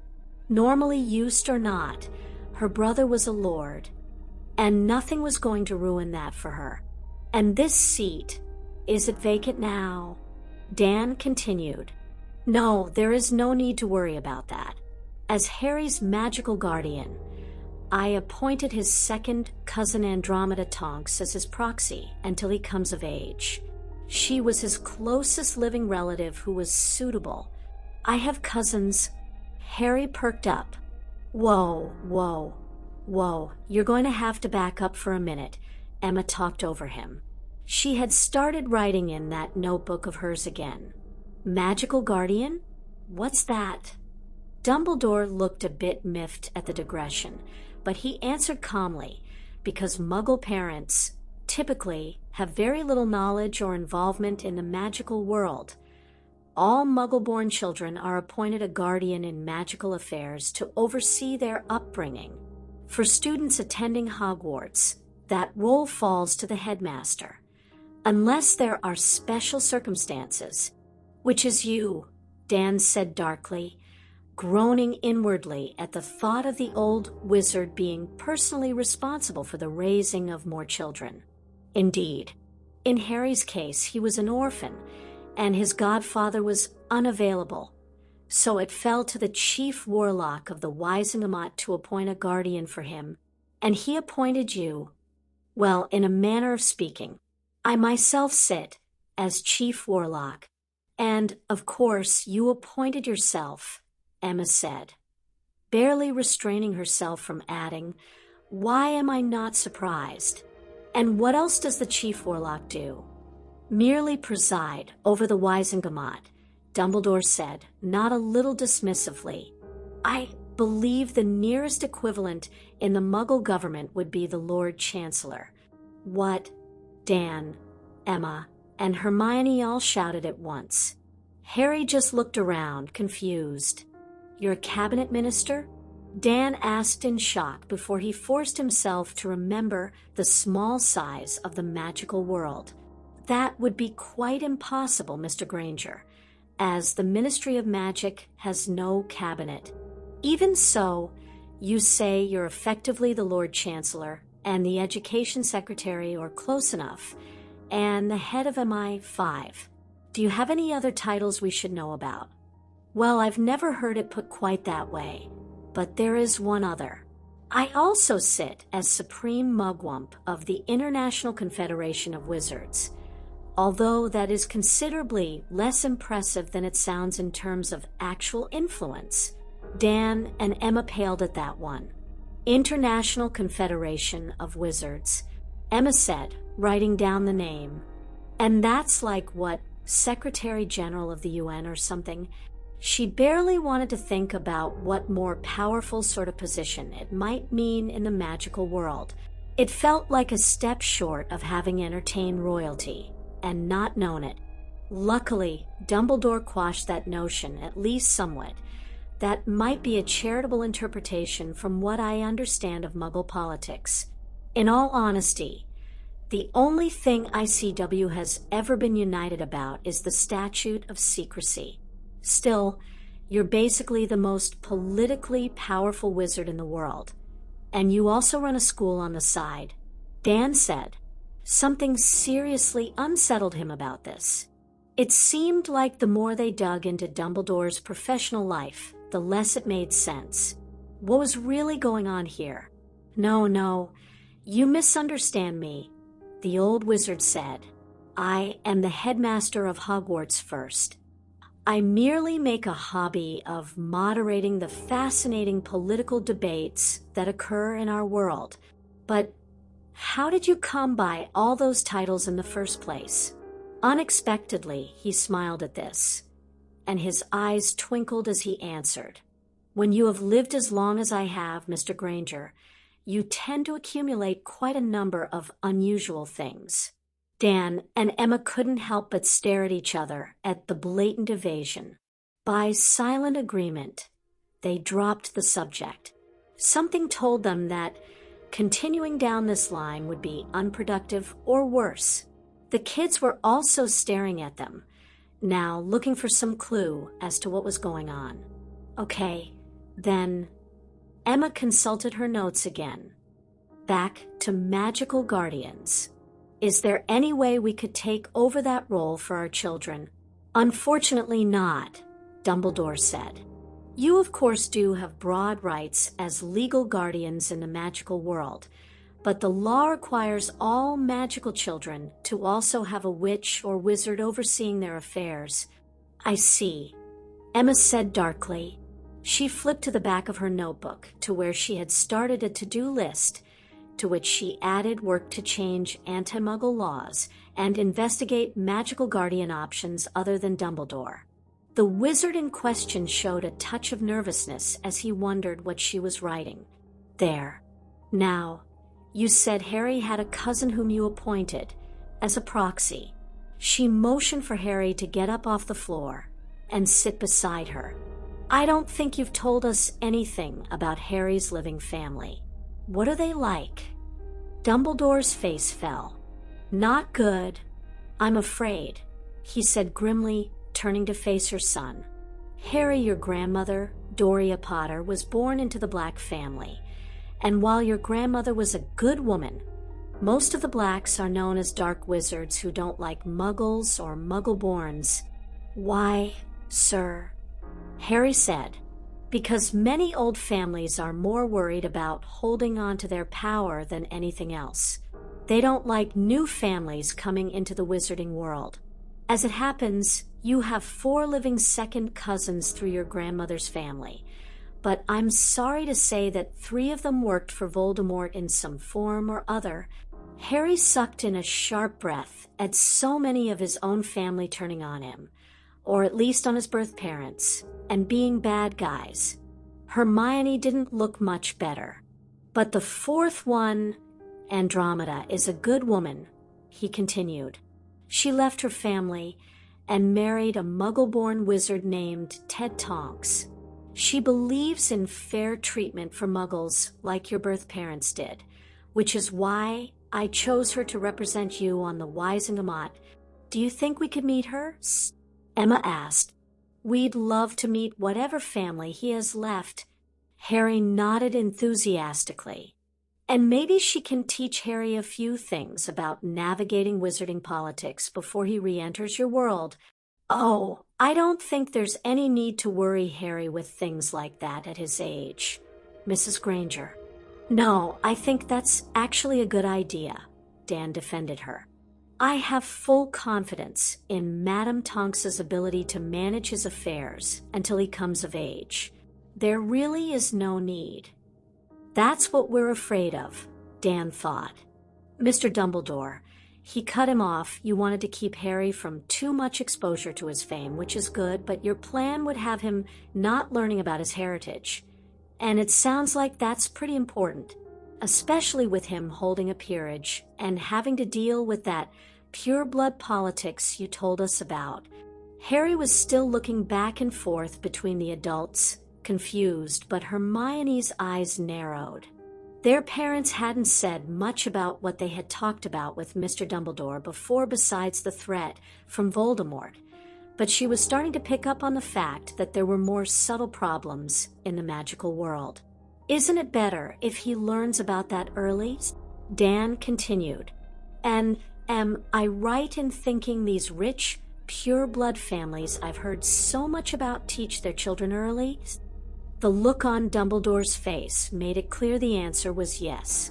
Besides, we still want to meet her anyway. Emma gave him an out. She is Harry's only good magical family, after all.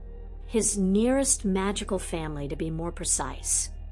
All of the old families are interrelated, but yes, I can understand the sentiment, he said. I will inquire with Madame Tonks about visiting you, though perhaps sometime next summer would be best, when you will have more time available. After a look and a nod from her husband, Emma said, that would be acceptable. Thank you. Thank you, sir, Harry added. You're quite welcome, my boy. Is there anything else you wish to discuss? No. Then I really must get back to my preparations for the spring term. Happy New Year. Happy New Year, the family replied. The image of Dumbledore's face vanished from the fireplace, and the flames changed back to their normal orange color. I just had another one of those what the heck just happened moments, Dan said after a pause. It disturbed him to think that a conversation through the fireplace almost felt normal. He and Emma quickly got up and headed for the kitchen to process what they had learnt. As soon as they left, Hermione slid out of her chair and whispered to Harry, "They always do that when something's wrong. I'm going to check it out." She tiptoed over to the kitchen door, but not quietly enough. "Hermione," Mother called. "Sorry, Mummy." She ran back to her chair in embarrassment and opened her book again. But after about a minute, she had an idea. She looked up and grinned at her brother. "Harry, change to a cat and listen to what they're saying," she whispered. Harry smiled back as he caught on. "Okay," he whispered. After a few seconds' concentration, he was on all fours and slunk over to the kitchen door. With his acute feline sense of hearing, he could make out every word. "Talk about a steep learning curve," Mum said, pouring herself a cup of tea. Harry could smell it from outside. "Earl Grey." "I know," Dad replied. "I thought there was something up with Mr. Dumbledore before, but this, I don't even understand it. It's like he runs everything. How does that happen?" "I don't know." And he didn't seem to want to talk about it either. He seems like a good enough guy and all, but it makes you wonder what he's doing behind the scenes. I just feel like we're missing something. The more I look, the less it seems to add up. Well, maybe this Madame Tonks can explain it. Or we can write Professor McGonagall. We can ask, but they both work for Dumbledore. I know, but... She stopped as something caught her eye. Looking over, she saw a small, black ear poking out from behind the door. "Harry," there was a meow and a skitter of paws on the hardwood as the kitten sprinted away. "They're both in on this together, Dan," Emma said with a chuckle. "Give our sweet, innocent daughter a brother. And look what happens. Hey, this was your idea." "Oh, come on. You know you wanted him just as much as I did." "Yes, I know, dear. What about that Gringotts guy? They seem pretty independent." "Maybe, but they don't seem like the type to talk politics, especially with customers." "Maybe not," Dan said. "It's odd, though. The pattern actually feels kind of familiar. It's just so hard to place with the magic and all. It's like, it's small-town politics," he realized with a snap of his fingers. "Remember how there's only 10,000 wizards in Britain? Their ministry has to be run like a town council. And it sounds like all the worst aspects of it, too. All the counselors are friends. They always help each other and get each other out of trouble. They all have important day jobs in the town. People hold multiple offices. Everything runs on personal agendas." "My God, you're right," Emma said. "Everything we know about their civil war makes more sense that way, including Dumbledore, especially Dumbledore. How else could he get away with what he did to Harry? It's like they're just letting him be the local education officer, the chief constable, the council chairman, and an MP. I think we need to go back over a history of magic from the start. If it's more of a town history than a national one, I wonder how much they think of it that way. Hard to say. They do live it. The language may be different, but it sounds like that's how they do things. The question is how Dumbledore got so many titles on an international scale. That is the question, isn't it?" Dan concluded. "Unless it's in the books, I think all we can do is ask around as we get the chance." Albus Dumbledore sat at his desk, wondering how his plans for Harry Potter had changed so much. The boy was sure to develop quite the independent streak with his new family if the parents were any indication. He supposed that was a good thing on balance, but it certainly changed his calculus. He had expected Harry Potter to arrive at Hogwarts in 5.5 years, perhaps not having had the best childhood, certainly a sheltered one, but a decent one. He expected a shy boy, eager to learn, and with room to grow into his role as the chosen one when he was old enough to deal with it. Instead, he had already escaped an abusive home and learned a nearly untraceable magical skill, once thought impossible. Perhaps he would still turn out to be the shy type, like his new sister, but Albus doubted it. He could see where things were going now. Under the Grangers' guidance, Harry would rejoin the wizarding world as politically savvy as James Potter, with Lily Evans's knack for standing up to people well-cultivated. Both were admittedly good qualities to prepare him to face Voldemort and the Death Eaters. But if the boy had also inherited his father's penchant for shaking things up, well, he hoped the wizarding world would be ready for him. Albus decided to head down to the Hog's Head. Somehow, he felt like a conversation with Abe would be the less stressful part of his day. January 1986. The two children were subdued as their parents drove them through the city streets after school. A warm December had given way to a bitterly cold winter, and it was under a cold, gray sky that they traveled to their destination. The Grangers had been lucky enough to find a dojo in the Crawley area that was highly rated and respected, and that, though they were very reluctant to put it that way, had a good chance of getting the kids up to a credible black belt level, minus the physical strength, before they left for boarding school in 5 years. Most children would be excited at starting karate classes. Well, maybe not the young bookworms so much, but Harry Potter and Hermione Granger were deadly serious. To the world, they were just 2 more kids learning karate early as a useful life skill, but in secret, they knew the truth. Today was the day they would start learning how to defend themselves from Voldemort. The dojo was one of the more traditional-looking clubs where the instructors wore white GIs and answered to sensei. An advanced class was just wrapping up, running through some moves that, to the kids at least, looked pretty impressive before filing out. At first glance, the club looked as serious as the 2 children, but it soon proved a bit lighter. The instructors were friendly and engaged with the children as they arrived. Harry and Hermione soon fell in line with about a dozen other children ranging in age from 9 down to 4, each wearing a plain white GI, and most of them looking happier than the pair, except for 1 or 2 who clearly just didn't want to be there. As Dan and Emma watched from the back with a few other parents, the lead instructor introduced himself as Sensei John and started right in, first teaching the students to stand at attention and bow. Okay, but this time, everyone do it together. Everyone bow and say, "Hello, Sensei John. Hello, Sensei John." Most of the children mumbled it, or the smaller ones were too shy to speak, but Hermione's voice rang out clearly. She may not have been the most outgoing sort, but she was a stickler for following instructions. Very good. Do you know why we do that? It's to show courtesy and respect.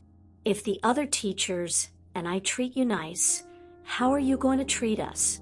Nice, a couple of kids said. That's right.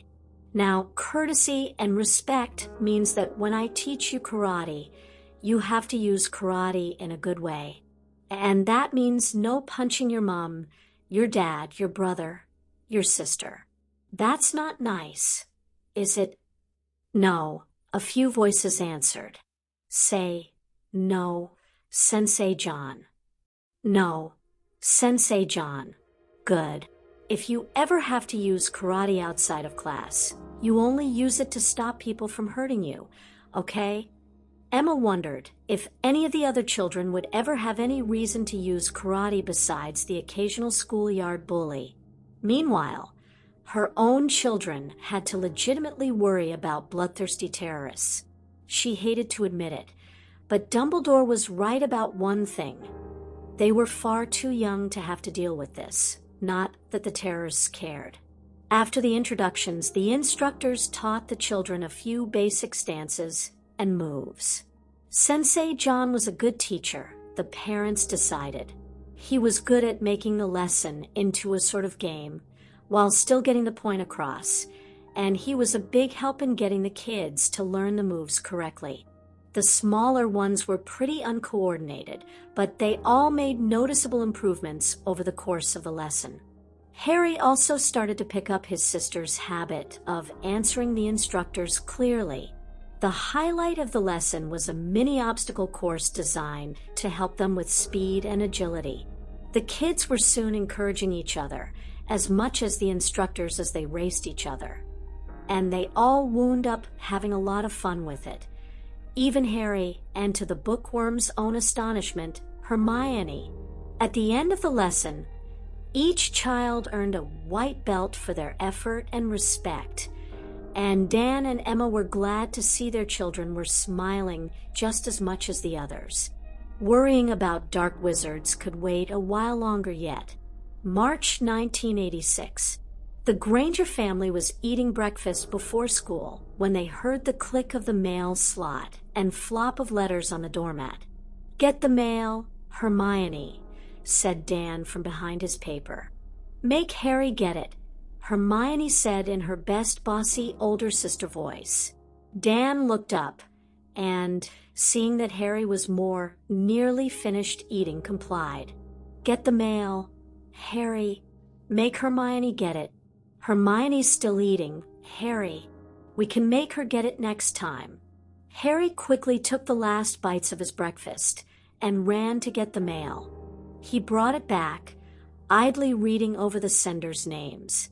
He didn't recognize any of them, but Dan picked out one of them and quickly opened it. He read the first line and called, "Emma, come look at this." "What is it, Dan?" his wife said. The adoption papers came through. They did. Hermione echoed. All four of them clustered together to see the letter, and Dan pointed to the relevant line. "Harry James Potter is hereby recognized as the son of Daniel Mark Granger and Emma Julia Granger."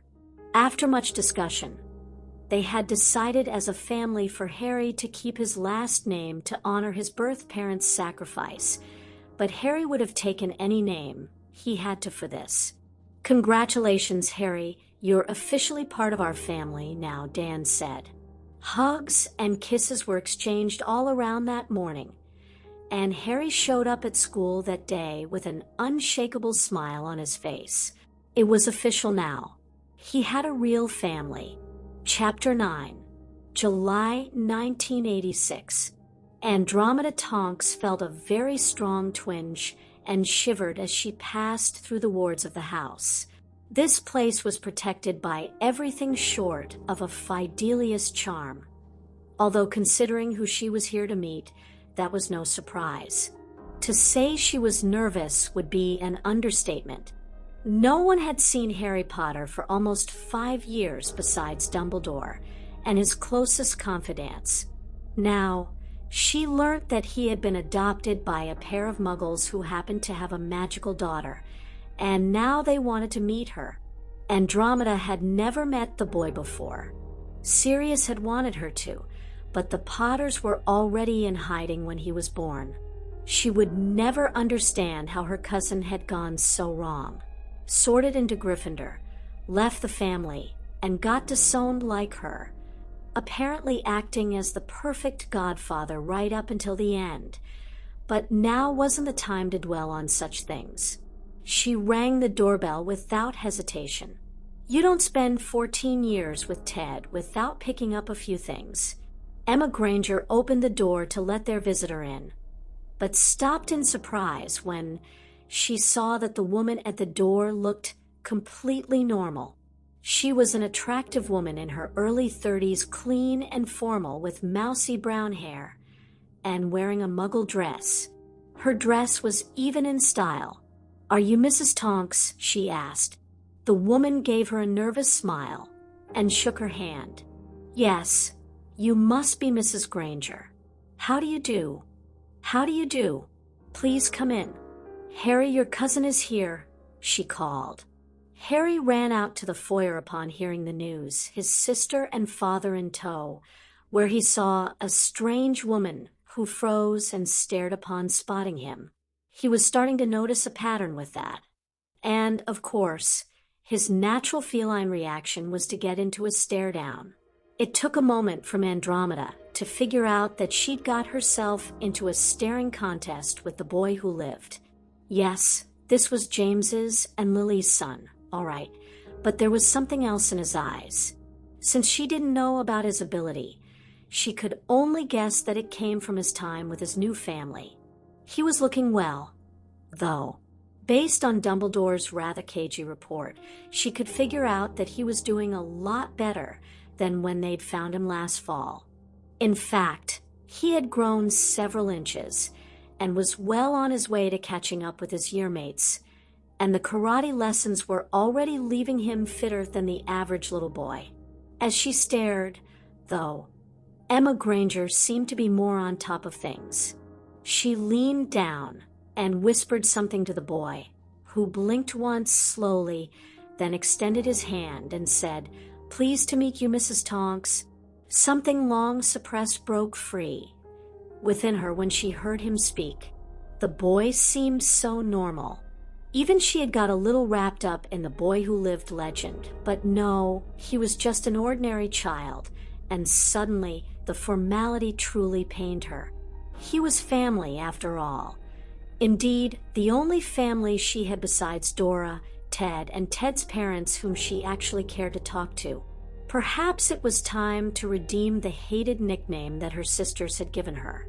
She crouched down in front of him and took his hand in both of hers. "It's good to finally meet you too, Harry," she said softly. "Please call me Cousin Andy. Is this your sister?" She motioned to the girl behind him. "Yes, ma'am, Cousin Andy. This is Hermione," Harry said with a smile. "Pleased to meet you." Hermione introduced herself. "Hermione, that's a lovely name," Andy said. "It's a perfect name for a young witch." She giggled at the compliment. She was still far more used to people making fun of her name, even with her brother defending her. "Thank you for having me over, Mr. and Mrs. Granger," Andy said, standing up. "I don't have much more family than Harry does, so it's good to be able to connect with him. Please call us Dan and Emma," the latter said. Whether she turned out to be a truly strong supporter for Harry or not, she was still family. "Come, sit down. Would you like some tea?" "Yes, please." "So tell us about your family," Dan said as they sipped their tea.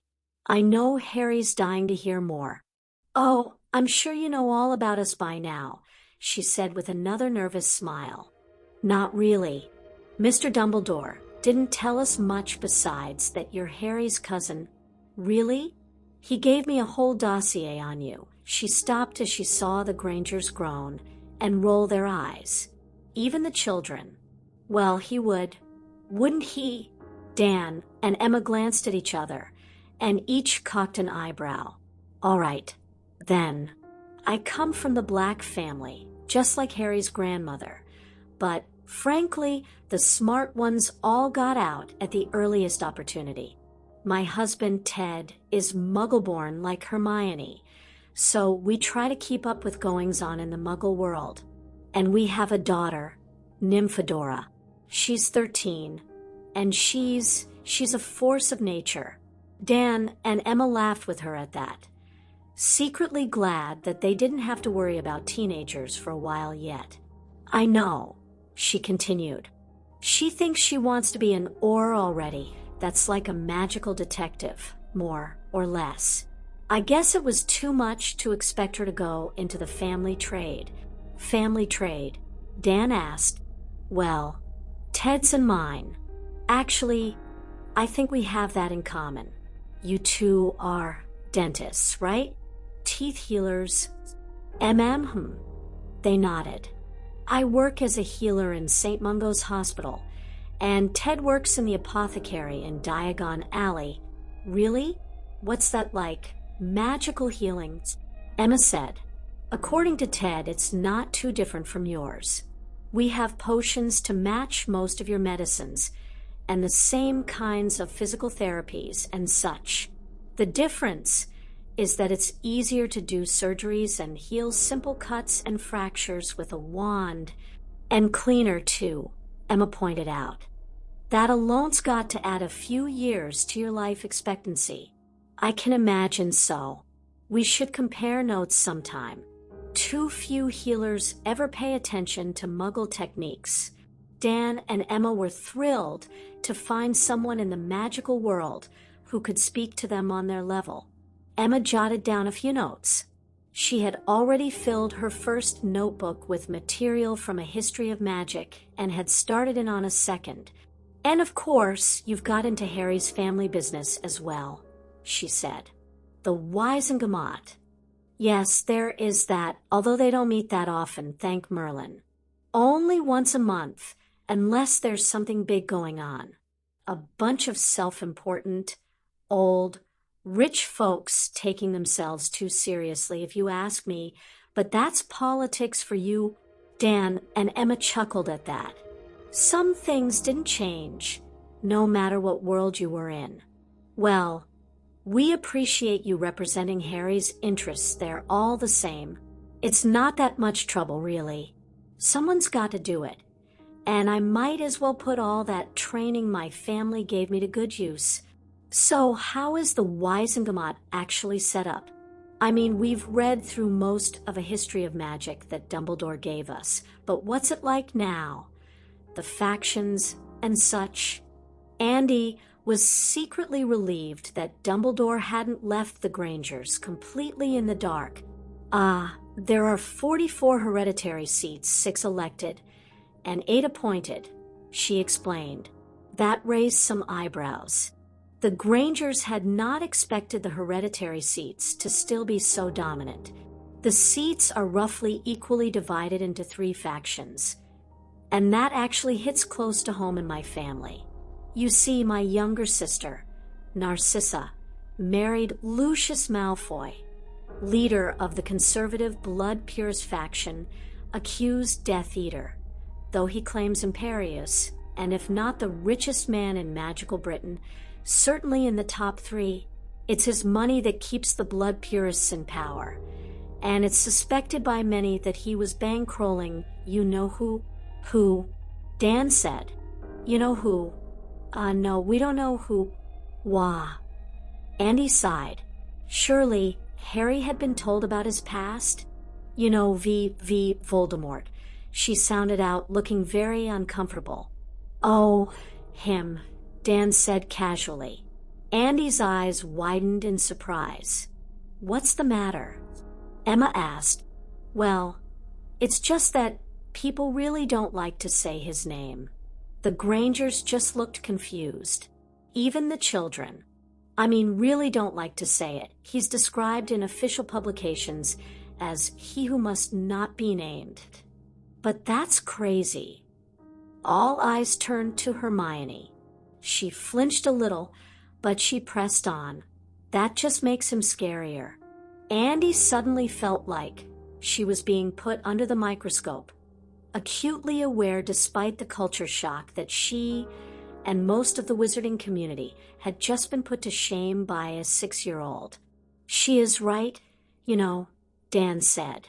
No one in our world is afraid to say Hitler's name or anything like that.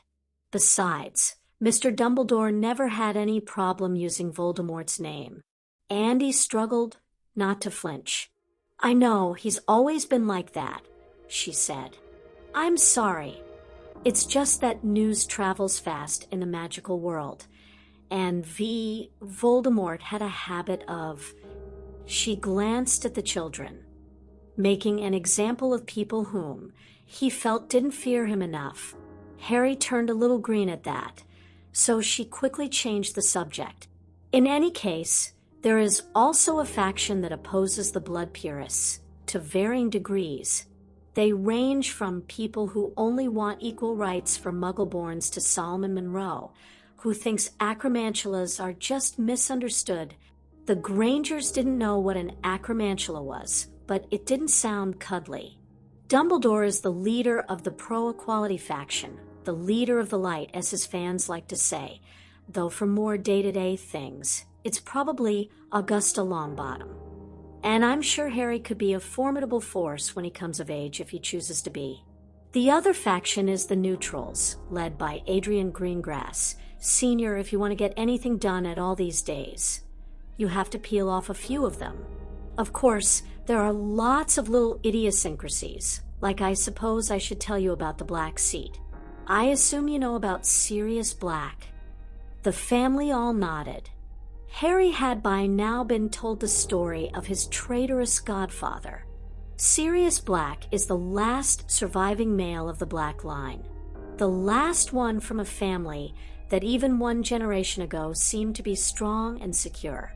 Since he's in Azkaban, the Black Seat on the Wisingamot falls to his nearest relatives by proxy.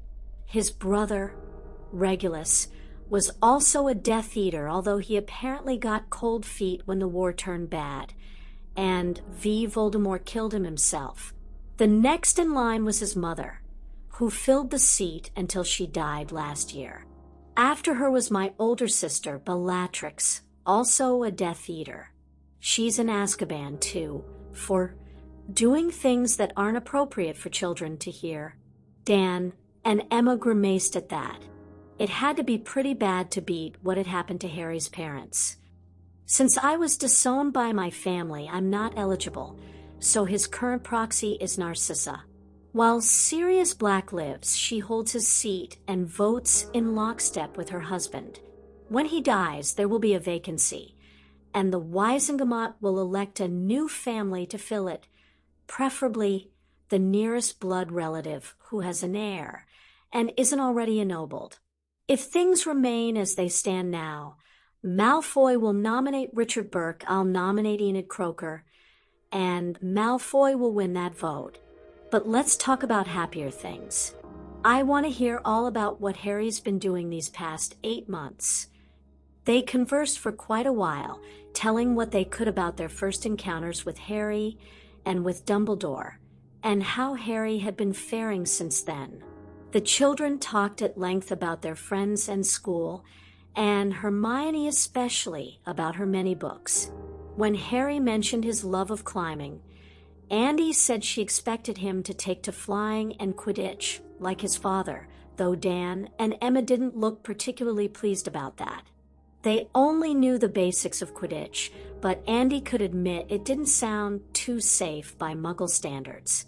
When the children talked about the karate classes they were taking, though she understood how serious it was, she couldn't help but laugh and say, "Now that I have to see." Her laughter quickly turned to amazement as Harry and Hermione demonstrated a complete kata to her. Not that they were particularly good, they were only yellow belts by now.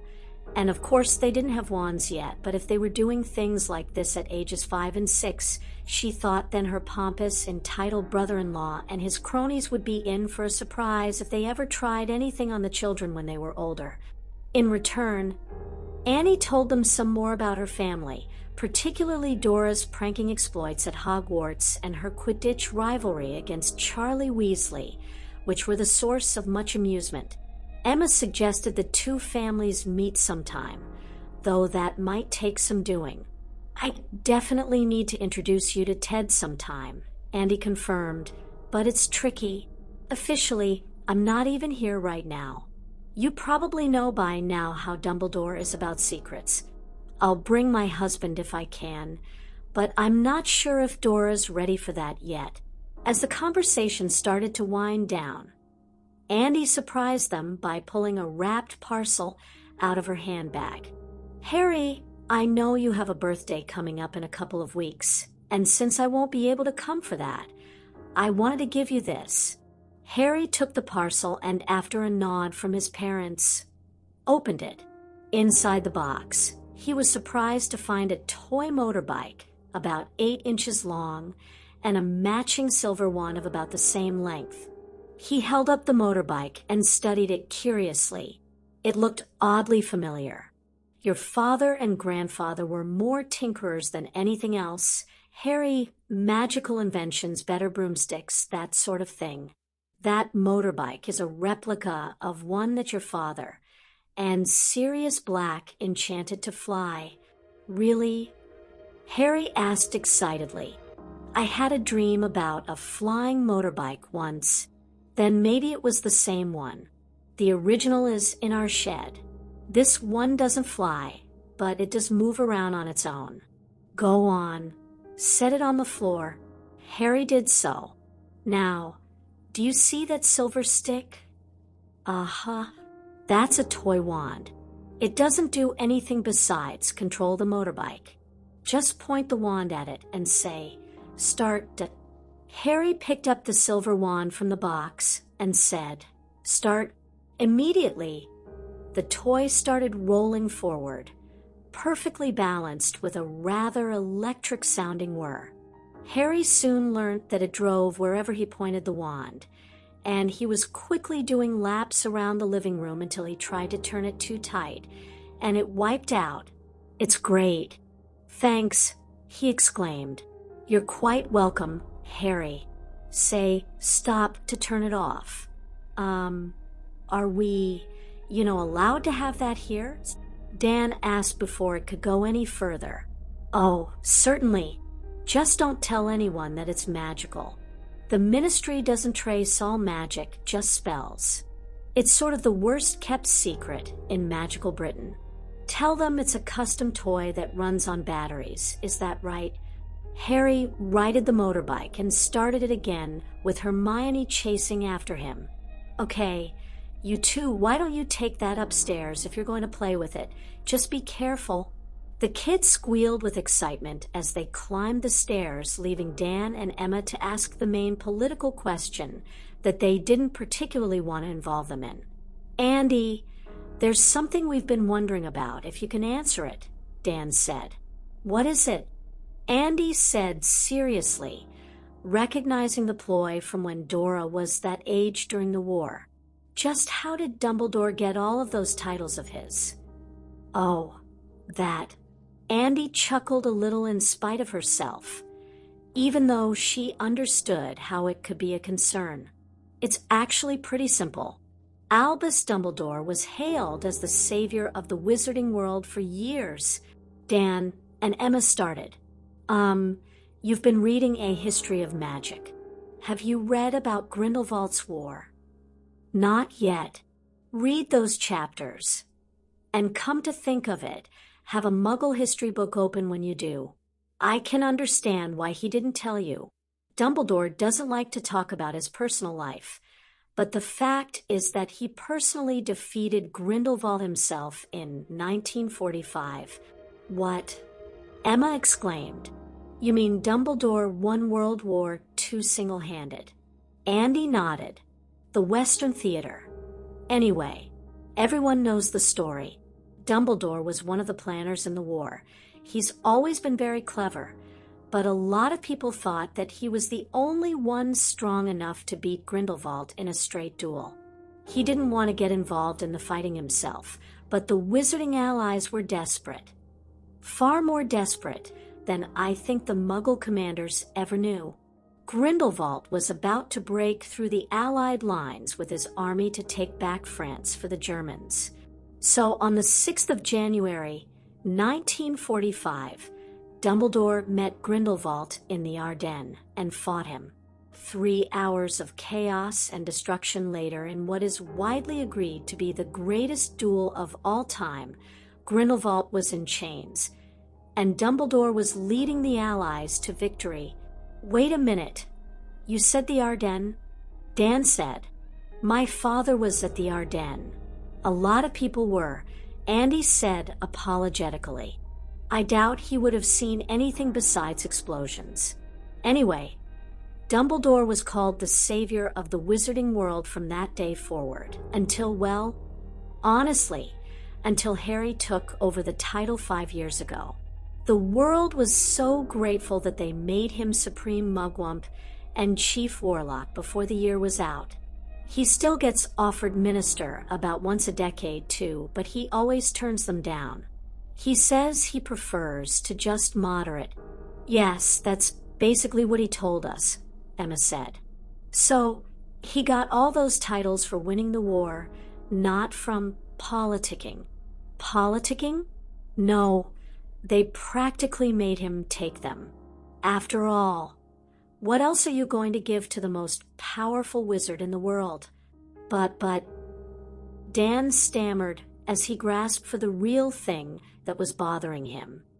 That means the most politically powerful person in your world is also the most physically powerful person as well.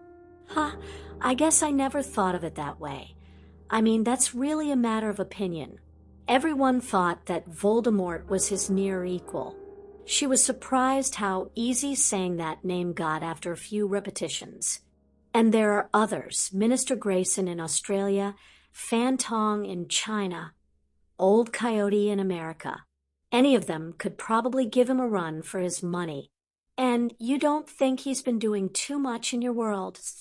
Emma said. Andy laughed darkly. You wouldn't be the first to suggest that, she said. I've wondered it before myself, especially as he isn't getting any younger.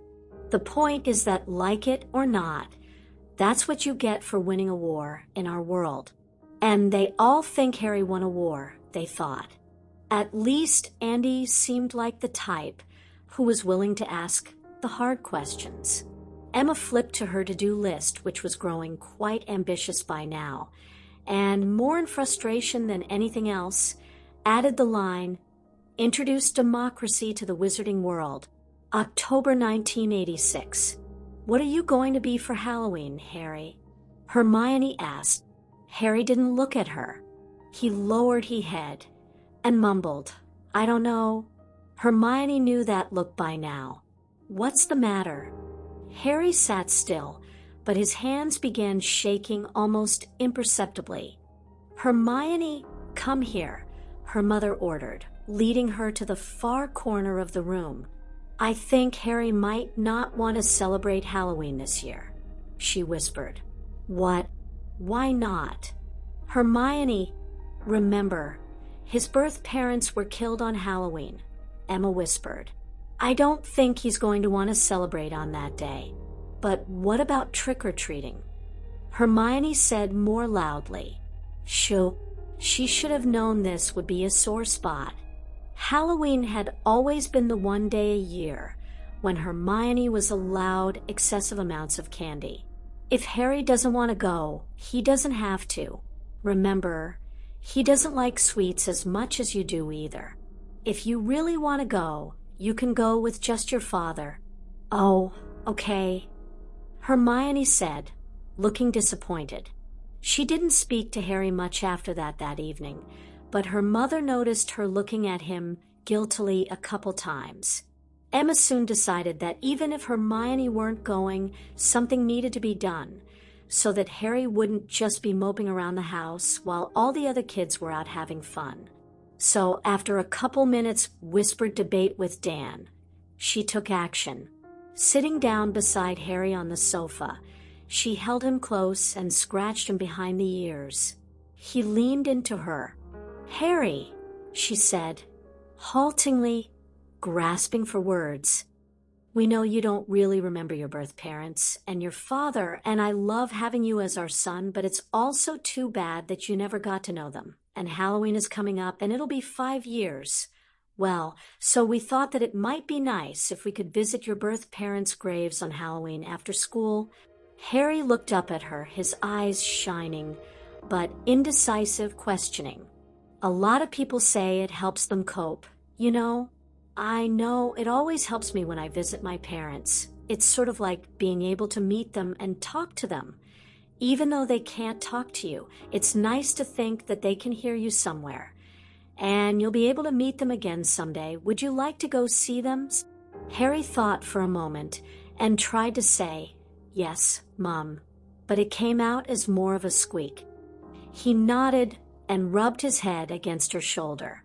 "Okay, I'll write Cousin Andy and ask if she can take us," she whispered. A letter sent through the Muggle Post Service always took a few days, but from what they could tell, the reply by owl was always quite prompt. Shortly after they expected Cousin Andy would have received their letter, they got an answer. "Dear Dan and Emma, I agree with you that it would be good for Harry to visit his birth parents' graves if he wants to. I can fully sympathize with your concerns about his being cut off from the magical world. However, I'm afraid that Halloween itself is out of the question. The memorializers and, dare I say, tourists will be out in full force that day, not to mention the Harry Potter Day celebrations. I cannot in good conscience subject Harry to that, not to mention the fact that he would probably be recognized. I think the following Sunday, the 2nd, would be a far better time to visit. Few people will be about that day, and you can be assured some degree of privacy. I would be happy to meet you that afternoon to take you to Godric's Hollow, and would pay for the trip. Just be sure to cover up Harry's scar. Not many people will be able to identify him without seeing it. I'll introduce you to Ted when I come. All the best this Halloween. Yours sincerely, Andromeda Tonks. Emma felt sick when she saw the words Harry Potter Day. Putting it that way, they were effectively celebrating a little boy losing his parents. She had to agree with Andy. It would do no good to take him on the day. Thankfully, Harry seemed to understand when she told him they would have to wait until Sunday, only mentioning the part about there being too many people and him being recognized.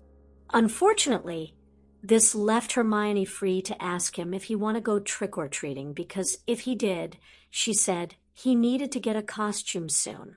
She said it nicely, like she was trying to be helpful and make up for his not being able to go to Godric's Hollow on the 31st, but the 7-year-old still had a ways to go in the subject of tact. Emma was about to scold her daughter when, to her surprise, Harry quietly and half-heartedly said, "Sure, I can go." "You don't have to," Harry told him. "I know candy isn't really your thing anyway, and we'll all understand if you want to stay in and just have a nice, quiet evening." Harry looked up to face her. "Thanks, Mum, but Paul and Tiffany wanted all of us to go together." "Oh," Emma smiled.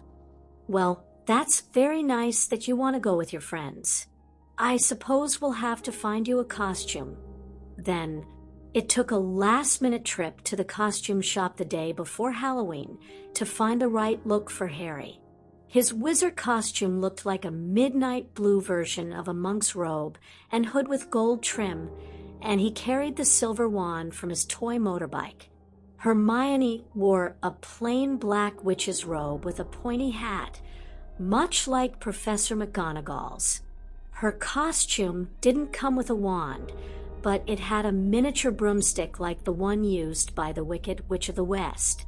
On Halloween night, a ninja dressed all in black and a generic fairy tale princess met them at their house, accompanied by Paul's father and Tiffany's mother. "Hi, guys. Nice costumes," Paul said. "Thanks, you two," Harry replied, idly waving his wand. "That's a nice dress, Tiffany," Hermione commented. "Thank you. You make a great witch. Come on, let's go." Paul cut the conversation short, looking greedy for candy.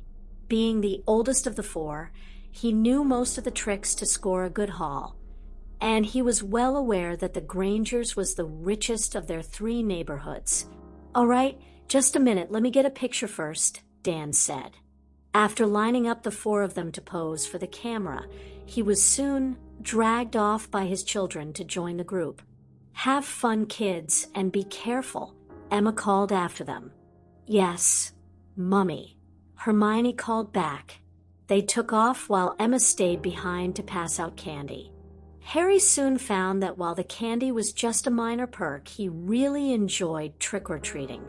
Under the cover of the costume, he could let his real wizard self out a little bit.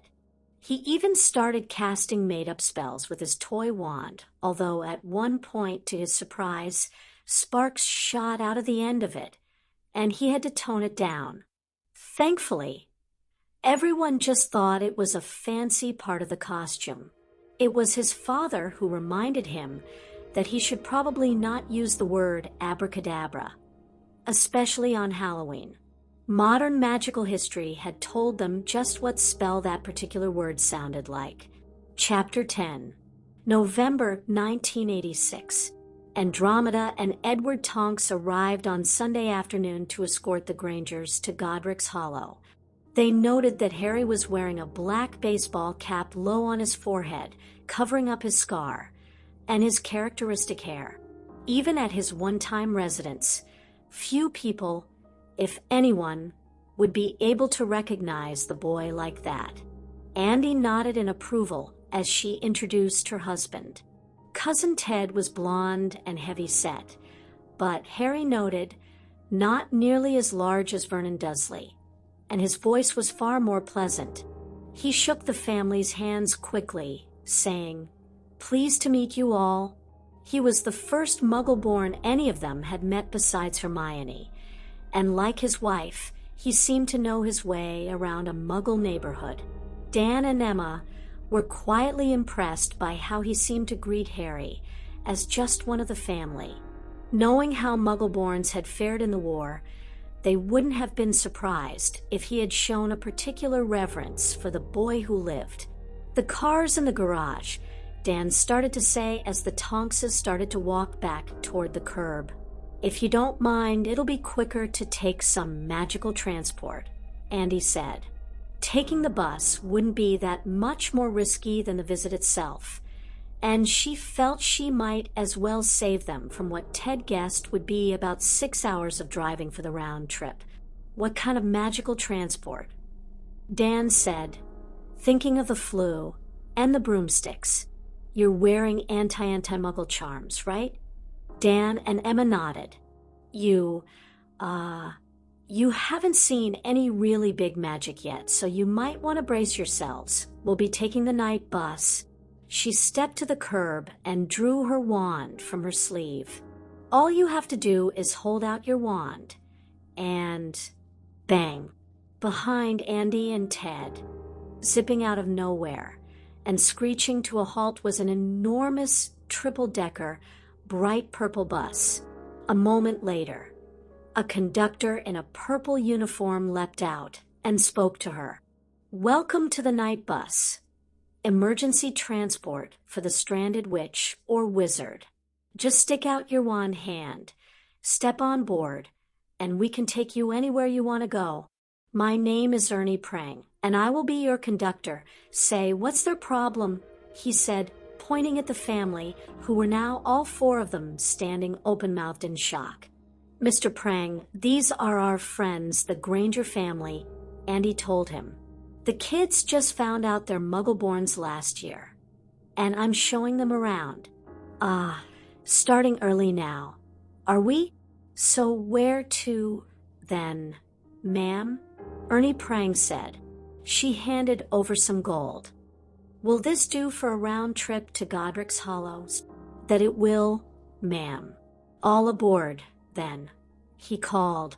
The Grangers looked considerably less at ease when they boarded the bus and saw that instead of normal seats, there were freestanding wooden chairs in only an approximate semblance of order.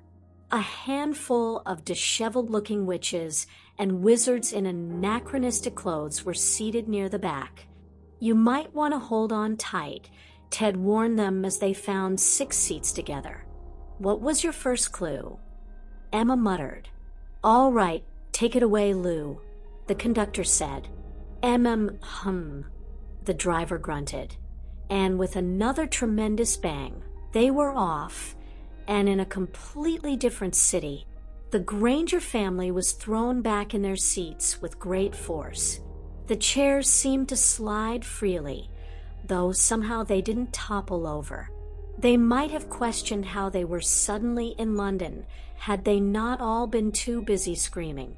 After all, the night bus not only drove at least 100 miles an hour, but also didn't even stay on the road. It took 5 minutes and a couple more teleportation jumps for them to realize that any obstacles were simply leaping out of the bus's path. It took 10 minutes to console Harry and Hermione that they weren't about to crash horribly. The bus made stops all over the country to drop people off and pick them up, but Andy was right about it being fast, as they pulled into Godric's Hollow in less than an hour, though it left them questioning if it was worth it. "Why doesn't this bloody thing have seat belts?" Dan demanded when they finally got off. Emma didn't even make the effort to correct his language. "Oh, it's not so bad," the conductor said. "No one's got hurt in about a month. Thanks for riding." With a bang, the night bus zoomed off. "Sorry," Andy said under Dan's and Emma's disapproving looks. "It's kind of hard to describe to someone who hasn't ridden it before. Don't you have any better methods of travel?" Emma said, "Not fast ones. Flu, portkey, apparition, they're all the same. All powerful magic has a price. And in this case, the price is that it's really uncomfortable." Dan still thought it would be more comfortable with seatbelts, but he kept the thought to himself. Hermione, holding his hand, and now more or less recovered from the ordeal, looked thoughtful at that tidbit about the laws of magic as they crossed the street. Godric's Hollow was a quiet country village, its Muggle residents blissfully unaware of the relatively large amount of magic in their midst. A row of pleasant little cottages led down to a village square surrounded by a few shops, a post office, a pub, and a small church. Here, at the end of the row, was one cottage that didn't look so pleasant. "This is where most people come on Halloween," Andy explained softly. "This was where they lived. Where you lived, Harry." Emma held him close to her. As they approached, to Muggles, it looked like a fenced-off vacant lot, but to those who were privy to the magical world, there was a cottage like the others, except that a large chunk of the top floor had been blown out by a horrific explosion, and rubble was scattered over the grass. The hedge clearly hadn't been trimmed in the past 5 years, and dark green ivy was creeping up the sides of the house. As they stood wondering at the neglected ruin, Andy strode closer and laid a hand on the rusting gate. A sign grew out of the ground in front of it. A description was written in gold letters, still clearly legible, though surrounded by graffiti. "On this spot, on this night of October 31st, 1981, Lily and James Potter lost their lives. Their son, Harry, remains the only wizard ever to have survived the killing curse. This house, invisible to Muggles, has been left in its ruined state as a monument to the Potters and as a reminder of the violence that tore apart their family."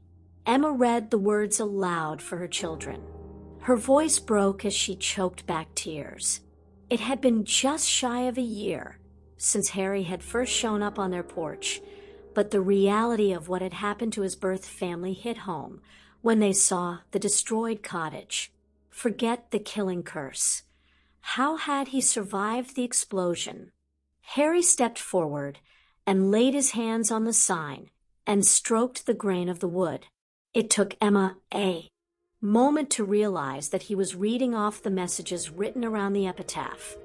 5 years of magical graffiti, words written over words that rose to the surface in glowing ink and sank down below other messages.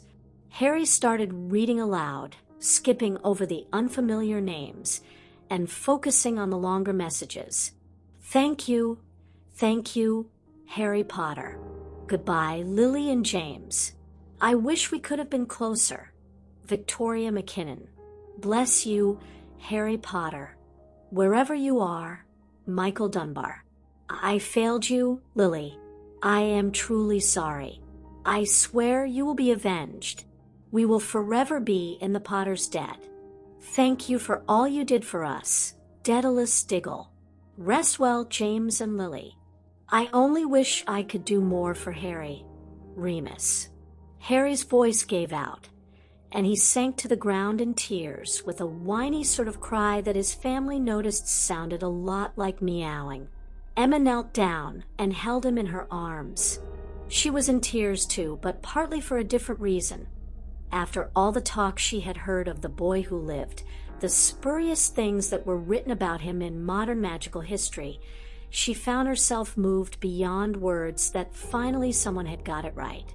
Someone in this messed up magical world understood and properly memorialized Lily and James Potter instead of fawning over an infant whose fate was merely tragic circumstance.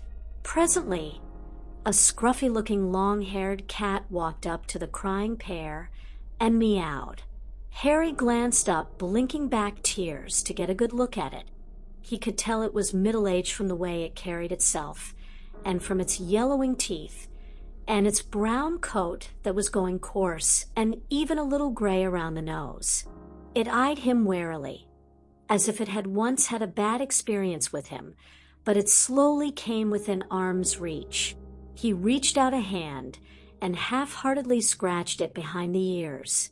The cat lay down and started purring softly.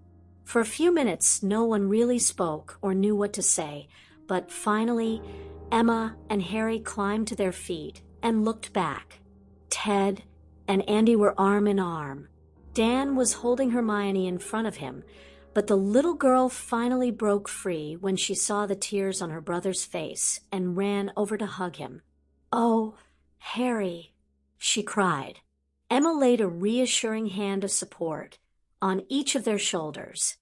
Harry sniffled a couple times and gave her a muttered, "Thanks. Come on if you're ready." Andy said, "The graveyard is this way." She led them down the lane. Only Harry noticed the cat following behind them. When they reached the square, they noticed an obelisk standing in the center, a war memorial like the ones set up in so many other villages. But as they approached, Ted said they wanted to keep the cottage the way it was on that night, but some of us in London wanted there to be a proper memorial, so we chipped in and paid for a statue here. Sure enough, when they drew near, the obelisk changed and morphed into a statue of James, Lily, and baby Harry Potter, life-sized and happily smiling out at the square. The Grangers gasped when they saw it.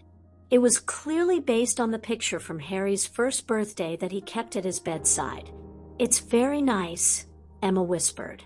"It is," Dan repeated. "Thank you, Cousin Ted," Harry said, giving the older man a tentative hug. "I wonder, though," Dan muttered. Reaching into his coat, he pulled off his anti-Muggle charm. "It's an actual war memorial, too," he said in surprise. "It has names and everything." "Really?" Hermione said, grabbing the necklace from his hand. He reached out to feel the granite.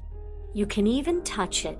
To everyone else, it looked like he was resting his hand on James Potter's knee. Emma started to take off her necklace to see the illusion for herself. "Hey, it turned back into an obelisk," Hermione exclaimed. All eyes turned to her. She was wearing her father's anti-Muggle charm. "You can see the obelisk," Andy said. When I put on the necklace, I think it works backwards on magic people." "It does? May I, Emma?" Andy took Emma's necklace and put it on. "How interesting. I didn't know they did that." "Hermione, how did you know the charms would do that?" "I didn't, but it does make sense, doesn't it?" "Yes, I suppose so." After everyone had had a turn with the necklaces, and more importantly, after Harry had taken his time to see the statue of the Potters, they continued over to the graveyard beside the church. Filing 2 by 2 through the kissing gate, they began to look over the headstones. "Look," Hermione exclaimed when they reached a few rows back. She pointed to a large, dark, lichen-spotted headstone that was inscribed at the top with Kendra Dumbledore, and the dates 1851 and 1899. Below the initial carving, in smaller letters, were the words, and her daughter Ariana with the dates 1885 and 1899. At the bottom was a quotation, "Where your treasure is, there your heart will be also." Albus Dumbledore's mother and sister, I think, Ted said. He's never talked much about his family. Not without reason, they thought, seeing that his sister had apparently died at 14. Dan quietly read off the names as they kept looking. Williams Knighton P? No, that says Peveril. Peveril, Andy said. That must be a really old one. They looked closer at the weathered, cracked headstone. It was a tall one with an odd, triangular symbol at the top that Harry thought looked a little like a cat's eye. Near the bottom, barely legible, was carved the name Ignotus Peveril along with birth and death dates, July 12th, 1214, and May 18th, 1291. 1291. This is nearly 700 years old. That's got to be older than the church. This might have been their family graveyard a long time ago. They were one of the most ancient houses. It's rumored that the Potters were elected as their successors, but the records are incomplete. The new ones are probably in the back. Harry kept looking with the others with growing apprehension. The deeper they went, the anticipation was growing too much for him, and his feet started dragging of their own accord, but Emma took his hand and led him on. The headstone in the back row was white marble and obviously fairly new. It was also, they didn't know how they had failed to notice sooner, surrounded by flowers and tokens of remembrance. Apparently, visitors came back here more than it appeared at first glance. The inscription on the stone looked fresh cut and was easy to read as Harry brushed trembling fingers across the letters. James Potter, born March 27th, 1960, died October 31st, 1981. Lily Potter, born January 30th, 1960, died October 31st, 1981. The last enemy that shall be destroyed is death. The last enemy that shall be destroyed is death. Harry repeated with a look of confusion. That's from the Bible, dear, Emma said gently. We can look it up later. He continued tracing the letters uncertainly. Well, what do I say? He asked. Whatever you want. He sat down among the flowers and began speaking with a wavering voice. Mum. Hi, Dad. He thought he would feel a little uncomfortable saying that to the cold stone. But to his surprise, the words seemed to come naturally. I don't really remember you, but I'm Harry, your son. I couldn't come here before because Uncle Vernon and Aunt Petunia were really mean and they didn't tell me what happened to you, and they didn't like magic. But I ran away from them, he said quickly, wiping some tears from his eyes. I found a new mom and dad, and they're really nice to me. I've got a sister now, too. She's a witch, too. She's a Muggleborn witch, like you, Mum. Hermione, he called. Hermione stepped forward and sat down beside him. Hello, Mr. and Mrs. Potter, she said uncertainly. I'm Hermione. Harry's a really great brother. I'm glad he got to come live with us, away from his aunt and uncle. We're going to go to Hogwarts together when we're old enough, but Harry's really good at magic already. Harry looked at Emma questioningly. She got the message. Could you give us some time alone, she said to Ted and Andy. The two of them retreated to the gate of the graveyard. It's all right, Harry, you can tell them, Emma said. Harry smiled a little as he turned back to the white marble. Guess what? He whispered. I can turn into a cat. Professor McGonagall can do it too, but she doesn't know how I can because I'm still a kid. Did you know anyone else who could do that? There was an awkward pause as Harry left a gap for a response without thinking. We met Cousin Andy and Cousin Ted. I like them, but they can't visit much." He looked back at Emma again. Emma knelt down to join the conversation and help him out. "Hello, James." "Hello, Lily," she said, wrapping her arms around the children. "We all really love your son. I don't know how you saved him from Voldemort, but thank you. He's such a joy to have in our lives." "And don't worry," Dan said, standing behind her. "We'll keep him safe for you and keep him out of trouble. I'm sure he'll be a great wizard when he grows up." With his family's support, Harry sat there a while longer and told his birth parents about his friends and school and what he'd been doing for the past year. He guessed they probably didn't want to hear about his time at the Dursleys, but he found he had quite a bit to say about the time since then.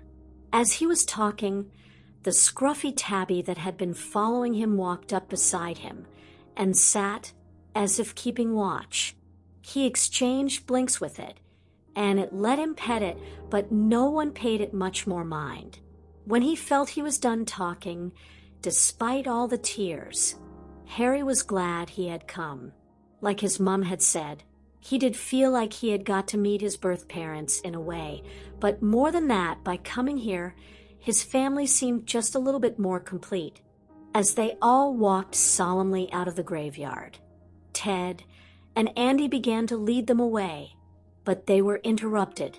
"Well, hello there," a raspy, creaking voice called. They turned to see a tiny, stooped old woman hobbling down the lane. Don't often see visitors paying their respects after All Hallows' Eve. Ted's and Andy's eyes went wide as they realized who this was, and what she might know having lived in Godric's Hollow for so long. Best act casual, though. "Professor Bagshot, what a surprise," Andy said, trying to hide her nervousness. The Tonkses had met Bat Hilda Bagshot a couple of times before at ministry functions, but she doubted the old woman would remember them. As Dan and Emma whispered to each other, the old woman stepped closer to the Tonkses and met their eyes, though she barely came up to Andy's chin. "Andromeda," she said when she'd had a good look. "Andromeda Tonks. No doubt about it. You have the black eyes." So she did remember. Just her luck. "It's good to see you, Professor," she said. "These are our friends, the Granger family. Dan, Emma, I'd like to introduce to Bat Hilda Bagshot, author of A History of Magic." "Really?" Hermione yelled, running up to her. "You wrote it? We've read all of it, haven't we, Daddy?" Yeah, that's right," Dan said. Truthfully, Hermione had mostly listened to her parents reading excerpts, but close enough. "We're honored to meet you, Professor." They didn't know much about the author other than the fact that they were surprised she was still alive. She looked quite old in her picture in A History of Magic from 1947, as old as Dumbledore now, who was supposedly 105.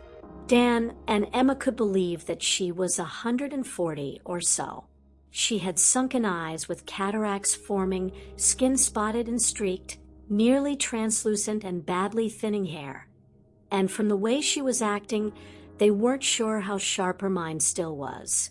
"You're very kind," she said, hobbling closer to them. They caught a strange odor of old age and dust from her. It was too late that they noticed she seemed to be gravitating towards Harry. Harry took a step back. "Come here, child, let me get a good look at you," she said. "Professor, we really need to," Andy started. Someone getting a good look at Harry was exactly what they didn't want. Too late. "Bless my soul. It can't be Harry Potter, can it?" the ancient woman said, her voice trailing off. "Professor, I told you this is the Granger family," Andy said gently. "But he must be. I'd know poor Lily's eyes anywhere." Bat Hilda grew misty-eyed.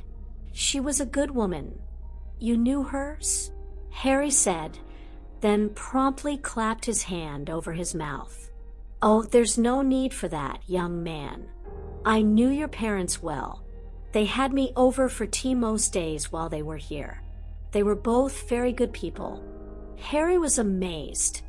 As amazed as he had been when Mr. Dumbledore first told him about his parents, that they had also known the woman who had written a book he'd read or tried to read. Anyway, Professor, Andy took charge before he could say any more. We were really hoping to keep this visit private. We'd appreciate it if you didn't tell anyone that Harry was here. Oh, of course, she said. I can understand why the boy would want to keep a low profile. I do hope you might be able to come for tea sometime, though. Next time we're in town, we'll be sure to make the time, Andy said after a glance at Dan and Emma. Have a nice day. You too, Madam Tonks. Harry, it was very good to see you again. Bat Hilda Bagshot hobbled on home, and Andy summoned the night bus again. As they boarded, the brown tabby climbed aboard with them. I think that cat likes you, Harry, Emma said. All right, let's go, Lou, the conductor called. And the bus took off with a bang. The cat was thrown to the back and probably scared out of one of its remaining lives. With no other recourse, it ran to Harry and leapt into his lap, staying there until they made it back to Crawley. Sure enough, it followed Harry off the bus again and eventually tried to follow him into the house. Can we keep it? Harry asked. Harry, we already have one cat, Emma half-joked. But I want to talk to it. Emma looked to Dan and shrugged. All right, you can bring it inside to talk to it, Dan said. Thanks, Dad. Harry pushed past them into the house and changed form. The cat meowed in surprise and retreated to the far corner of the living room. Harry almost laughed. Humans and cats, it seemed, reacted much the same way. He blinked at it and dipped his head submissively, and it began to approach cautiously, meowing to itself.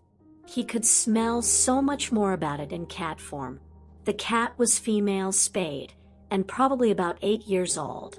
She was an ordinary house cat, he confirmed, not an animagus as he had thought she might be. She had been living mostly outside for a long time, but had the smell of a number of humans on her. Both magical and muggle. She must be good at scoring food from them. A domestic cat's command of spoken language was even cruder than that of an animagus, but Harry could make out her meowing as roughly strange. Human changed to cat. I can change with magic. Humans don't know how, he tried to explain, but the cat only seemed to partially understand. Know your smell. Human servant's kitten, she said when she got close enough. You knew my old parents? He meowed back excitedly. Harry couldn't remember having a cat any more than he could remember his birth parents themselves, but he knew a lot of wizards did have them. Human servant's good, she said. Gone long time. Bad man broke house. Harry lowered his head. Bad wizard hunted old parents. I found new parents. New parents are nice. They can be your human servants. I will ask them. The cat seemed to perk up. Like human servants. Give food. I like having old family here. Do you have family? Dam and littermates gone long time. Lived with human servants. Harry supposed that's how it was for house cats when he thought about it. What is your name? He asked. The cat meowed a name at him, but it wasn't any identifiable words. She might have still recognized her human name, but, of course, she had no way to tell it to him. Harry repeated her cat name, with partial success. I will introduce you to Teacher Cat when she visits, he said, but the cat didn't seem to understand him. Without any ideas for further conversation, he changed back to human. Mom, Dad, Hermione, guess what? On Hermione's recommendation, the Potter family's cat was rechristened Rowena and moved into the Granger house. And while she never quite became great friends with Harry, they got along well enough. Harry claimed she was much happier being an indoor cat. Thank you for listening to part 1 of the Accidental Animagus. Chapters 1 to 10 have introduced us to a truly remarkable story filled with wonder, growth, and mystery. We hope you're enjoying every moment of this magical journey. A huge thank you to Schmurmer753 for suggesting this story. Your recommendation has brought this fantastic tale to the Grimoire Audiobooks community, and we're so grateful. What did you think of the first 10 chapters of the Accidental Animagus? What were your favorite moments or surprises? Let us know in the comments below. We'd love to hear your thoughts. If you're loving this audiobook, don't forget to like, subscribe, and share it with your fellow fans. And to support Grimoire Audiobooks even further, consider joining as a member. You'll unlock exclusive perks while helping us create more magical content. The Accidental Animagus reminds us that even the smallest accidents can lead to life's biggest transformations. Until next time, stay curious, stay magical, and keep exploring the wonders of fanfiction. See you soon!